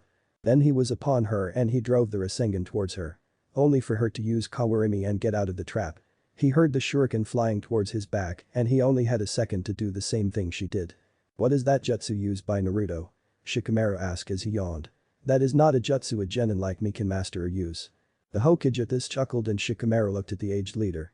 "It is not a usual jutsu, in Konoha there are just 3 people that can use it. I, Kakashi and Gamasen Jiraiya. It was developed by my sensei," Kakashi said quietly. "It is called Rasengan and is a powerful jutsu if used correctly." "So Naruto wanted to end the fight with a single attack?" Shikamaru mused. "I don't blame him. That girl is scary, but that is rash and stupid." "It isn't as stupid and rash as it looks to be," the Hokage said, and everybody looked at him. "Yes, you shouldn't do it under normal circumstances." But here all he needs is a simple cut and the fight is over. He has an ace up his sleeve, Kakashi added. One I struggle to counter, so he can use it against her. He shouldn't do it as it costs him a lot, but he can. Naruto spit onto the ground and looked around. His eyes trying to find Sanga as he toyed with one of his kunai. He glanced to the side and saw the crowd of onlookers only grow, and the pressure on Sanga to do something was also growing. She needed to something, fast, and they both knew that. The pressure from the onlookers on Sanga was both a blessing and a curse for Naruto. A curse, because she could do something so unpredictable and stupid that he didn't have a chance of even guessing what she would do. A blessing because she needed to be more rash and less careful, a thing that Naruto felt like he could exploit to his benefit. He glanced at the nearby stream and backed away.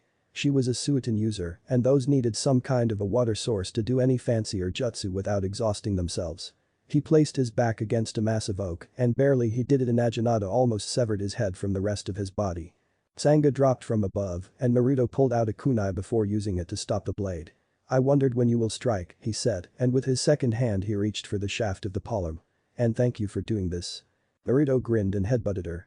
At the same time grabbing the Naginata out of Sanga's hands. He pulled it away from her reach and tossed the deadly weapon aside. You're a mean fox, Sanga whined as she reached for a kunai. Tossing away my Naginata. Naruto grinned and pounced onto her, his kunai slashing towards her face. She rolled backwards and flashed through a chain of hand seals. A stream of water shooting out of her mouth and smashing into Naruto, tossing him back. He groaned and got up before charging at her. A kunai in his hand shining with a Futon chakra.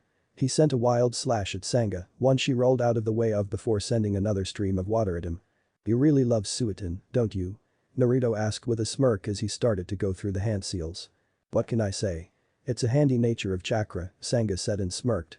And is an excellent conduit for electricity. Naruto's eyes widened as he realized what she meant. He finished his jutsu. Futon Rinkuden. He spat out a dozen of balls of air that howled toward Sanga, easily tearing through some Suiton jutsu she tried to use. However, when they smashed into her, she became water. I'm here, Foxy, Sanga purred as she appeared behind him. A kunai in her hand and nearing his neck. Surrender or die. I don't think so, Naruto said and ducked under her arm, and then chains shot out of his hands. He looked at Sanga and the chakra chains wrapped around her. She didn't have a moment to run away. The restraints were too strong for her, and her struggles meant nothing for the chakra that didn't want to break or even bend. What the fuck are those? She yelled as she smashed her fist against them. Pongo Fusa, Naruto said with a smile as he walked towards her struggling form. A Kekkei Genkai of my clan. A very handy tool to catch shinobi I don't want to kill. Won't you agree? They're certainly strong, Sanga said as she gritted her teeth and smashed her fist against the links formed out of chakra. And don't break. Naruto smiled and gently pressed a kunai against her throat. Surrender. I give up, Sanga said and stopped struggling against the chains. Naruto smiled and summoned back the chains. Almost dropping to the ground as a massive wave of nausea and exhaustion hit him. It felt less horrible than before, but he also burned a lot of the chakras simply running here. A thing that could have put more strain on his body than he anticipated or was able to predict. Sasuke smashed the handle of his kunai against Genin's head, and when Boy's head slumped forward the last Uchiha looked at Yamato. What he told us is pretty useless, the Jonin commented. Most of it you or I could discover on our own. There needs to be something useful, Sasuke countered. There ought to be, Yamato corrected him. But unfortunately this Genin didn't tell us much useful. It can happen with some informants, and not many prisoners are that talkative as this one. Yamato at this smiled. He knows he is in deep troubles, and he hoped that by being talkative, he can buy himself a way to freedom and save his career. Can he? Not really, Yamato said and then spun around, grasped a second Genin that was about to drop onto him, and smashed his head against the concrete floor. But they think so. So they do it. And it has a chance of sparing them from death, not a small one, too. Sasuke nodded and scanned the space around them. Looking for any more hiding attackers, seeing none he looked at one that laid on the floor. He came from the above, the last Uchiha said, and looked at the walls. A hidden passage or he was there all that time. Not many Genin have the patience or chakra control to stick to a wall and don't get noticed by your Sharingan, Yamato commented. Yes, you can see chakra of a person, but there are ways to hide it and the ambient chakra can hide you. But no Genin knows that skill, and even not that many Chunin have it, as it is mostly a specialty of the Anbu and Jonin. So a secret passage that the plans lack and a maze below us. Sasuke scat in annoyance as he slid his Shakudo into its scabbard. We can split up or clear out the part above and then the maze below. Both of them are a good option, Yamato commented. But it is you who is in command. Not me. We will clean the corridors above us and then the underground part. Yamato nodded and Sasuke could feel some approval radiate off the Jonin, hopefully a sign that Sasuke just earned a couple of points and made Yamato less of a pain in the ass. Raijin caressed a cup of tea and sipped it slowly as he looked at the Hokage and two of his Jonin seated across the spacious tent. Even if the clan was forced to become nomadic when they lost the track of Hashirama-sama, it still had its dignity and power and some of its riches, which allowed a rather comfortable life. Hokage Dono, Raijin said, and looked at the two Jonin. The bearded one was somewhat related to the Hokage, and the silver-haired one had a Sharingan implanted in that eye under the hit I-8. Most curious, Raijin mused and allowed himself a smile. Your cub knows how to fight and has some potential. Indeed, he does, the Hokage said and smiled warmly. As does your. I'm impressed that she managed to stall Naruto-kun for so long. He is one of our most promising ninja of his generation. As is Sanga for us. Raijin smiled and sipped more of his tea before allowing himself a warmer smile. Hokage Dono, I'm willing to listen to what you have to offer, and you may attempt to convince me that I should join the village. For the next almost half an hour Raijin sipped his tea slowly as he heard the tale about Konoha, its importance, power, glory and the fact that he should join the village founded by his ancestors. It was a very interesting tale he was willing to listen to, yet he knew that he could get much more than the Hokage was suggesting in his pretty tale. Hokage Dono. The tale is most fascinating and it was a pleasure to listen to it. However, since I am a leader of a clan and it is my responsibility to guide it well. I won't fall for a trap of listening to honeyed words that can be full of lies and half-truths. We, shinobi, are proficient at both and perhaps for once we speak candidly. Raijin Dono, the Hokage said. Very well. The honesty of words and actions perhaps is the best way to convince you. The Senju are one of the founding clans of Konoha and they used to be the sentinels of peace and prosperity for the whole country the village swore to protect. It came with respect and prestige for both clan and the village and now your name is almost forgotten by the world, unheard of even. And you assume that our return would allow you to rebuild village's prestige and standing. In the long run, yes. But I also care about the well-being of every ninja under my command and those living in Hai no Kuni. I want the village and clans to flourish and develop. A thing that can happen only through cooperation and if we work with each other. Raijin arched an eyebrow at that last phrase. It sounded a lot like some of his clan teachings, a thing he didn't expect. So, if we return to the village, can we expect the same treatment as the Senju were given when they lived in the village? Once we are sure that we can trust you, then yes. Initially of course we will need to be careful and have a modicum of mistrust for you. You wouldn't trust the clan that founded the village. Considering that the second was staging a coup against me? The Hokage asked and shook his head. I'm a generous man and one that gives people trust, but I am not one to not expect the same thing in return. Allies, even the closest of my allies wanted to plot my demise on more than one occasion. With all due respect, Raijin Dono, I need some token of trust on your part to be more trusting. An honest and even blunt answer, Raijin said, and then paused for a few moments. What is a thing that you would expect as a token of trust? Perhaps 10 of your most experienced shinobi willing to train our upcoming generations of shinobi. We have a tradition that each of the Jonin takes on a team of 3 genin and tutors them, and later becomes a captain of the team.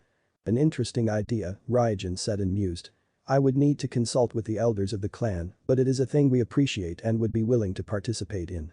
That's excellent, the Hokage said, and then shifted.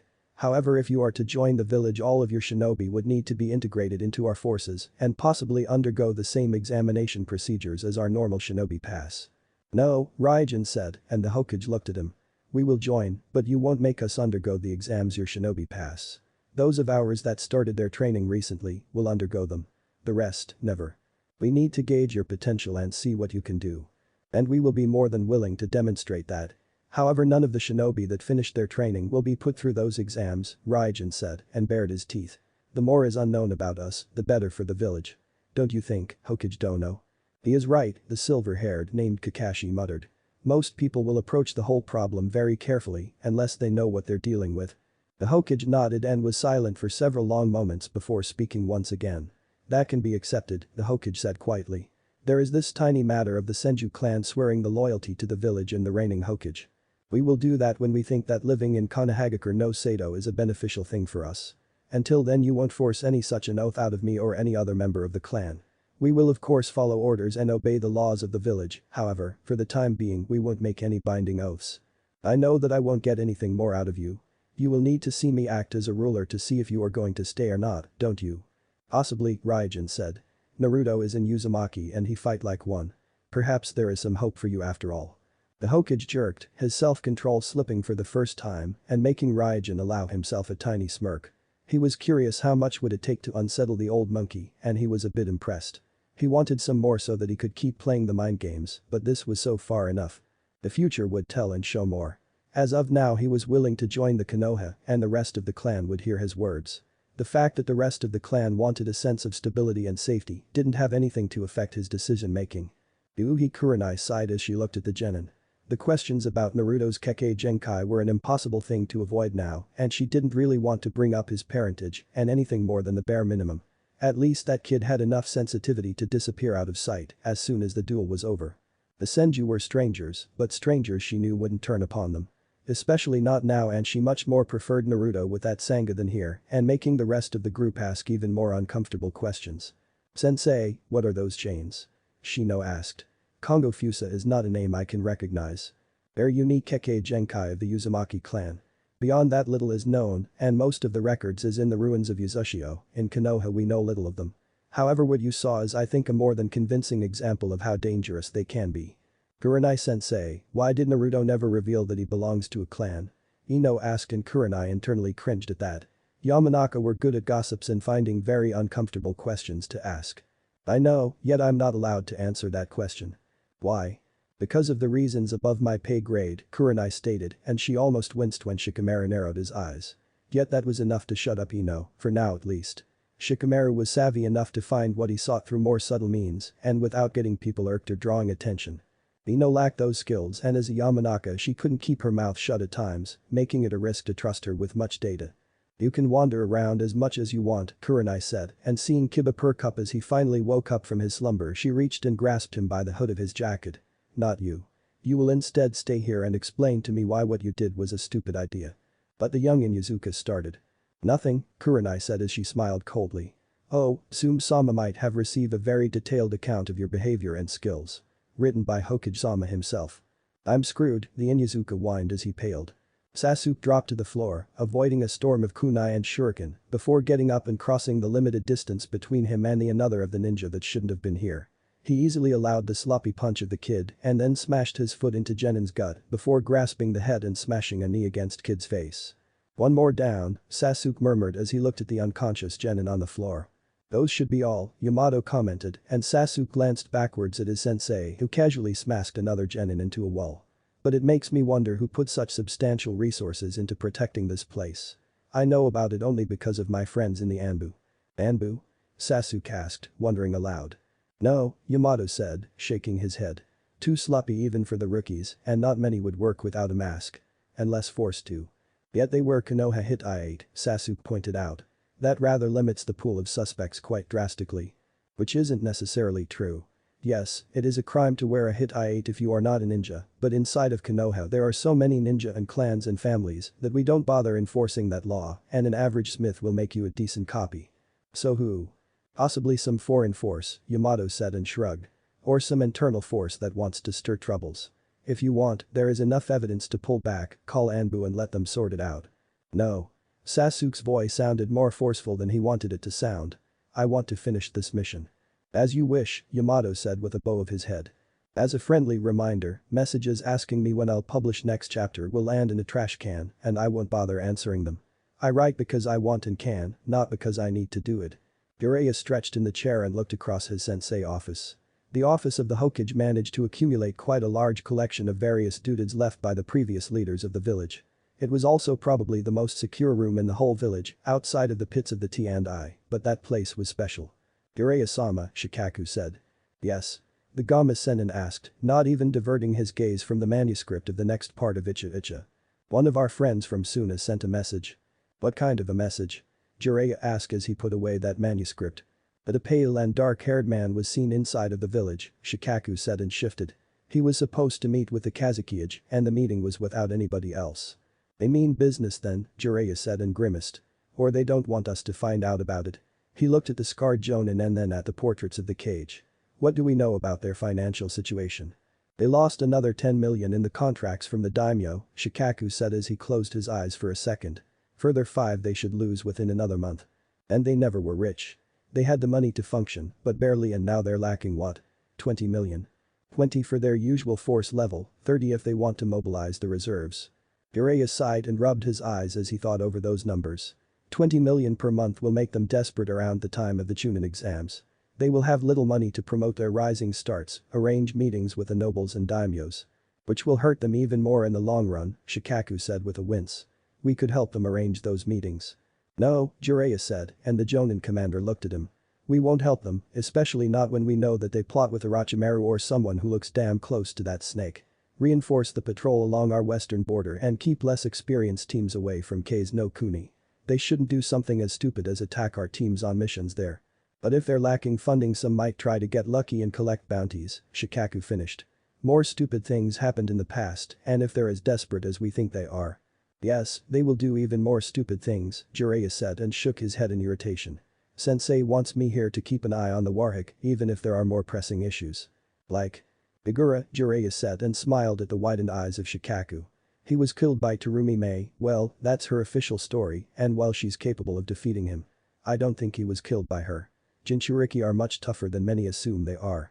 Take for example Naruto or Kushina, they have more chakra than the ruling Hokage and are nigh on impossible to kill. I don't think that much outside of the beheading or severe damage to the brain is able of killing them. Bidjuu don't want to spend ages recreating their bodies, Shikaku said with a frown. If Yugura was close to defeat his Bidjuu would give him all the power he could need just to survive and not be scattered. Bingo. Shikaku got up from his place and walked to the window. There is nothing in our bingo book suggesting that the Godin Mizukage has the necessary knowledge of sealing to keep Bidjuu out of the fight, nor she knows how to fight one. The seal that makes Bijuu's chakra unable to be accessed is relatively simple and anybody can learn it. The biggest issue is finding where is the actual seal holding the Bidjuu and laying it on top of that seal, Jiraiya said and looked at Shikaku.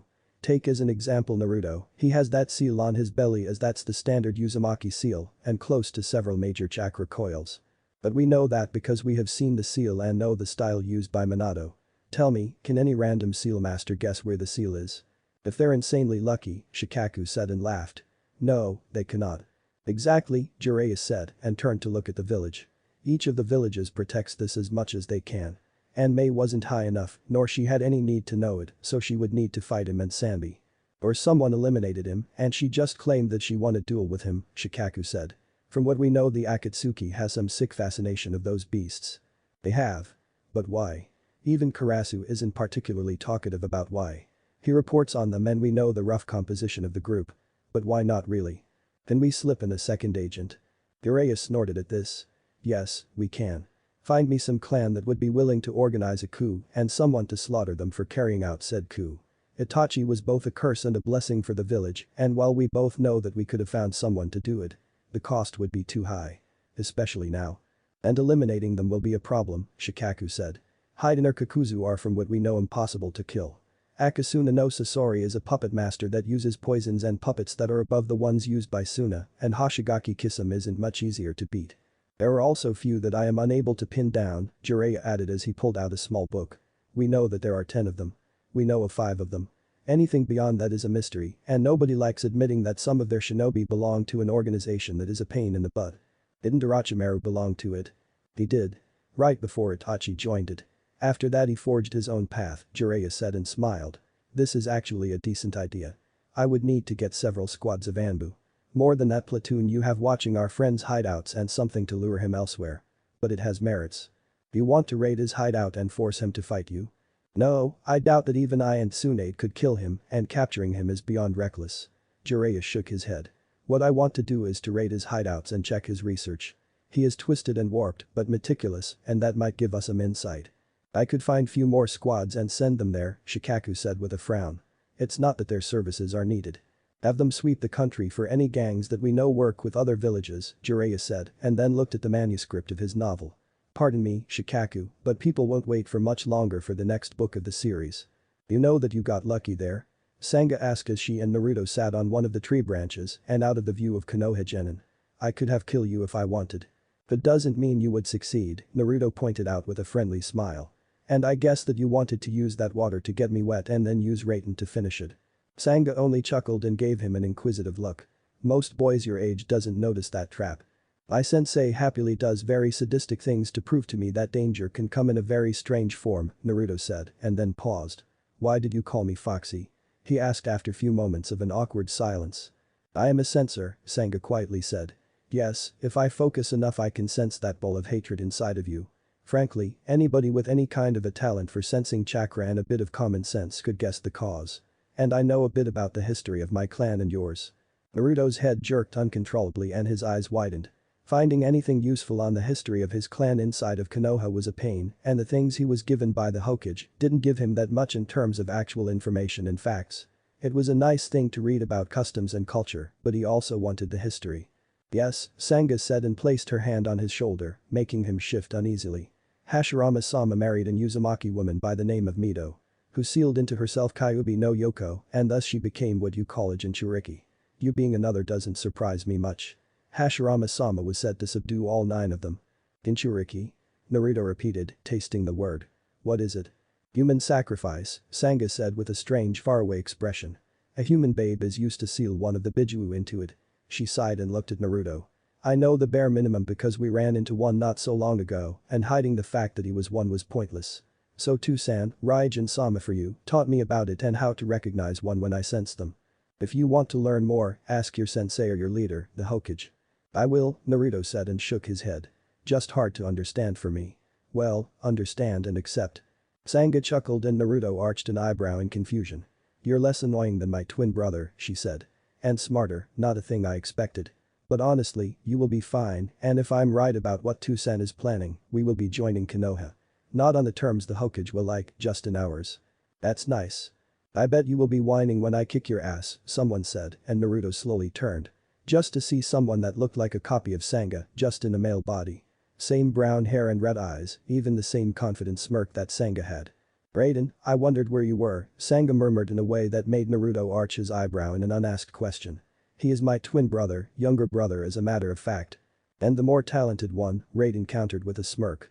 Admit it, sis, I can kick your ass. Only when I let you, Sangha said, a bright smile on her face. But now, be a nicer guy than this. Or what? Toussaint might be unhappy, Sangha said with a smirk as Raiden's expression quickly changed. I thought that you recognized Naruto as the one I fought during that challenge. Raiden paled and sat down on the branch. None of his confidence and happiness on his face. I didn't watch the challenge, he said with an embarrassed smile. I was too busy with more pleasant things. Is he always like that? Naruto asked. Showing off, immature, irritating and annoying. Sangha asked and Naruto only nodded. Yep, he's my brother and seems he inherited the worst part of the genes. I don't understand how we are related to each other. Sometimes I wish he was not a brother of mine. He's a lot like a friend of mine, Naruto said and frowned. He's just more brooding and sulking, not immature. Are there any normal and not irritating ninja out there? Sangha asked with a groan. We're all a strange bunch of people and I can't find anybody that's normal. Neither can I, Naruto said and groaned. Do you have anything more comfortable than this branch? Raiden, show him, Sangha said and disappeared in a shunshin. Show what? Hot springs where you can laze around and tell me how did you beat my sister, Raiden said. Sasuke parried a kunai coming towards his face and then let Yamato pass him. The Jonin moving forward and easily catching another ninja off guard. Making the Uchiha only smirk at another corpse on the ground. This one with a kunai thrust between their ribs and towards their heart. That's more resistance than I expected, Yamato commented and Sasuke only nodded. Too numb from everything he saw and did to talk. The underground maze was a dark and gloomy place, filled with things that made his stomach turn, wondering how sick someone who owned this place was. Do you have an idea who owns this place, sensei? Sasuke asked as he summoned a small ball of flames and kept above his palm to illuminate the corridor ahead of them. It's either Shimura Danzo or Orochimaru, Yamato said. I wouldn't tell you normally, but considering what we saw. It doesn't matter now. Whether you know it or not is the least of your worries. Sasuke grunted, his shakudo flashing and slicing in half through a weak Futon jutsu. He then stepped forward and thrust. The blade sunk into the darkness ahead and dug into the body of the attacker. He pulled it upwards and then with a twist pulled out, body falling in its wake. Another kid, their face covered by a featureless mask that didn't reveal anything. He stepped over it and stopped attack of the another fake Anbu, right as Yamato moved forward and killed them. A flash of chakra flew through the ceiling, lighting up dozens of kanji, and then Sasuke's eyes widened as he recognized a familiar pattern. The pattern used when making explosives using chakra, this one was just on a much bigger scale and much stronger. It's a trap. He yelled, turning around and running towards the entrance into the maze. Banko smiled widely as she entered a building that on the outside looked as if it was about to collapse and was a ruin. Yet in Konoha many buildings looked as such, mainly to keep curious eyes away and allow the occupants of them some kind of peace and secrecy. "Why are we here, sensei?" Sakura asked as she looked around with widened eyes. "Because some things the ninja use are hidden from the eyes of the normal people," Anko said with a shrug and shoved open door ahead of her. "And because sometimes we want to have the peace and calm while we discuss our plans. In this case the latter." Sakura dumbly nodded and followed Anko into dimly lit room clouded in the tobacco smoke. As she passed through the door an invisible force almost threw her out of the room. The stench of the tobacco was so strong. The pink-haired Kunoichi said. "It stinks. And keeps curious people out," Anko said as she walked to one of the empty tables in the far corner of the room. "Sit down, Pinky." Sakura obeyed and Anko smiled, placing 2 scrolls on the table between them. "Those 2 contain information about missions for you. A friend of mine wants those 2 people gone. He doesn't inquire into how they're gone. They just need to be gone." "Sensei?" "Yes, Sakura." "What do you mean is gone?" "Dead," Anko said bluntly. "Ideally in a way that looks like an accident or something that can't be traced back to you. Or at least can make you look as if you acted in self-defense." "Why?" Sakura asked. "Why can't I simply poison them and be done with it?" "Because they are also ninja of Konohagakure no Sado and killing them so openly would be a murder," Anko said and sighed. "If you murdered a civilian we would have the investigation end with no conclusion or toss someone else in your place. But ninja, that won't fly because too many people that have power will demand answers and even if Anbu who are the ones that carry out such investigations don't like being forced. They still need to obey those commands from higher ups. Politics in our village are a mess and a chance that someone will want answers is too high to risk. Can I pull you out of a mess if you screw up?" "Yes, but the cost will be high and if I can I want to avoid it." "Anbu carries out investigations related to shinobi?" Sakura asked with a frown on her face. "We were taught it was military police." "All of which lies in its graves," Anko said with a roll of her eyes. "Since the Uchiha clan was killed it is a duty of Anbu to carry out all of such investigations. We are working on starting new police force, but for now it is Anbu that does it. Anyways, what do you remember from what I taught you about espionage, assassination and illusions?" "But the best way for me would be to use genjutsu and make them want to drag me somewhere secluded," Sakura said and swallowed. "Me say smothering them with a pillow or something in an attempt to defend myself will look clean and nice for the higher ups." "Indeed," Anko said and smiled. "There are some fast-acting and very useful poisons I will give you. But the approach with self-defense is the safest one for me and I will be watching you so I can step in when things get out of hand and kill them." "I understand," Sakura said and swallowed. "When I was enrolled I never expected that I would need to do so much killing, stealing and murdering people when they don't have any warning." "Well, then you clearly aren't an Anbu candidate," Anko said and reached for sake that appeared within her reach. "We do everything the cage isn't proud of, murder traders, trigger wars and so on." Seeing Sakura's expression of shock and confusion, Anko only laughed. "Yes, we do things you never find mentioned in the books. The reports that are for the Jonin to see are often censored to hide what we did before they could be allowed to act. Aren't we supposed to do what the nobles don't want to admit doing?" Sakura asked, her face almost ashen. "Yes and no," Anko said and took a small sip of the alcohol. Enjoying its burning taste. "You see, there are things that need to be done. But at the same time nobody can know and how did they happen.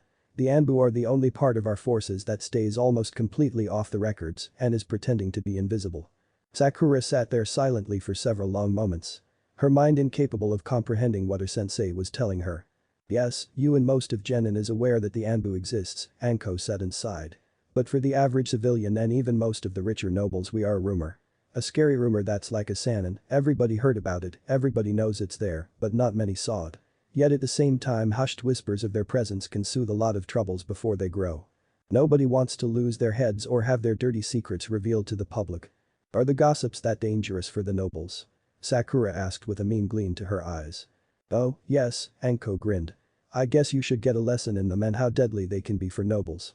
Ibiki climbed to the top of the wall surrounding Konoha and looked off into the distance. A pillar of smoke was rising from one of the less expensive districts, not a thing that was uncommon, but usually he knew ahead of time of any fires there. "Do we know what exactly happened there?" "Uchiha Sasuke went there with his sensei," one of the Anbu said, and Ibiki's eyes narrowed into a pair of slits. "No, it wasn't Kakashi senpai, but Yamato. Which isn't that much better." A grunt left Ibiki's mouth as he tried to remember who exactly had their foxhole there. "Have a squad investigate, dig out any survivors, terminate hostile ones and get Sasuke and Yamato to the hospital." The Anbu nodded and disappeared, leaving Ibiki with a growing headache of explaining this thing to Shikaku and Jiraiya-sama. Especially Jiraiya-sama. Gama-Senin was not a person that would buy lies and probably would be unhappy that something like this wasn't found and disarmed. The thing Ibiki wasn't too pleased about either, and he felt like he needed to have a talk with the people that should have found this thing long ago. There were three possible reasons why this slipped his attention, and none of the reports about it ever reached him or was even made. 1. It was deemed abandoned and slated for disarming the traps and securing the evidence when one of the teams was free. 2. It was undetected, which meant someone would now pay with their head. 3. It was supposedly one of the Anbu bases he didn't know about and someone appropriated it for their use. Last one was the least probable, but in the Byzantine and dark world of the ninja stranger things happened. Him not being able to know that there was this base, well, now formed base. Wouldn't be the strangest of things that ever happened. It being undetected was a worrying thing that meant that someone, somewhere screwed up or intentionally made it undetected. First was bad, but a thing that happened and would continue to happen. For all their training, the Anbu were humans and did mistakes. He could understand that and tolerate as they would learn from his ire and that of those higher in the food chain of how much did they screw up. If it was the second option, he didn't want to be that poor soul once he could get his hands on whoever it was and make them confess who bribed them to do it. Now let's hope that Jiraiya-sama is in the listening mood, Ibiki said and leaped off the wall and down towards the roofs of the village. Naruto is a Jinchuriki of Kyuubi no Yoko, Raijin said and the Hokage jerked nervously. You pretend that he isn't and you are very good at your game, but any old veteran can tell that some kid is a Jinchuriki when they see one. Which makes me wonder, what made you come with a weapon of mass destruction when you came in peace? The Hokage allowed himself a smile and sipped his tea. Politics engaging his skills, you can tell that he is most skilled and I knew that you would want to watch a fight with one of the younger generation of our shinobi. He is most skilled, indeed, he is. He might surpass his teachers in a couple of years. Or maybe sooner, especially since he has the potential of Kyuubi locked inside of him. Raijin then suddenly paused and looked at the Hokage. He doesn't know what that beast of chakra is, does he? I cannot share that knowledge with you, not yet anyways. Raijin nodded and let his gaze drift across the Konoha shinobi that tried their best to mingle with his clansmen and mostly succeeded. I'm curious how well our people will work with each other inside of the village, most of them got used to being forced to rely on just themselves, not on something else. It will be tough, the Hokage said and winced. We haven't dealt with a new clan for over 40 years. And now we have you coming, a thing that will make a lot of people feel as if myths started to walk the earth. That's always interesting, Raijin said with a chuckle. If we keep a strong hand on our people it should be manageable and hopefully they won't kill each other. What did happen? That question was one Ibiki expected yet didn't know how to answer. He was the one that ran counter-espionage and espionage operations and usually knew what was happening in the village. Yet now he was lacking any convincing answer for the man that was one of the most dangerous ninja ever born in Konoha. Ibiki, I'm patient, Jiraiya said and sighed. Yet even I don't like no answer. Frankly, we don't know what happened. Ibiki saw the expression of Jiraiya harden and he internally flinched. That was no good for him. I have theories, but none of them has any evidence to back it up. Speak. 1. One of our abandoned facilities. Someone tripped one of traps and it blew up. 2. Someone hid it from us and bribed one of Anbu not to mention it. 3. One of our Anbu bases that I didn't know about. Jiraiya nodded and turned to look out of the window. The pillar of smoke and dust still rising into the sky. A single trap wouldn't do it, he said slowly. The amount of chakra that was used suggests more like a massive bomb mixed with incendiary charges. We don't plant such bombs in our facilities inside of the village. We long ago used to, Jiraiya said and looked at Ibiki. Or at least Danzo did it. Orochimaru I think does it now. Jiraiya-sama, are you sure it is one of them? No, I'm not and won't be until any of my contacts can confirm that Orochimaru has any bases here. Or had. Ibiki flinched at this, but Jiraiya either didn't see it or didn't acknowledge it. The first one is more probable, Danzo is a snake and a slimy snake at that. Orochimaru for all his cunning and guile isn't insane and is more careful. Should I do anything about any of them? Ibiki asked as he grimly smiled. I can have my Anbu drag out Danzo supporters and arrest them in the next 2 hours. No, let them live. Danzo will make his moves on his own. We just need to wait. As for Orochimaru, he is planning for the exams to make his big move. No need to make him get rash. Him attacking when we know he attacks is much better than when we don't know. Watch them, record their moves and adjust our plans. Understood, Ibiki said with a slight nod. What about the ninja caught in the explosion? I'll talk with them. If anybody is to give me any answers, it is them.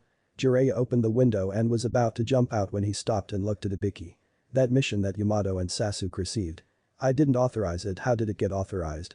Yamato came asking for a simple C-rank mission for his student. The intelligence I had suggested that it would be it. Quick and easy mission against gangs.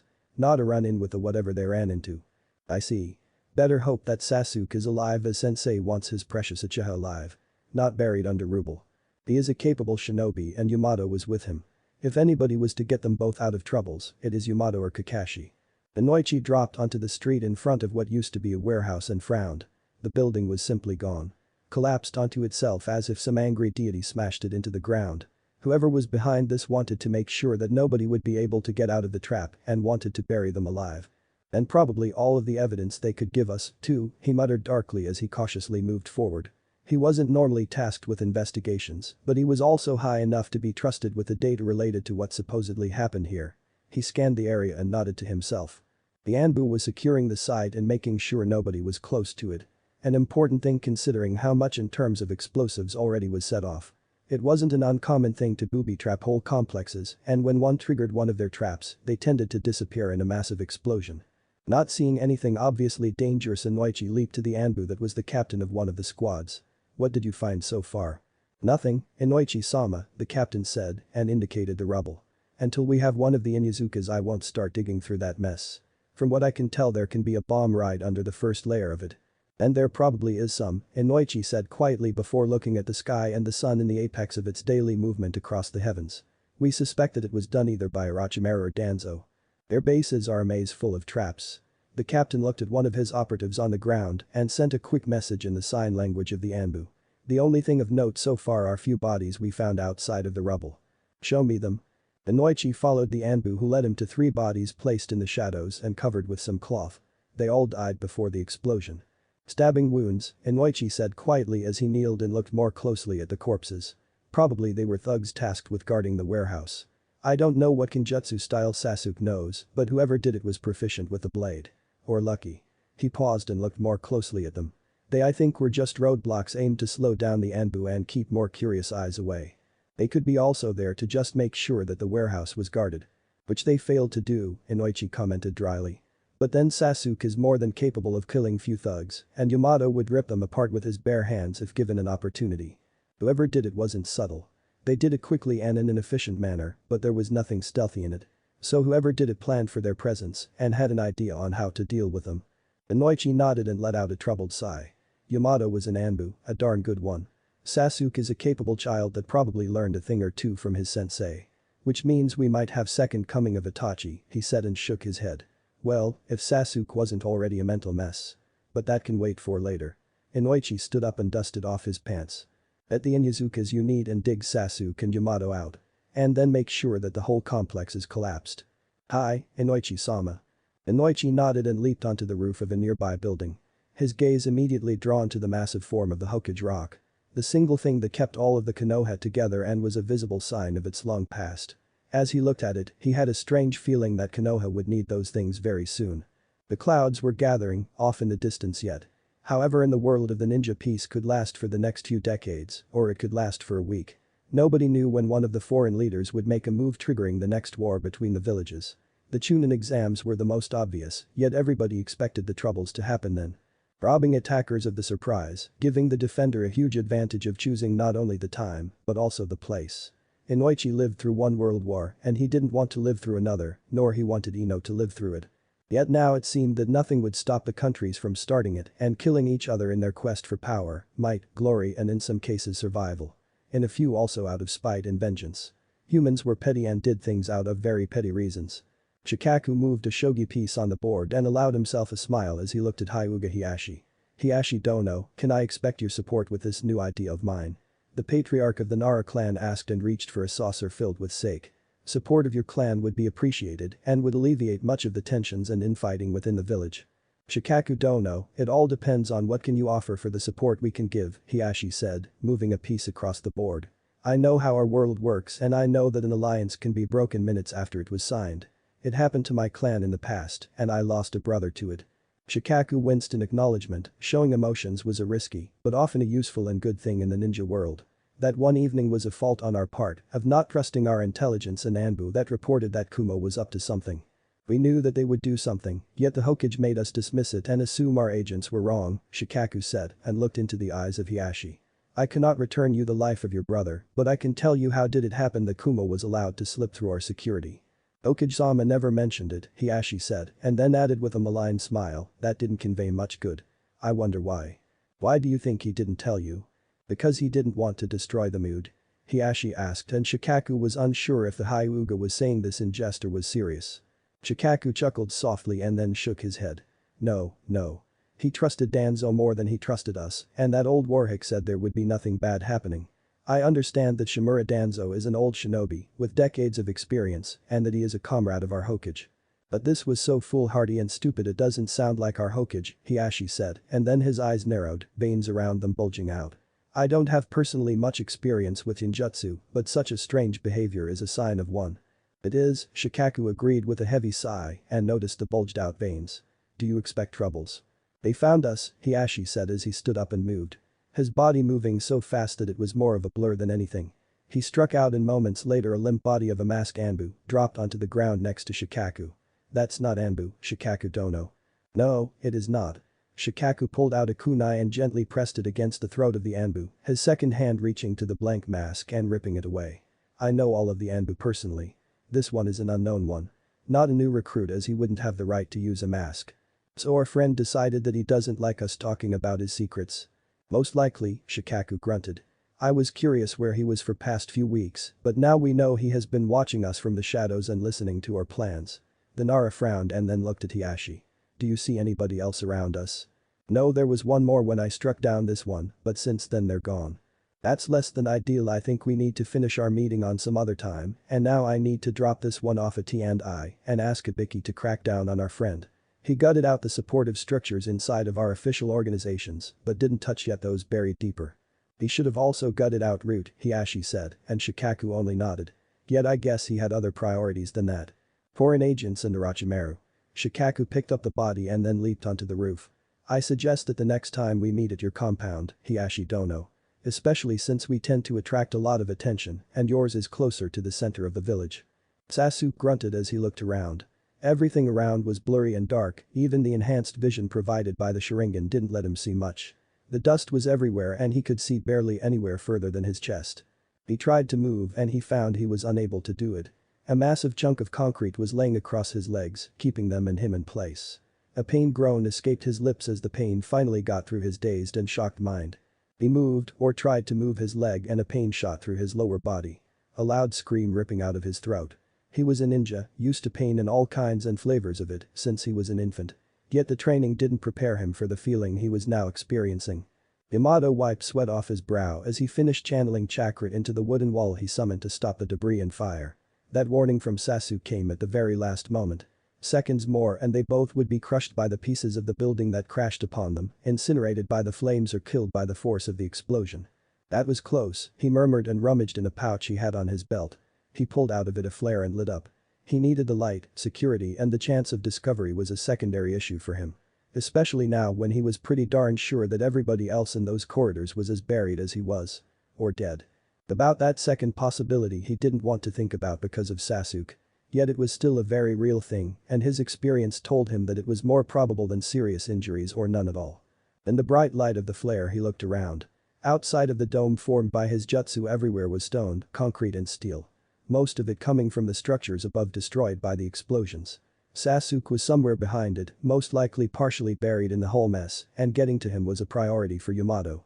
Considering his options for few seconds Yamato placed his hand on his wooden wall and channeled more chakra into it. Extending it towards the direction when Sasuke roughly was. Then he made a couple of hand seals and as his fist was covered in rocks, he smiled before punching concrete in front of him. The block shattered into dust, those above kept by the wood that prevented them from falling. Let's hope it holds, an Anbu turned Jonin-sensei murmured as he looked at the wood. Seeing no bends, cracks or fissures he moved forward and started to move aside and destroy further pieces of debris on his path. Slowly clearing out more and more space that gave him more breathing room and opened him further possibilities. Urea leaked from roof to roof. 4 Anbu around him in a protective detail. Then a hail of kunai came out of nowhere and forced the whole group to scatter. The deadly, howling projectiles making sure they were far apart from each other. Urea reached out to a nearby branch of an oak tree and grasped it before nimbly landing atop it. Kunai harmlessly flying below him. That was close, he murmured, his keen eyes scanning the cityscape around him. Trying to see the unseen assailant that dared to attack him. Dared to attack him in the middle of Konoha. The village that was his home and the place he swore to defend as a shinobi and did for more than 40 years. The one that attacked him here of all places was either extremely brave or stupid. Or a combination of both. Any of the Sannin was a monster of a ninja, and killing one required a great amount of resources. An amount so great that most villages had a flee on side order for all, but their most experienced ninja when coming across him or one of his former teammates. Even Tsunade, who was more of a medic and potion maker, was a formidable fighter that could kill Jonin, as if they were civilian thugs. Which said a lot about ones attacking him. Jiraiya's eyes narrowed when an Anbu with a blank mask and a Tanto with a chipped-off tip dropped in front of him. Danzo's lackeys, he commented before striking out with an open hand and smashing the chest of the Rude in front of him. "Where are you, Warhawk?" Jiraiya asked as he looked at the corpse with most of its chest gone or pulverized. "I want to have words with you." "I think that the time of Hiruzen is over," Danzo said, stepping out of the shadow of the leaves. "And for the village to reach greatness you also need to be gone." Killing me isn't easy," Jiraiya said calmly as he prepared for fight. "There's a reason why Danzo gave us the title of Sannin. And since then I only grew in power and knowledge. And I had been trained by the Nidaime Hokage himself," Danzo said before tossing kunais at Jiraiya. Jiraiya leaped out of the path of the incoming projectiles and landed on the roof of a house below. With danger avoided he considered his options for a fraction of a second before smiling and flashing through a chain of seals. The ball of flames exploded from his mouth and roared forth towards Danzo. It exploded and enveloped the old Warhawk and much of the tree in a fiery embrace. Setting it ablaze and consuming rapidly. "He trained you well," Danzo said as he appeared above Jiraiya, sword held in his outstretched hands. The blade of the katana sliced through Jiraiya's head and chest, right as he turned into a pile of mud. "He's not toying around," Jiraiya thought as he watched Danzo from a distance away. "I can beat him. But Kami only knows what Orochimaru did to him and what he has hidden under those bandages. He certainly isn't the old, infirm elder he poses to be." Jiraiya stepped into the open. His hands already moving and sending a wave of shuriken and kunai towards his opponent. Kaiten Ryuken no Jutsu. Jiraiya roared and a dragon-shaped ball of flames hurled itself towards Danzo. Such a Kaiten attack was not a jutsu any ninja, even a jonin could toss around like it was nothing. Yet Jiraiya was a Sannin, a ninja that was a level or two above the average elite of the world. However, the same was true for Danzo, a ninja born in the times when clans engaged in an eternal war and ninja grew up quickly. "Otendoryu Heki." Danzo said and a barrier of mud appeared in front of him. The fire washing over it harmlessly. Only managing to scorch the outside surface and not doing any damage to the person behind it. "Dotendoryuden." Jiraiya's eyes widened as his sensei's trademark jutsu was used against him and in a shunshin he was gone out of its path. Seconds later appearing above Danzo, right leg extended and on the collision course with the head of the Warhawk. "You can't beat me," Danzo said, effortlessly moving out of the way of the kick and responding with his own. One that caught Jiraiya completely by surprise and hurled him flying into a nearby house. Jiraiya smashed into a wall with the force of a wrecking ball and punched through the wall as if it wasn't there before stopping inside of a room. Pieces of debris scattered around him as he got up and considered his options. "Time to pull all stops and summon them," he said grimly and bit on his thumb, drawing some blood. Naruto let out a happy sigh as he lowered himself into a water that was just the right temperature. Not too hot and not too cold. Perfect for helping him relax his sore and abused muscles after the insane fight with Sanga. "You realize that my sister has hots for you?" Raiden asked with a bit of a chuckle. Naruto tensed and looked at the boy with a bit of surprise. "It's pretty obvious once you know her," Raiden continued, ignoring the startled expression. "Also, you are a pretty decent fighter, so that makes us respect you a bit more. I mean, you managed to defeat my sister who's pretty strong." "I didn't even try that much," Naruto said and paused, looking for words. "Just until recently I was a dead last of my class at the Ninja Academy and on my team. Until my current sensei started to train me individually. So now I want to show him and our leader, the Hokage, that I'm not a dead last and that I am a strong ninja." Raiden chuckled at this and Naruto looked at him in some confusion. "You are a strong ninja," he said and then let out a content relaxed sigh. Submerging himself deeper in the water. "For once, relax and forget about the world. This place is as safe as it can be.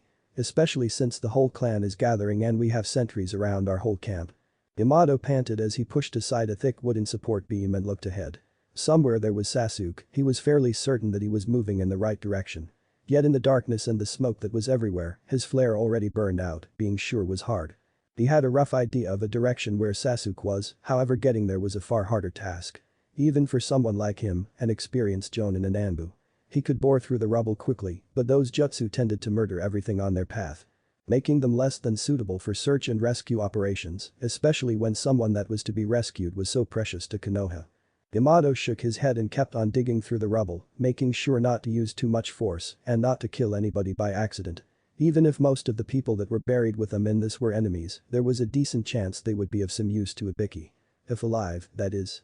Shikaku threw the body of the root agent onto the floor of Ibiki's office and looked at his friend.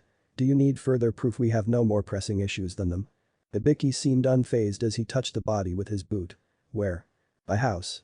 I had a meeting with Hiashi about things that should stay away from Danzo or other factions wanting to stir troubles. Shikaku kneeled and looked at the man, well a boy, if he was honest.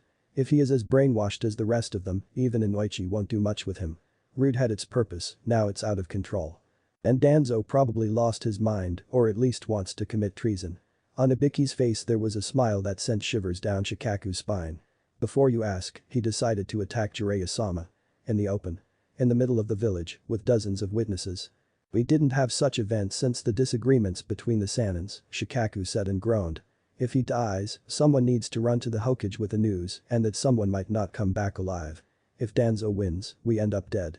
I wouldn't be so sure, you see, I had feelings this Warhawk would do something foolish, so for past few weeks I've been slipping various poisons into his foods and drinks. Ibiki shrugged. Doses so small he couldn't detect and harmless, but given time and build up. He will die or at least get so weak anybody can murder him. I would prefer, dispose of. But yes, he will die and I think Jiraiya-sama should do it. Ibiki looked silently at the corpse and then grunted. The problem is, if he dies, he leaves as orphans his whole network of spies and assassins. They're everywhere. Shikaku looked up, only for Ibiki to shrug. Most is useless, especially on their own. But some gems are dangerous, and there are probably some protocols in place if they don't get a message in say a week or two. All of which are known to Danzo, Shikaku finished, paling rapidly. And only Danzo. Quite. Jiraiya-sama is a spy master that has his contacts everywhere, but even he will lack the means to remove such a thing without showing our friends what we're up to. Ibiki paused and looked at the ceiling. As much as I would prefer to wait out the fight and arrive fashionably late. Shikaku nodded and the two of them were gone, running out of the office and the complex where T&I existed into Konoha. Anko stood motionlessly on the roof and watched as her apprentice walked after her target. Even if Sakura wasn't particularly sure of herself, this particularly genin was an idiot that could probably be murdered by an academy student. However, the trick was to make it look innocent enough so that the Anbu would be able to tidy it up. A messy murder in the bright day of the day was an option, but a bad one when removing a spy. Well, Anko corrected herself, it wasn't necessarily a bad one. Just it had its time and place, none of which was right now. With Hokage out of the village and recent purges of spies and other troublemakers, nobody needed to be even more scared. Well, let's see how well you will do it, Anko muttered as she jumped onto the next roof. I don't care if you die, but it would get messy, so don't screw this up kiddo. Much to Anko's surprise Sakura did what she was supposed to do. Her target was as dumb and predictable as Anko thought, and the moment he saw Sakura appear in front of him with a bouquet of flowers he lost his focus. Wholly focused on the flowers, not noticing they were one of the more poisonous ones. One sniff of them and he was already grasping his neck, unable to breathe. Well, everybody in Anbu will be puzzled by who did this, Anko chuckled as Sakura appeared next to her. Jealous lovers and such are a thing we don't usually consider seriously. Anko shrugged. Sure, some ninja murder lovers of their crush, but it's rare and far between. And usually Anbu stops their investigation on the jealous lover. You use that genjutsu and the flovers are impossible to trace. Perfect murder. Anko grinned and patted Sakura on her back. Just stay out of sight for few hours or days and try not to get seen close to any area where there is a lot of Anbu. I don't think they will be paying much attention to this, but some might. Sakura was gone and Anko made a note to go and check on her in few moments. However, first she had other things to check, including making sure some savvy Anbu did the investigation. There was no reason to cause more troubles with it than necessary, and more experienced Anbu knew that when murdered was a spy, they needed to bend the truth. More naive ones tended to carry out an honest investigation, a very annoying thing for many people. Naruto let out a relaxed sigh as he laid in the water. His mind able to fully unwind and forget about the hardships of his life. The forests around the Senju camp having in themselves something that allowed him to relax. There was some strange energy that soothed his mind and pushed his worries aside. You feel that energy, don't you? Raiden asked and Naruto looked at him. Makes you feel peaceful, relaxed and all nice. Why yes, what is it? Natural energy, Raiden said and shrugged. Forests have it, every plant has it. Even every single animal has it. Normally it's impossible to detect and you need to know it's there to see it. Here. Those forests are old and full of chakra. Only someone completely blind to it can't feel it. Naruto nodded and closed his eyes, focusing on his surroundings. The noise of water, of the wind blowing by and so on, quickly pushed out of his mind as he slipped into a meditative state. He never did it before on his own, yet here something was pulling him into that state. Only for Raiden's hand to slap across his back. "No, Naruto," Raiden said, his red eyes looking into Naruto's blue ones with some worry. "You wanted to focus that chakra. It's an insanely risky process." "Why?" "Because you would turn into a stone sculpture at the end," Raiden said and paused for a second. "Well, you wouldn't if you knew how, but you don't know. So, yes, we would have one stone sculpture of Naruto and one overgrown kitsune running loose." Naruto chuckled at this joke, it wasn't a good one, but it let him relax a bit. "So, how is it that you know about it and I don't?" "Lack of education on your part." Raiden took a guess and ducked under Naruto's swing. "Or maybe I'm more intelligent and observant." "Boys will be boys," Sangha said with a sigh as she appeared between them and stopped them. "Stop fooling around and start behaving." Naruto paused, mid-swing and looked at her. "Your brother started it." "He sure did, yet it was you who got goaded into attacking him." Sangha smiled. "It seems you are having issues with your temper. So, now be a good being and apologize to my brother and stop be mean." Naruto bowed his head towards Raiden and nodded. "I'm sorry." "It's all fine," Raiden said, patting him on the shoulder. "I might have been a bit too harsh in my comments." Jiraiya sensed the movement long before Danzo was about to hit him and moved out of the way. As the warhawk hurled himself through the air, the toad sage prepared himself and then grasped the elderly man before tossing him against a nearby wall. "I expected more," Jiraiya commented with a frown. "He would have give you more," commented one of the toads sitting on Jiraiya's shoulders. "If you fought him a decade or two ago. Now he is an aged and ill shinobi that's more of a politician than a warrior." "I mean something else," Jiraiya said and paused, gathering his thoughts. "He isn't fighting at his best. Somehow, for some reason, he holds back. I was expecting him to be more aggressive, more determined. He could have been hoping to end you with a single strike and didn't come prepared for a prolonged duel." Jiraiya scoffed, but then paused. Perhaps there was something to those words, Danzo was known more for acting behind the scenes than for his battlefield prowess. It didn't mean that he was weak, far from it actually, it was that he was just less skilled in those arts than other shinobi of comparable power. As he mused on this topic, Danzo emerged from the rubble, bandages on his right arm torn and showing a skin of a completely different color than the rest of Danzo's body. Jiraiya hissed at this, handiwork of his former teammate, was clear to see and disgusting for him. Implanting an artificially grown arm in the place of a working limb was sickening. And it all was done just because it could connect one to the Shodaime Hokage and give the user some sliver of the power wielded by the long-gone Senju. "Beautiful, isn't it?" Danzo asked, carefully removing the rest of the bandages. Revealing even more disgusting and sick effects of Orochimaru's experiments. "Sharingan," Jiraiya whispered. "But how?" "You all were fools that didn't see the potential of those eyes," Danzo said as he leaped at Jiraiya. "All you saw was the threat that the Uchiha presented. I just used the gifts of both of those bloodlines." Jiraiya hissed as he parried a kick, he didn't expect a Sharingan to be in Danzo's arsenal, which made this whole thing much more troublesome and annoying. It didn't make it an impossible one, just a hard and annoying one. "So that's why we sense natural energy," the toads croaked and Jiraiya glanced at them. "His arm. It gathers the natural energy just by existing. It won't turn him into a sculpture, nor will it give him the true power of a Sennin, but it will make him harder to defeat. And he has the Sharingan. Most jutsu and physical attacks will be blocked by him." Jiraiya moved out of the way of a punch that could very easily break his arm and disappeared in a shunshin. He reappeared hidden in bushes several dozen meters away from Danzo and rummaged through his pouch with the gear. "He is older than I am and has less chakra, even with what Orochimaru did to him. Those Sharingans aren't like the true Sharingan, they are there for a forgotten jutsu of the Uchiha clan." "What do you mean, Fugaku-sama?" Jiraiya asked, addressing the male toad. "Why one would need so many eyes for it? One eye, one life. You get killed, but you can exchange the eye for a chance to cheat the death. The moment you use it, you lose the eye," Fugasaku-sama said. "In the past it was rarely used because nobody wanted to sacrifice their eyes, but here, he was 10 eyes. So he has 11 lives, so to say," Jiraiya said with a grimace. "An annoying thing, but I think I know how to deal with this bastard. Unless, he has me in some jinjutsu that I didn't detect yet." "We would have sensed it," Fugaku said, and Jiraiya looked at the aged toad. "Did you forget all of your lessons, Jiraiya-chan? Sharingan is based on eye contact, and we, the Sannin, can easily dispel any jinjutsu it throws at us. If he was an Uchiha, I would be concerned by what he can. He isn't, he doesn't have much prowess with those eyes of his and lacks their understanding of them." Jiraiya nodded and pulling out a modified explosive note he got up. Time to skin the snake and make sure it doesn't slither away, he said grimly, in his second-hand kunai. Naruto, he has changed, someone said, and Kakashi almost jumped up in surprise. People walking on him were rare. He slowly turned around and I smiled at Asuma. Sure, did.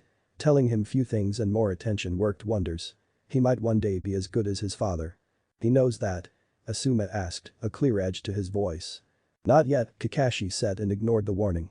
Yes, I don't bloody care if he tells anybody whom is his father. Unless most assassins and ninja lost their common sense, they won't touch him if I'm nearby, and I won't be the only dangerous enemy nearby. Asuma looked at him, and Kakashi could tell that the laid-back shinobi was not pleased what he heard. The Hokage. Did what was maybe a necessity when we were recovering from the mess caused by Kyuubi, Kakashi snapped. Now? I don't bloody think it matters, and I would want to see the Hokage try to stop me. He can tell you to stop it or he brands you a Nukenin, Asuma quietly said, and Kakashi glared at his friend. I don't think he will do it, but he has every right to do it. After all, you willfully ignore his commands and endanger the village and shinobi under your command. I did not, Kakashi said as he got up. Not now, especially not now. Most of our rivals are focused on salvaging their spy networks and are too busy figuring out what exactly pushed us to kill almost all of their spies with no prior warning. Nobody before did it at such a scale. I think they fear us and fear what we can possibly do. Perhaps you are right, Asuma conceded. But perhaps you are wrong and they will leap to our throat the moment they learn about his parentage. Kakashi didn't comment on it and instead moved past Asuma. I suggest you train your genin harder, Asuma, or my team will kick their asses in the upcoming exams. They're better than you give them credit for, Kakashi. I give credit when credit is due. With those words Kakashi was gone, not even an afterimage left in his wake. Just one moment he was there. Another, there was a patch of ruffled grass. Its blade slightly bent from the weight of a human standing on them. Sarutobi Hiruzen was a man that saw several generations pass by, most of them pulled into the uncaring, brutal and cruel machine of warfare that seemed to dominate the politics of the past 50 years. The ninja villages tried to establish their spheres of influence, while their host countries tried to carve out their own borders. He grimaced at those thoughts. When the word and paper on which treaties were written was not enough, many resorted to violence and subterfuge. Forcing the rest to follow them or become the prey of those that were less scrupulous and cared only about their organization or state, becoming the most powerful and putting the rest in its shade. Thinking that another period of unrest and chaos comes? Raijin asked and Hiruzen looked at him. According to what you mentioned, there were over 20 years from the last war and new rulers tend to forget the cost of wars fought by their parents and grandparents. Not many rules for more than a decade, you or I, are an exception. We live on against all odds and enemies. Not that we become much wiser, Hiruzen muttered quietly and winced. Well, perhaps we become a tiny bit less hot-blooded and rash. Actually able to think first, then commit to acting based on what we think is right or wrong. Which, while not much, it's more than enough to prevent senseless bloodshed of wars. We know how to ease and divert the tensions that ravage those that trusted us to lead them. Or at least we pretend to know it, Hiruzen said with a snort, his gaze drawn to Sanga, Naruto and Raiden. Children, so innocent and so idealistic. They don't know how awfully cruel and cynical is the world they live in. It's better than it was during the clan era, but they die on battlefields because some bloodthirsty ruler decided that he wants to be known in the history as the one that brought his village or clan to greatness. Now there seems to be some sense of calmness and serenity, as if a storm was coming, Hiruzen said, one of his aged eyes casting a look at the sky. There are few months away from it, maybe more. But that it will hit is more than certain. I would ask how strongly, but I don't want to tempt the fate. It tends to be very cruel for those that try this feat. Raijin chuckled, his voice dry and mirthless. Yet there was something in it that made Hiruzen smile. See, when you know that tempting the fate is bad. Many less careful people do it and let Kami decide whether they should live or die. And then they die or get maimed by the fate, the Hokage said and exhaled slowly. Can your people get back to the camp by tomorrow evening? Several moments of silence passed with Raijin standing motionless, with only his mind working. I think yes, he finally said. If we decide to move out by the dawn, they all should be here. Traveling during the day will be safer and less dangerous. But then, I'm in a bit of a haste as several mice want to test what can happen to them when the cat is elsewhere. Raijin laughed, this time more warmly, and the Hokage looked at him. The problem of every ruler. How to keep your people in line and not plotting your demise. Jiraiya leaped out of his cover. His long mane of white hair flying behind him as he moved through the air. The gaze of his eyes focused on the rough direction of Danzo. He wouldn't let that being get away alive this time and would make damn sure to murder him. He is above you, Fukasaku croaked. The second Jiraiya heard it, he moved out of the way. His hand reaching out, almost on its own and grabbing Danzo out of the air. Using his own momentum and that of Danzo, he twisted himself in the air and managed to land a kick on Danzo's back before the older shinobi got a chance to position himself properly. "You're good," Danzo said quietly, a Chikuto appearing in his hand. "But not good enough to stop me and ruin Konoha's future. Your vision of Konoha's future is not the one shared by the Shadame and Nidame." Jiraiya parried a strike coming towards his face and at the same time pulled out a second kunai. Slipping it past Danzo's defense, he drove it into Danzo's eye before kicking away the corpse. Only for it to disappear, as if it was an illusion. One moment there was a dead Danzo hurling through the air. The next, there was nothing, just few trails of smoke. "He did it," Shima said with a hiss. "The jutsu we warned you about." Jiraiya muttered fully under his breath as he looked around, searching for where Danzo hid. He really started to hate the old shinobi. Not only did he have a lot of skeletons that could fall out of his closet, but he also was a bastard to fight. If he was honest, he would have preferred dealing with Orochimaru, at least the snake was somewhat predictable, and he knew him. The gust of wind passed behind him, and Jiraiya disappeared in Shunshin. He didn't want to be caught by a Futon jutsu, especially when he could avoid it, and he knew that Danzo was mostly famous for his Futon prowess. "He is better than I expected him to be," Jiraiya said, landing on a roof of some house. "I might have underestimated him." "And you became rusted," Shima murmured quietly. "Focus, Jiraiya-chan, and win the duel with him. You can do it, you just need to focus on the task." Biting on his lip, Jiraiya nodded, the mane of white hair flowing behind him as he considered his chances. He could win the duel, he just needed to sever the damn arm before Danzo had another chance at using it to pull his ass out of the fire. Breathing deeply, Jiraiya reached into one of his pouches and pulled out a sealing tag. "Ma, ha," he said, breathing deeply and loudly exhaling the air. "One of you needs to attach the tag to him. If it's me, he'll notice it and prevent it, one of you has a chance of doing it." "I'll do it," Shima croaked and took the tag from him. "Once you're in melee with him. I'll have a second to slip behind him and touch him. He shouldn't notice." Jiraiya nodded. The gesture curt and simple. Then he leaped into the air, chakra channeled into the soles of his sandals, propelling him high into the air. Normally he wouldn't do it, alas, now he wanted to be seen by Danzo and attacked. He scanned the area, looking for even the slightest movement, the slightest twitch of a shadow. Anything that could reveal Danzo was now precious to him. The leaves of trees were ruffled and a blade shaped out of pure wind shot towards him. Jiraiya could feel the raw chakra in the blade and he just moved out of its way, dodging the deadly jutsu and letting it pass harmlessly. "Really?" He snorted as he threw himself towards the place where he expected Danzo to be. "That's a move that could surprise a Chunin. Not me."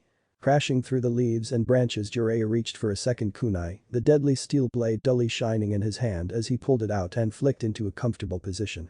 He saw a blur move, it was so fast that he barely managed to get the short knives into a position to block an attack. Danzo's strike was swift and way too powerful than Jiraiya expected from the warhawk. Grunting, he stopped the advisor in place and then looked at Ma. She jumped above Danzo, bounced off a branch above him and smashed into his back, smacking him in the neck. The next second Jiraiya drove his kunai through Danzo's eye and this time the advisor didn't disappear like an illusion. "He is finally dead," Jiraiya said as he looked at the corpse. He was too stubborn to retire. "Now he is dead." "Aye," Ma said as she landed next to the body. "We will need to speak soon, Jiraiya-chan. Your godson needs to learn about the things you were trusted with and you can't run away from him any longer." Jiraiya frowned and looked at the toad. He will be given it all in due time. However, now he has other things to worry about. He sighed, the gaze of his eyes drawn to Danzo's body. "Same as I have other matters. Especially now that Danzo is dead. There are so many skeletons in his closet I am aware of and so many more I'm not aware that next few months I'll be spending cleaning it up." "Which doesn't mean you can't put aside a day or two for your godson," Ma said, whacking Jiraiya across his head as she jumped onto his shoulder. "Or do we need to force you?" Stone cracked, bits and pieces of it falling down from high above, showering Sasuke in a rain of painful sensations. He glanced up and saw branches of a tree grow through the debris. The strange tree was growing at a rate that not even bamboo could grow at, and it was hard enough to crack stone and concrete. Somehow it bored a hole through the piece concrete above Sasuke. Uchiha's eyes widened in shock when he noticed his sensei squeeze through the hole between pieces of wood. "It took me longer than it should have," Yamato said, half of his arm looking like a massive branch of a tree. He noticed Sasuke's gaze focused on it and he sighed. "We'll have a long talk once I dig you out. This ability of mine is a secret of Konoha and you shouldn't be made aware of it until you are Anbu. Or a Jonin trusted by the Hokage and allowed to work with the Anbu." Sasuke gasped, pain shooting through his leg as he tried to shift and get a more comfortable position. "What is it?" he asked, almost crying out in pain. "Later," Yamato said, sliding down and stopping next to Sasuke. He made several hand seals and the tree from his hands started to grow, easily pushing under the rubble that kept Sasuke's legs trapped. First let's get you out into the medics. Once you're patched up, we can worry about your questions. Yamato grunted, beads of sweat forming on his forehead as he manipulated the strange branches that seemed to be growing out of his hand. Sasuke hissed as he felt the rubble shift and move, somewhat freeing his legs and reminding him how badly they hurt. Broken legs, Yamato said quietly as he looked at Sasuke's legs, bent under unnatural angles and with a pool of blood growing under one of them. You'll be unable to train for few months. The Jonin paused and looked at Sasuke, his expression strangely unsettling. It's still a better out of the two outcomes. He looked up and a grimace, one Sasuke couldn't read appeared on his face. The ceiling seems stable enough for me to use my jutsu and don't worry about burying us. I can punch through it but there's no certainty of the locations we'll emerge. More of those strange shinobi waiting for us. Sasuke asked and bit down on his lip as he tried not to cry out in pain. Or something else. I don't think there will be that many of them left nor that they would like to be out in the open. You see, those ninjas shouldn't be existing. Yamato allowed himself a smile. There is a long story related to them, but they shouldn't exist and shouldn't make themselves known to the public as the Hokage might lose his patience. So, I doubt that they would show themselves around the warehouse. What I'm worried about is where exactly we are. Sasuke's eyes widened as he looked at the Jonin and then at the ceiling far above them. Not under the warehouse. No, Yamato said and winced. Assuming that the building still stands. The bombs that buried us here probably also collapsed the building onto us. Just to make sure we are trapped. He smiled, a bit dryly. That's the standard practice of the Anbu, bury someone alive and then drop more rocks onto them. Otenjutsu are powerful, but they have limits and most people don't have enough chakra and tolerance to pain to dig through a lot of rocks burying them. Sensei, can you dig us out and then worry about where we are a bit later? Yamato bit his lower lip and then went through a chain of seals Sasuke never saw before. Yes, it won't be easy or pleasant, but yes.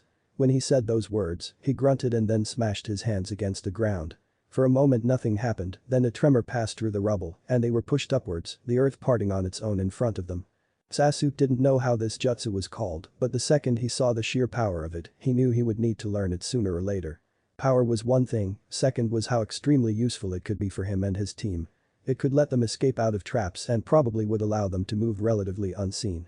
Naruto yawned as he laid down on a rock shelf that was protected from the wind by the branches of the tree, wrapped almost protectively around it. It wasn't much, but he preferred it over nothing. It was also much better than the normal places where they normally made camps. He felt safe and relaxed here, not constantly on edge and ready to attack as usually. You can get used to it, Sanga murmured quietly, slipping silently towards him. Naruto turned his head and looked at the brown-haired and red-eyed beauty from the Senju clan. We all sleep like this when we travel. It's much more comfortable than sleeping on bare earth and enjoying bugs and other things trying to eat you. Frowning, Naruto looked at her, then at the stone on which both of them laid wrapped in thick blankets and then once again at her. Perhaps there is some merit to this way of sleeping. But stone is cold and uncomfortable. Sanga laughed and sat up on the thick blanket. It is cold, which isn't a bad thing when we have summer, winter, though yes, it can be somewhat unpleasant. That's why we try to find caves for the winter and wait it out there until it gets warm enough to once again freely travel. Sounds very different from my life in the village, Naruto said and closed his eyes, in front of them appearing flashbacks to the time he spent in the village. It's such a nice and strange at the same time place. In the village you have guarantee of safety, don't you? Letting out a troubled sigh, Naruto looked at her. He felt that he should lie and don't mention that some people in the village made it a dangerous place. But at the same time, he wanted to make her like the village and be willing to stay in it. Yes, he finally said. The village was attacked by Kyuubi on the day I was born, but since then it lived in peace and safety. We can train and learn new skills within the safety of the village walls and protected by the shinobi of the village. Sanga smiled at him, her red eyes focused, and Naruto felt as if she tried to see through him. That must be so nice, she said quietly. Just be able to be yourself and don't care about the dangers of the outside world. I, and many more of the clan, dreamt for years to have a safe haven. A place where we can return without worrying that an enemy waits for us. But as a clan you are independent, Naruto said with a frown. Don't you like the autonomy it comes with? The sigh got out of Sanga's lips. Raiden, tell him, she murmured, looking at her brother that appeared out of nowhere, almost scaring. Naruto explained to him why so many of us dislike being on our own. No allies, no friends we can fall back upon and constantly on the run, Raiden said quietly. It probably sounds nice to you, but I and many others would really prefer to have a safe haven. Yes, if we are independent, we can do whatever we do, but we lack supplies all the time and we need to be very careful where and how we move. Oh. Yes, Raiden said and reached to a katana strapped across his back. Most of the weapons we use are heirlooms passed from parents onto children. All of you have gear that makes some of the clansmen jealous, gear that we would usually scavenge off the battlefields and take from our enemies. Do you rob corpses? Naruto asked with widened eyes. He was disgusted by the idea of robbing corpses, he knew it was done in the past, but now Konoha was in such a position that it didn't need to do it. Sanga shook her head and Naruto looked at her. We do it because we must. Chakra and your jutsu can get you only so far. You want anything more? You need the gear. Yes, even if we like the freedom that comes with being on our own. We're going to leap at the first chance of getting a stable source of weapons and other gear we use. Sanga yawned and laid down on a blanket she spread in the corner. I suggest you get some rest. Tomorrow is going to be hectic and you don't want to fall asleep in the middle of it all. Danzo is dead, Ibiki said and paused, as if searching for a word. That is going to be problematic. Shikaku winced at Ibiki's words and then slowly nodded. He said after a moment. The secrets he knows and the networks he runs are now going to scatter to winds and our enemies will happily support their efforts to get revenge. That's less bad of the two things his death causes. He knows too much, his agents know too much. Their vengeance is an annoyance compared to how much they know about our procedures, training, ciphers and interrogation techniques. Ibiki let out an annoyed grunt and walked to a window. We need to kill or capture as many of those agents as we can. Otherwise all of the projects they knew about will no longer be a secret and that's going to be problematic in the long run. You should know as much. Shikaku was about to speak when the door was smashed open and Jiraiya walked in, a corpse of Danzo over his shoulder. Can you dispose of him? Somewhere out of the way and hidden. The Sannin asked, dropping the corpse onto the floor. On a second thought, burn him to ash. I don't want to know what jutsu he has hidden in his body. An eyebrow arching gently was all that Shikaku allowed to change in his expression as he looked at the corpse. So, the Warhawk finally fell, he mused. I did not expect him to be that foolish. Mayhap he was not foolish, but knew that it was now or never and miscalculated his chances and odds in his favor. Well, Ibiki said, his voice cold and lacking any emotions. There was just icy emptiness that freaked out Shikaku. You made a mistake, Jiraiya-sama. He is dead and now his networks will scream for vengeance. I know you tried to save your hide. But you made a mistake.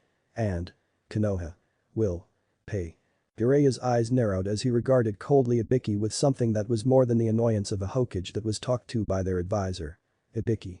Shikaku sighed and went almost mindlessly through a chain of hand seals. A shadow leapt from the walls and immobilized both Jiraiya and Ibiki. Behave, both of you, he said and yawned. You're so troublesome when you argue and I have enough of troublesome things to not want more. I'll keep you restrained until you cool your heads. The snarl got out of Jiraiya's mouth as he flared his chakra in a show of power that made Shikaku roll his eyes in annoyance. Tell Ibiki to back off, Jiraiya murmured quietly.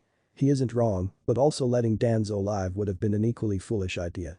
Yes. Shikaku turned away from the two shinobi, cancelled his jutsu and approached Ibiki's desk.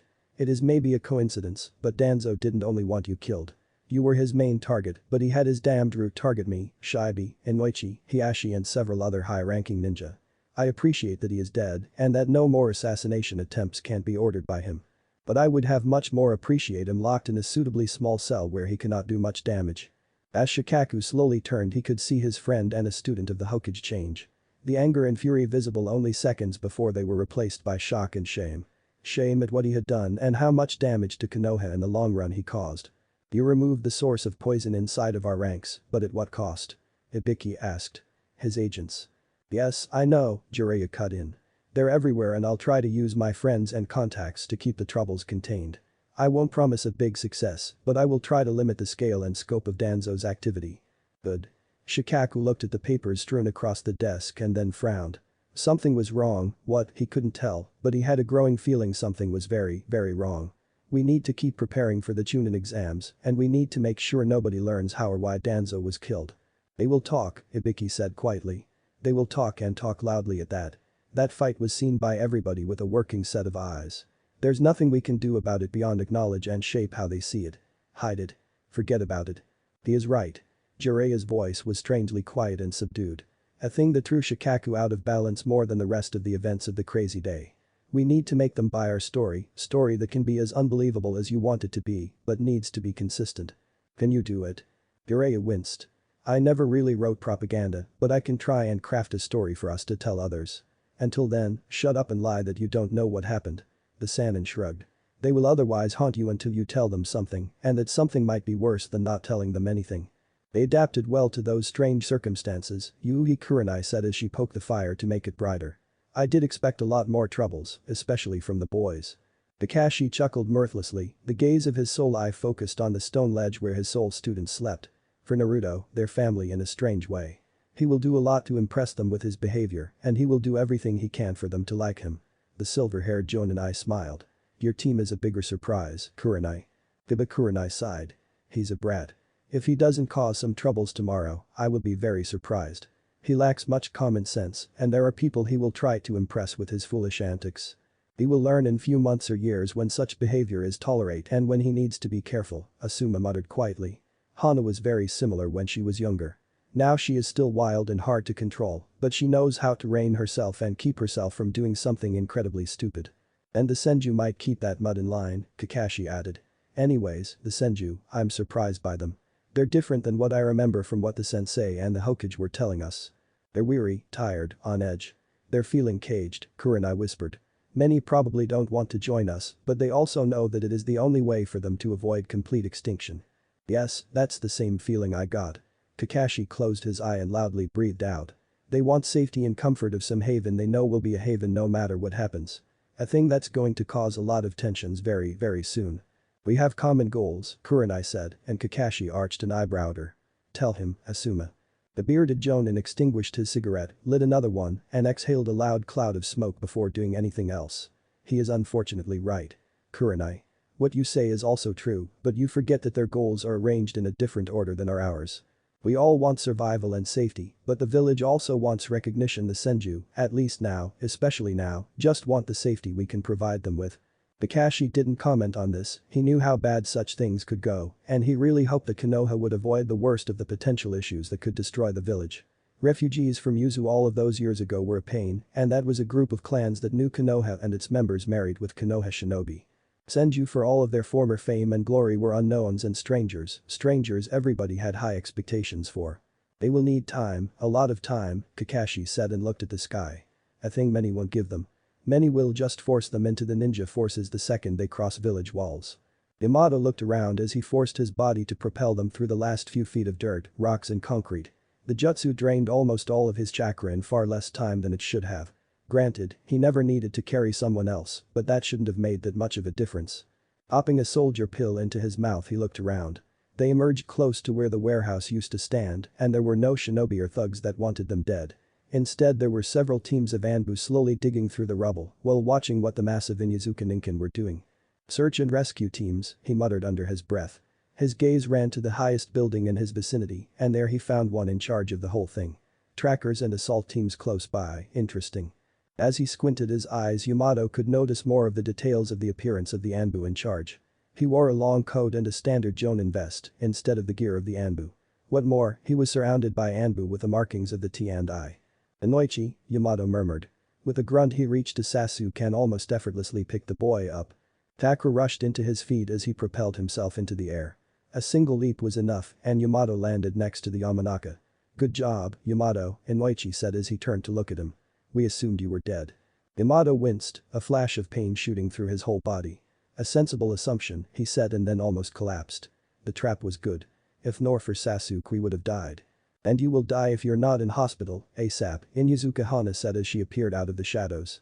I'll take them to the hospital and make sure our personnel look at their injuries. Do it, Inoichi said. Do it and then guard them.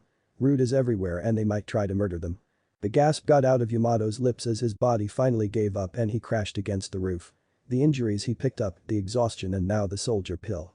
All of them combined were too much for his body. Its limits were pushed too far and it did what it could to protect itself and prevent further damage before it was too much. Naruto smiled as he landed on a branch of a tree directly in front of the gates of Konoha. Home, he murmured. As much as I hate some things about the village, it's good to be finally home. Yes, Sanga said, her eyes were full of amazement and awe as they all looked at the massive walls of the village and the Hokage rock further in the distance. I start to like it already. Me too, Raiden said as he dropped onto their branch. Toussaint said that today at least the two of us should stay with you. Naruto's smile disappeared as an expression of terror and shock replaced it. What? He sputtered. Don't sputter, take us to where you live, Sanga muttered as flickers of playful fire danced in her eyes. or should we drag you there? Fine, Naruto said and winced. Just don't complain, my place is a mess. I didn't have an opportunity to clean it up and I live on my own. Sangha placed her hand on his shoulder and gently pulled him closer. Trust me, we will be fine. She smiled and ruffled his hair. If we like you, we might make it more livable for you. What if Naruto training neglected by Kakashi and trained by Yamato, and thanks for watching my video till the end. If you enjoy this content then do consider subscribing to my channel and leave a like if you guys need the next part, comment down, and thanks for watching the video and see you guys next video.